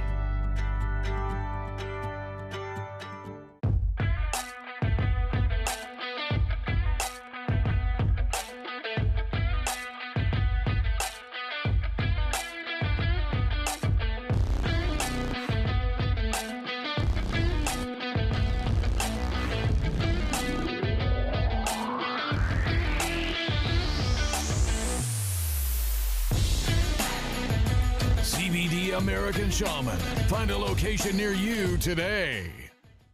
In our game, we play with our hearts.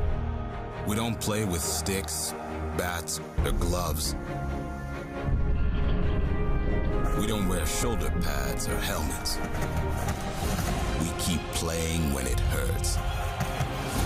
And we leave everything on the field. What we wear must be built for our game.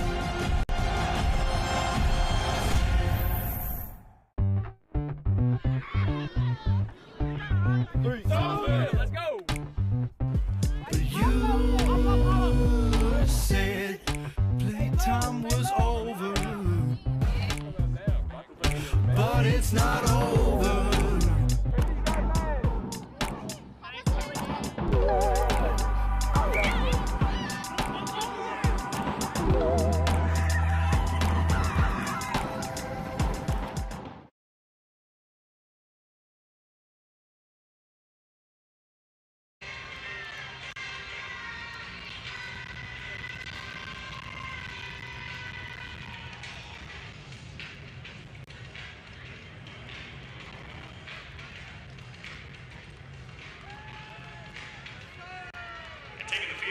Shrine on Airline, you see these two teams running out. University of Michigan in the dark blue on your left, and on the right-hand side, you see in black AIC, American International College, as these two teams kick off their first match of the day. My name is Bree Kim, and I am joined by rugby analyst John Broker here.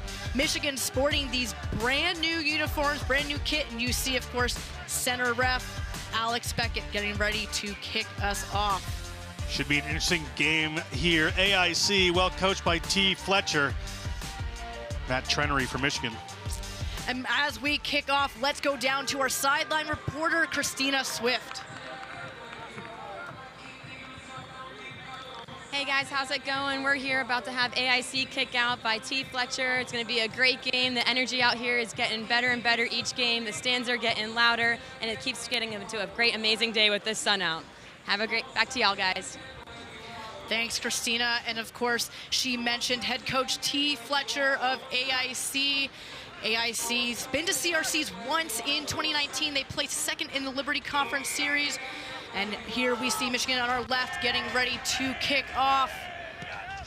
That's about a nice high in 15. AIC immediately takes that ball down. They start going to hands. Ball hits the deck, but taken nicely off the bounce here. Unfortunately, just out of touch, perhaps working out some of those nerves. Just, yeah, a little over-eager there from AIC. They really want to put on a good show here. AIC, a phenomenal program. T. Fletcher is doing a fantastic job keeping it on the up. They want to do well at this tournament. Just a little anxious to show their wares there. Put it in a touch. And it will be a Michigan line out. It will be thrown in by scrum half Shea Loughnane. Shea Loughnane, of course, one of two Loughnane on this team with his brother Braden, who's wearing the 10 jersey. And a nice clean line out here as the brothers pass it off, and it goes back to Loughnane here, taking it all the way, gets the offload off here. And you see Rector take it down to the ground. Well worked. You see Michigan already trying to build that width, and you will see Hendricks, nice little offload back to Feldman. And Feldman not able to get away from AIC there. Loughnane goes again.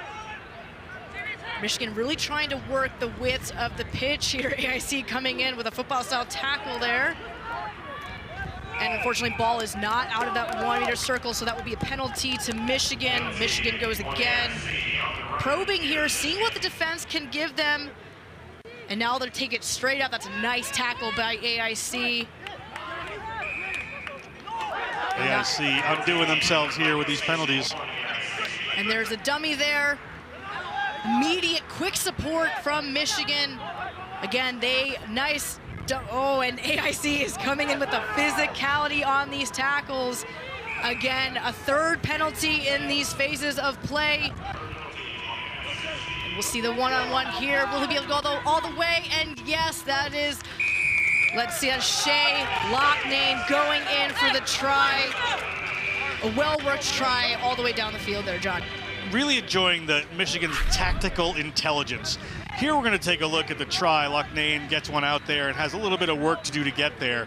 But Michigan pulled AIC across the field multiple times. It tires out the defense, really get the lungs busting out there, and they forced them into a bunch of desperation tackles and desperation moves, which, you know, created penalty after penalty, and eventually Michigan gets 5 points out of it. And conversion is just short, so we remain at 5-0 to Michigan. They will look to restart here. You've got Shea here on the screen from Westwood, Massachusetts. He is the younger brother of Braden, who is in the number 10. And their older brother, Gavin, is the one who introduced both of them to the sport of rugby, so they have him to thank. All three play for the Boston Irish Wolfhounds program up there.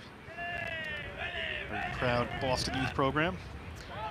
And we get started again with a nice high and 10. And Michigan able to recover their own ball as Max Rector looks to keep his feet, as AIC looks to get them to the ground. Referee is playing an advantage to Michigan. We will go back for the penalty. Penalties just really the Achilles heel right now for AIC. They need to cut this out and get some ball in hand. Haven't had a good opportunity in offense yet. And just as you say that, John, another one yet again. You wonder when the referee is going to start to put in some discipline here. You know that T. Fletcher, AIC coach, is going to have a strong message for them at halftime. I would say, and it's getting on the wrong side of the ref this early in the game can cause a lot of problems as you go forward. And they look to switch it back to the short side here. A little bit shaky, and we see AIC come up with the first possession that they've had all game. Michigan being very physical in the breakdown. Not to say that Juan Pablo Barzi takes it, breaks away, sees the hole, and a nice easy jog for him to finish at the end. They call him Wampy is what I understand here, John. They do call him Wampy. He's from Buenos Aires, Argentina. And Huampi there gave them just what they needed. They've been in defense, have been penalized time and time again. They needed someone to just stand up and put them in a good mood and bring their spirits up. And that was Huampi right there, converting his own kick and just taking it for a good run. They really needed that break. And here we see Michigan just so physical in the breakdown, but then Wampy spots the Michigan player trying to dive into that ruck, and he just backs himself all the way. He's been a soccer player since he was a kid. This is his first year at AIC, only 19. And as we see the kick goes underway here, looked like a deep kick from AIC, and Michigan tries to counter by sending a deep kick in. However, referee will go back for a penalty. Quick tap from AIC. And it looks, there's no try score. There's a penalty. Maybe the referee didn't like the quick tap, but we go again here. AIC's got the ball, and that is Afa Sant, 20-year-old out of East Palo Alto, representing his East Palo Alto Razorbacks. He goes in for the try. Go Razorbacks, great program. A 6-foot, 270-pounder on a sevens field is something you don't see very often. But Afa Sant has no problem playing with the speedsters and just shows right there what he can bring to the game, just powers through. 5 meters out from the line, there are not many people on the AIC team you'd want ball in hand more than Afa Sant. Especially when it's 5 meters out from the try line, John. And I don't know if we'll probably see the replay here in a second, but that size mismatch, that's what you want all day. The score now is 12-5. And again, we see the quick tap here. Huampi just takes it out in the big unit. I mean, you have Sant against Thomas Hendricks. That is a huge mismatch. You'll take that any day as we look for AIC to restart. Unfortunately, kick just doesn't go 10, so we will see a free kick from Michigan. Commonly referred to as the coach killer. Team scores a great try and then muffs that kickoff in sevens, giving possession and territory to the opposition. Michigan opportunity here just at the end of this half to get this score a bit closer. And Michigan started out so strong, really working both sides of the field. Let's see if they can do the same here, get another try on the board. But Offasef goes into the breakdown. Again, his physicality wins the ball back for his team, and he's got the ball back again. Really nice working the offloads. There goes Wampy. He is just slicing and dicing through the Michigan defense, and of course they spin it out now to Jaden Renahan. Renahan gets out of that ankle tap tackle and goes in for the try. It is 15-5 Michigan. I feel like T. Fletcher just took a huge, deep, satisfying breath right there as her team goes up by a little more. Great interplay here. There's the big fella off on. There's Wampy Juan Pablo Barzi. He gets it out. Once they go to the edge here, they've got Jaden Renahan. And Jaden Renahan, the exercise science major from Southington, Connecticut, gets 5 points on the board. And conversion is no good. The score now is, I think, 15-5, but the scoreboard is showing 17. We will confirm that score for you in a second. Halftime here. Be back in just a few minutes for the second half of this match.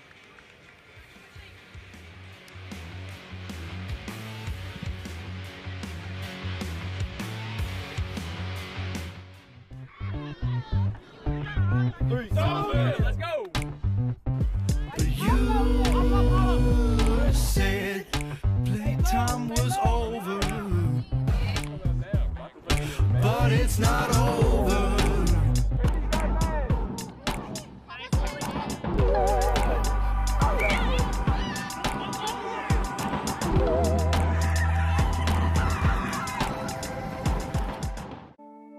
At Endicott College, we create global-minded citizens through transformative experiences. With a nationally recognized internship program and a 98% career outcomes rate, experience-powered learning is at the heart of all we do. Find a culture of community and champions just 20 miles north of Boston. Come write your own Endicott story.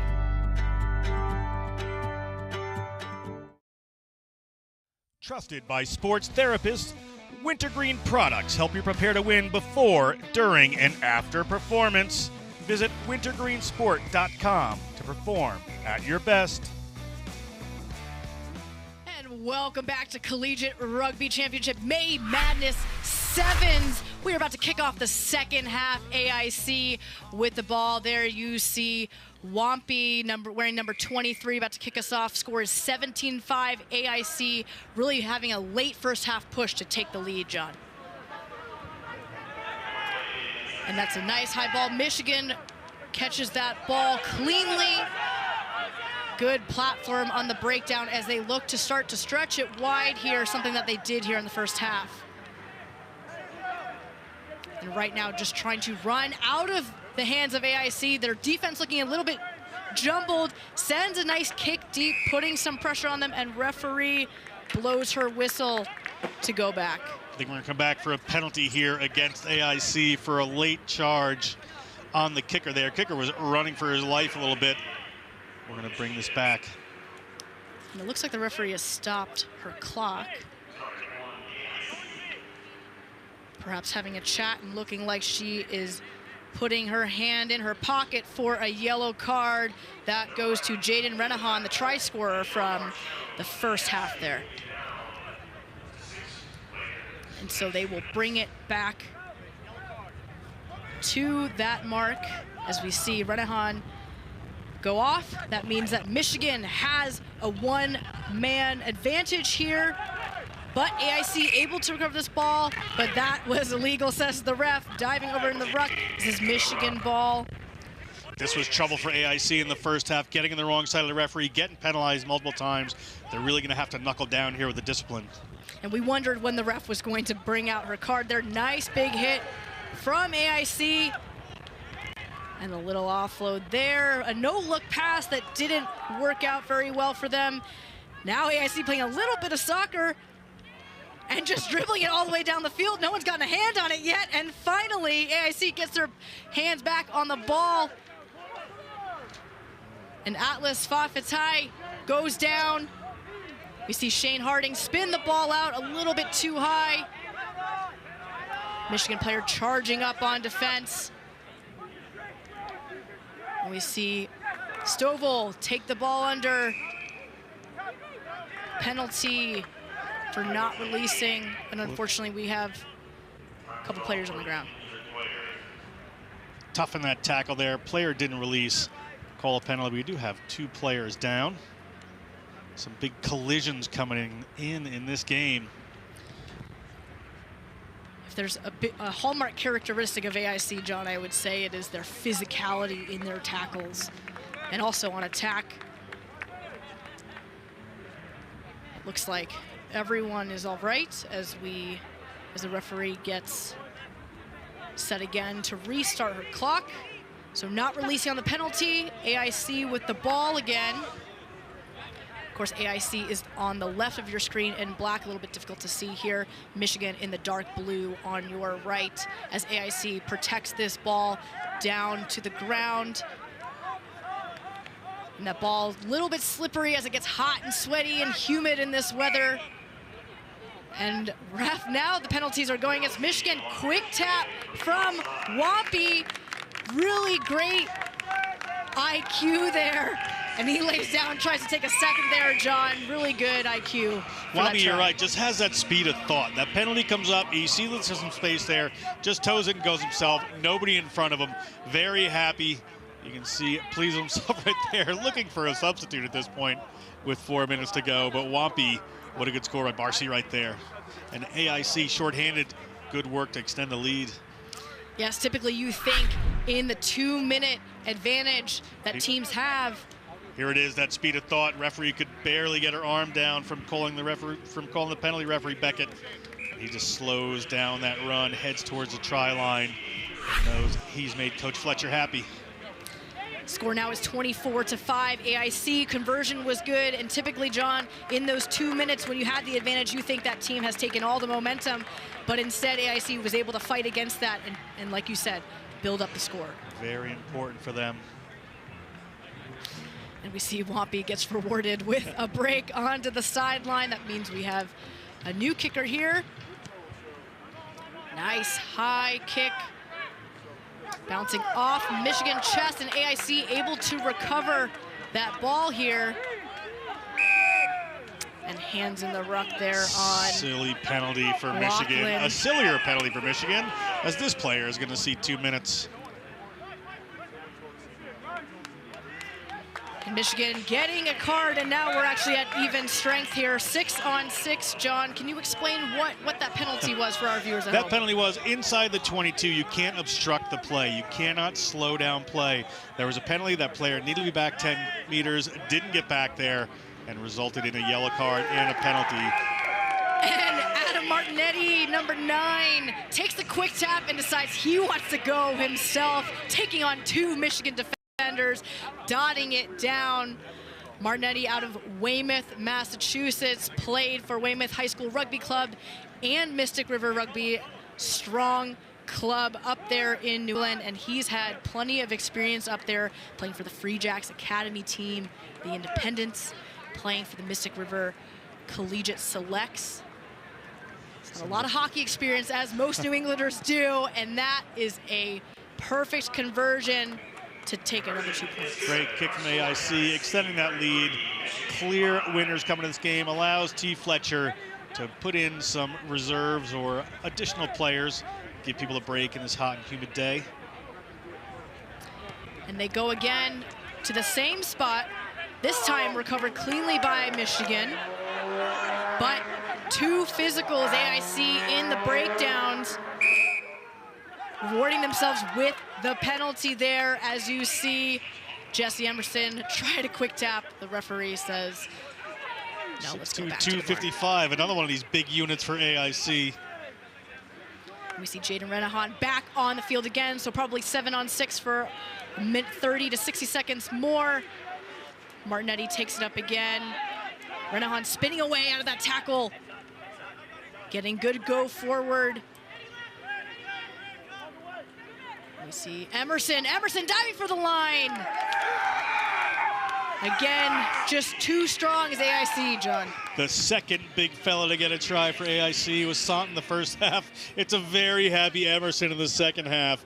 Close in, give it to a big fella, let him draw on some opposition defenders. If he can't make it to the line, there's going to be room out there, but no assistance needed for Emerson. And AIC, I think, really playing into their strengths as a big physical team. As we look for this conversion, and that sneaks in just inside of the right post. With just a few seconds left to play, scores 34-5.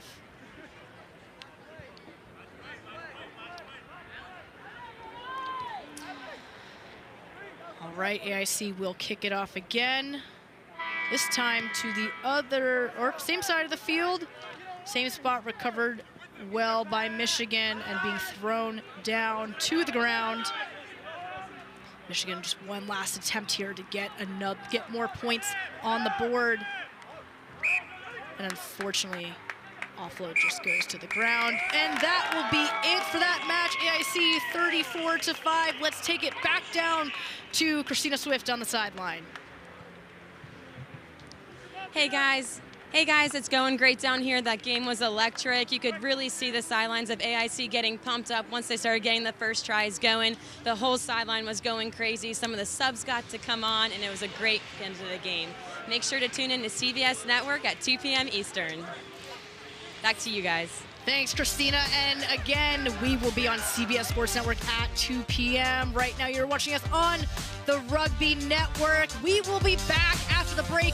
Dartmouth versus Virginia Tech up next.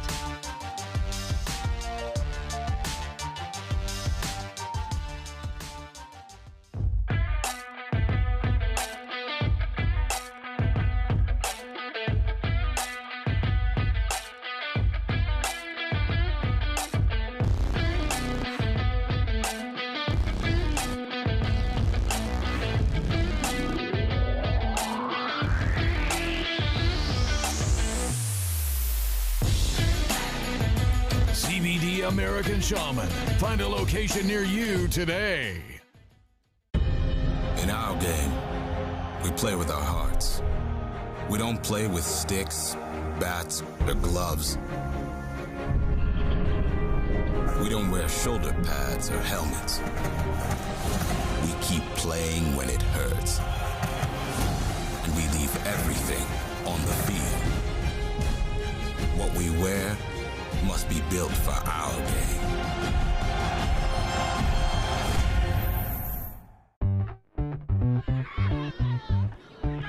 Let's go! You said playtime was over, but it's not over.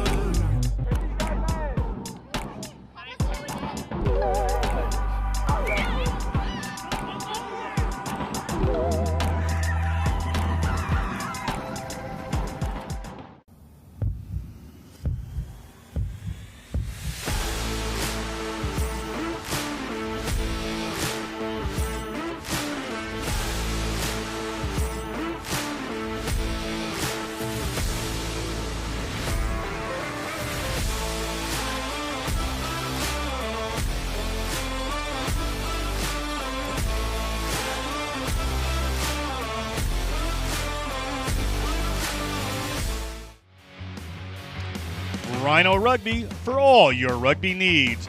Visit usa.rhinorugby.com for custom teamwear, apparel, balls, and innovative field and training equipment. Rhino Rugby, the best in the business. And welcome back to May Madness Sevens. You see here the two teams on your screen. On the left in the white with the orange and maroon on the shoulder, Virginia Tech. And on the right, you have Dartmouth in the characteristic dark green. I'm Bree Kim, joined by John Broker. Now, John, these two teams have quite a history. Dartmouth, really strong sevens program, but perhaps a little bit of a rebuilding year, and Virginia Tech coming off strong after a strong fall 2021 15s championship. Yeah, Virginia Tech, you know, they're 15s champions, and they were self-coached. They were player coached. They did a good job. You can see when these guys play, they absolutely love each other, and they play like it. Dartmouth switching coaches from James Willocks to Kyle Sumption come in. Kyle was at the United States Military Academy at West Point, a storied player, played for Rugby New York and Major League Rugby, and a capped Eagle as a flanker many, many times. So it's going to be interesting to see what he's doing with Dartmouth, because this is one of their key players here, Mike Weir. This is Mike Weir kicking off here. Again, Dartmouth on your right, Virginia Tech on your left. And it looks like there will be a line out to Dartmouth, a really good kick. Virginia Tech not able to field it well. And John, this opening opportunity for Dartmouth, good opportunity for them here. Very good opportunity. Weir steps in and plays the role. He puts in the ball in these lineouts, and then becomes a playmaker when he comes from the line. And clean line out there, although ball does hit the ground, but scooped up easily by Dartmouth. They tried to go back to that side, but nice strong tackle from Virginia Tech as they look to come back to the left-hand side here. Have a go, nice little break there by Malcolm Robinson. Tries to escape another tackle, still on his feet, and ball gets recycled back quickly. And Virginia Tech must recycle back to the other side. And that's Jamie Tweedian, or excuse me, Jasper Green, going in, breaking the defensive line for the try. Jasper Green, the senior from London, England. You're going to hear his name quite a bit as this tournament rolls on. He's one of the key players on this Dartmouth 7 squad. Brings an awful lot to proceedings. A lot of height, too. The tallest man on the team at 6'4". He's had lots of experience on the international scene and academic All-Ivy League, of course, so on and off the field. He's a strong guy as we look for the conversion, and that just hangs wide right. Dartmouth starting off strong, 5-0 with the restart to come. Bit of a surprise there for Mike Weir. He's such a good pinpoint kicker and puts that one just wide. He'll want to rectify that as this goes on. You see Weir signaling to his teammates where he wants this ball to go. You see referee Matt Lake to the left of him. Just a high kick, not 10. So we'll go back. Virginia Tech with their first real possession free kick here. We talked about it in the last game, and that's that coach killer. You're giving Virginia Tech an opportunity to attack here right into your side of the field. Virginia Tech, I'm sure will have a lot of options. As Fernando Anduaga, one of the player coaches, kicks it off for them. Virginia Tech immediately going to the right side, trying to probe the Dartmouth defense. Quick in support is Hunter Danesi. Unfortunately, penalty here to Dartmouth. That would be something I'd say Kyle Sumption worked very hard on. He's a breakdown player himself. Fantastic intelligence around that part of the game. Has these Dartmouth boys looking for those opportunities to turn it over. Player doesn't release it quick enough. Dartmouth opportunity to push this downfield through Weir.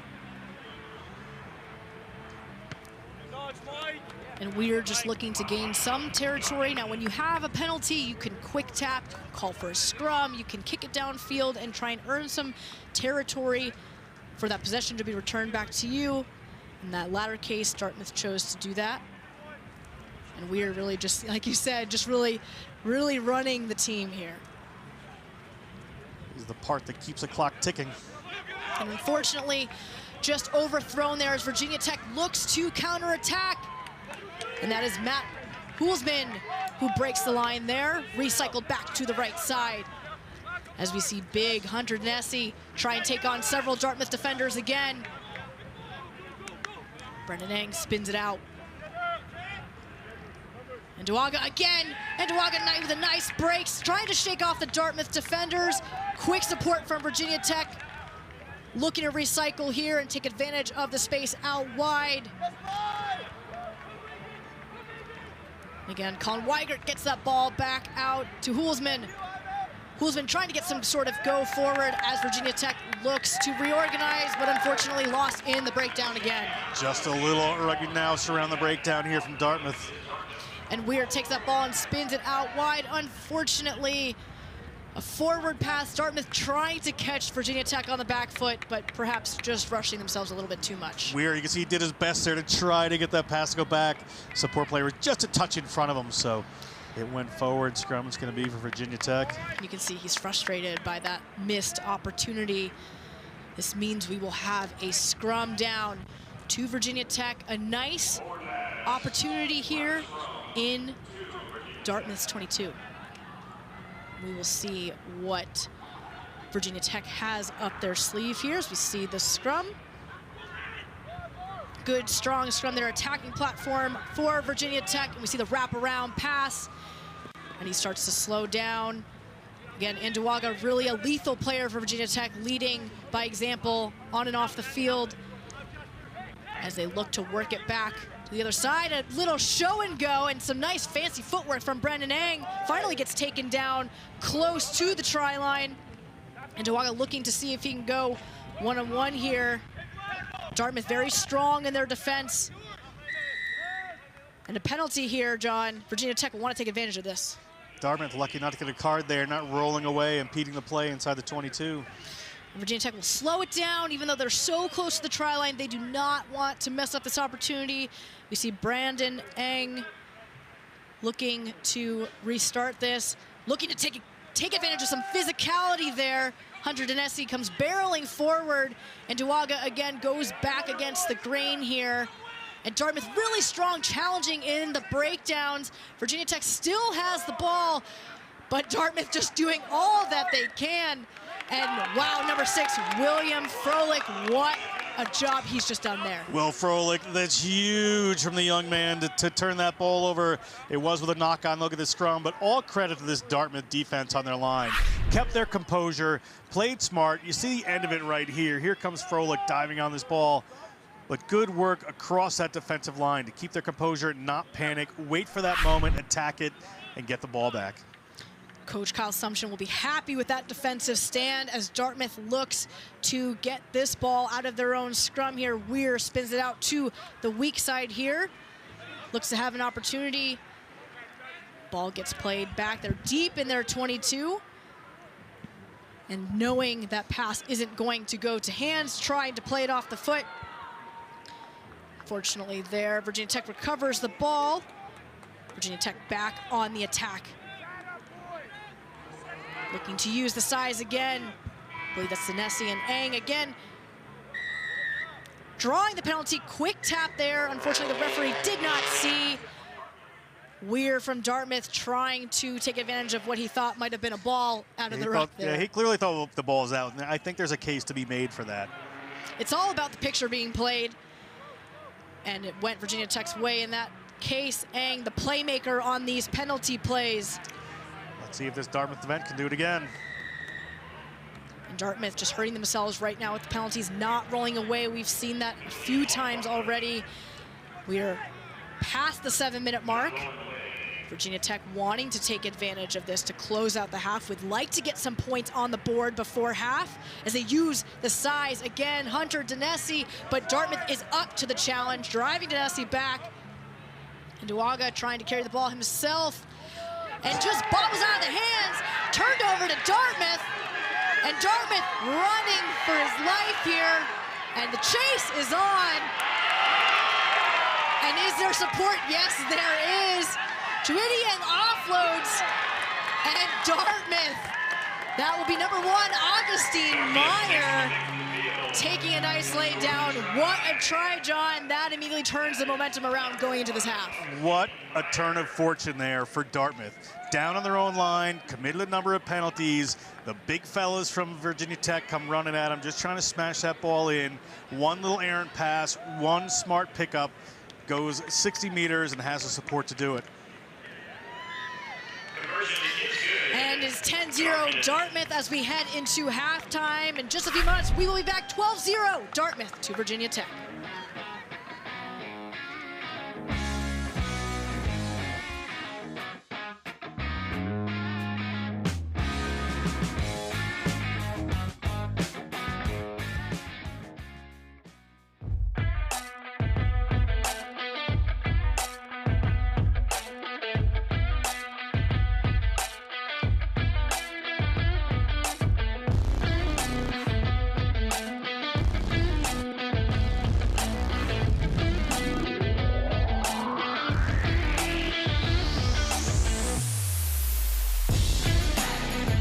CBD American Shaman.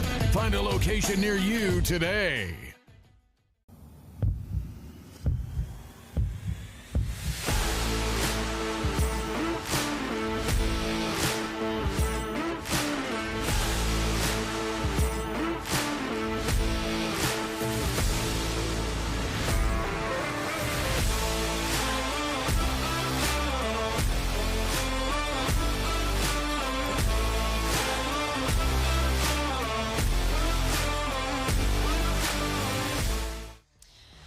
And welcome back to the Shrine on Airline, home, of course, to Major League Rugby's NOLA Gold as they play host to the Collegiate Rugby Championship. We are back for the second half.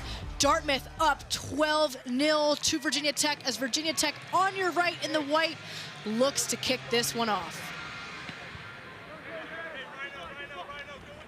We hear the Rhino call from Dartmouth here, and they're just trying to play out.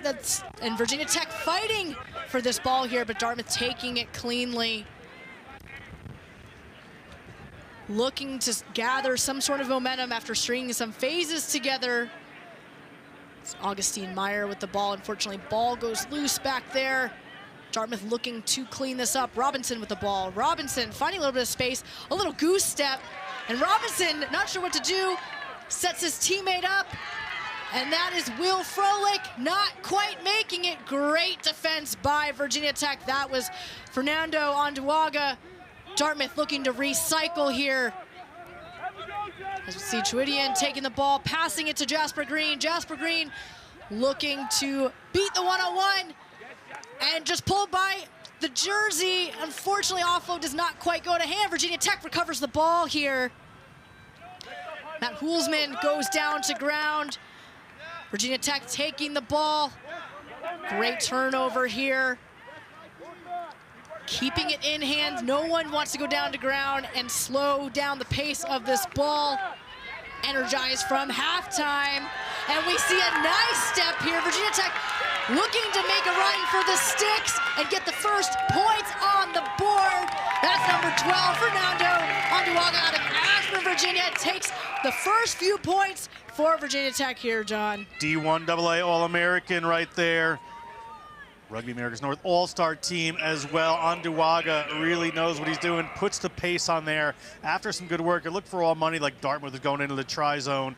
Just a little bobble the ball at the end there. Sometimes you just got to take that ball to ground. These silly offloads, these attempted offloads, just sometimes are not going to go to hand at this level. And that's what happens, and turn it around and score a try as Virginia Tech. They put the extra 2 in, and this is a completely different ball game now. Great start for Virginia Tech this half, and Fernando Onduaga, vice president of the club here. And we see again a nice replay of his little step. Brings it back to his left side to take it all the way. Mexico national team player, former player coach, as you said, John. And now he gets to be relieved of those extra responsibilities and now can just focus on his play on the pitch. They do have Sean Egan and Andrew Fickenshire working with their sevens team. As we get underway again, kick goes to the left-hand side. Dartmouth taking it strong into contact, tying up 2 Virginia Tech defenders there. Dartmouth looks to play it wide again. Some electric speed there. Virginia Tech shutting it down, flooding up in the channels. Dartmouth decides to take it up, get a little bit of go forward here. And Weir gets the ball here, plays it back inside. And that is Will Froelich in for the support for another try. They respond very quickly. Froelich is going to touch it down there, but not without the general intelligence and rugby knowledge of Mike Weir. He got that ball in hand. You could see him just scanning the field, looking for the best option, and Froelich was it. He gets a 5 points, but good assist for Mike Weir. Absolutely, and Froelich celebrating a bit there. He had a really nice defensive stand in the first half. Now he gets rewarded with some points of his own as set up by Mike Weir, who kicks the conversion, and it is good. So that takes us to 17-7, John. You can see Froelich there just testing the difference between Hanover, New Hampshire's weather and New Orleans weather right now. They can still have 5 feet of snow on the ground up at Dartmouth. Virginia Tech, a little more used to this. Not enjoying this humidity, that's for sure. Maybe that hair's out of a little bit of volume too. Yeah. As we look to go back to Dartmouth restart. As Mike Weir gets us back underway. This time kicking to the left-hand side as they did before. Collected cleanly by Virginia Tech. Immediately Dartmouth going in for the breakdown. Jasper Green, so physical in winning that penalty for his team. And he decides to slow it down. He says, guys, I've won this ball, but we can control it now. Good move. They want to burn some time off this clock, certainly. starting to build a little bit more of a lead, a little bit more space for them to breathe, but still plenty of work to be done, and just really nice work here. What about that dynamic duo between Mike Weir and Jasper Green? Great interplay between the two of them there. And right at the end, you see Mike Weir looking around for somebody to pass to. That's the way he's thinking. I need to get this ball to somebody in the midfield. I need to get it closer to the post for the kick afterwards. But really now 24-7, they should be good. He could just score that try himself. Of course, both seniors on the team, both played U20s together, All-Americans, and just making it look too easy as we have a minute and a half left to play in the second half, as Weir takes his time, really tries to kill as much time as he can for this kick.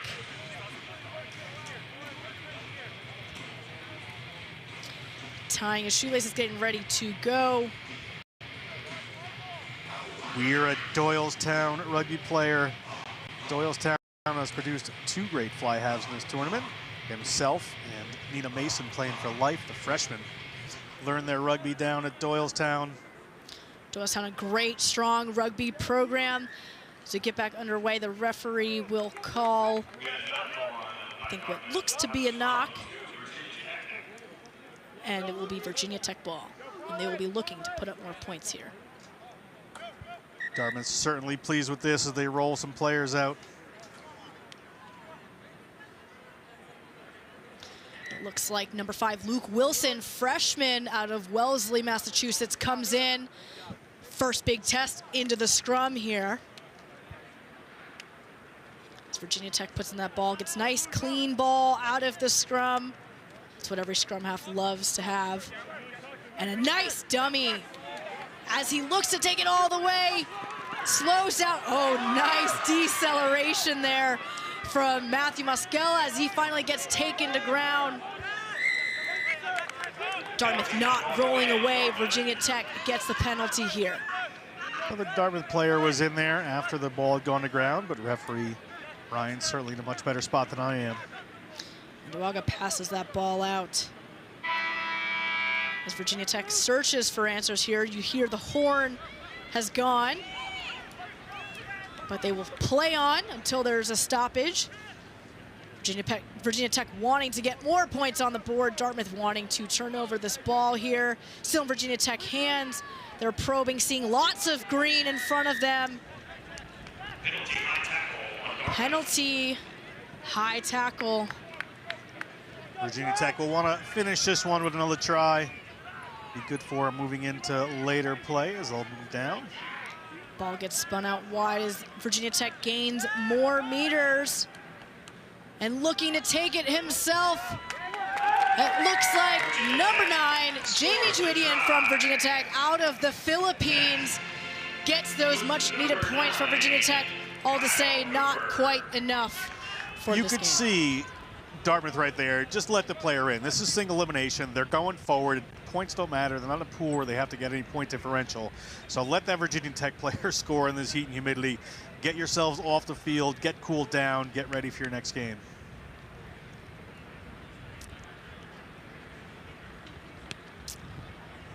My mistake, that was Kyle Cooper from Virginia Tech. And that is 24-12 to Dartmouth. Up now, 24-14, we have more matches to play. Make sure you tune in CBS Sports Network at 2 p.m. for more of the latest and greatest. Stay tuned after this break. We got more matches up ahead.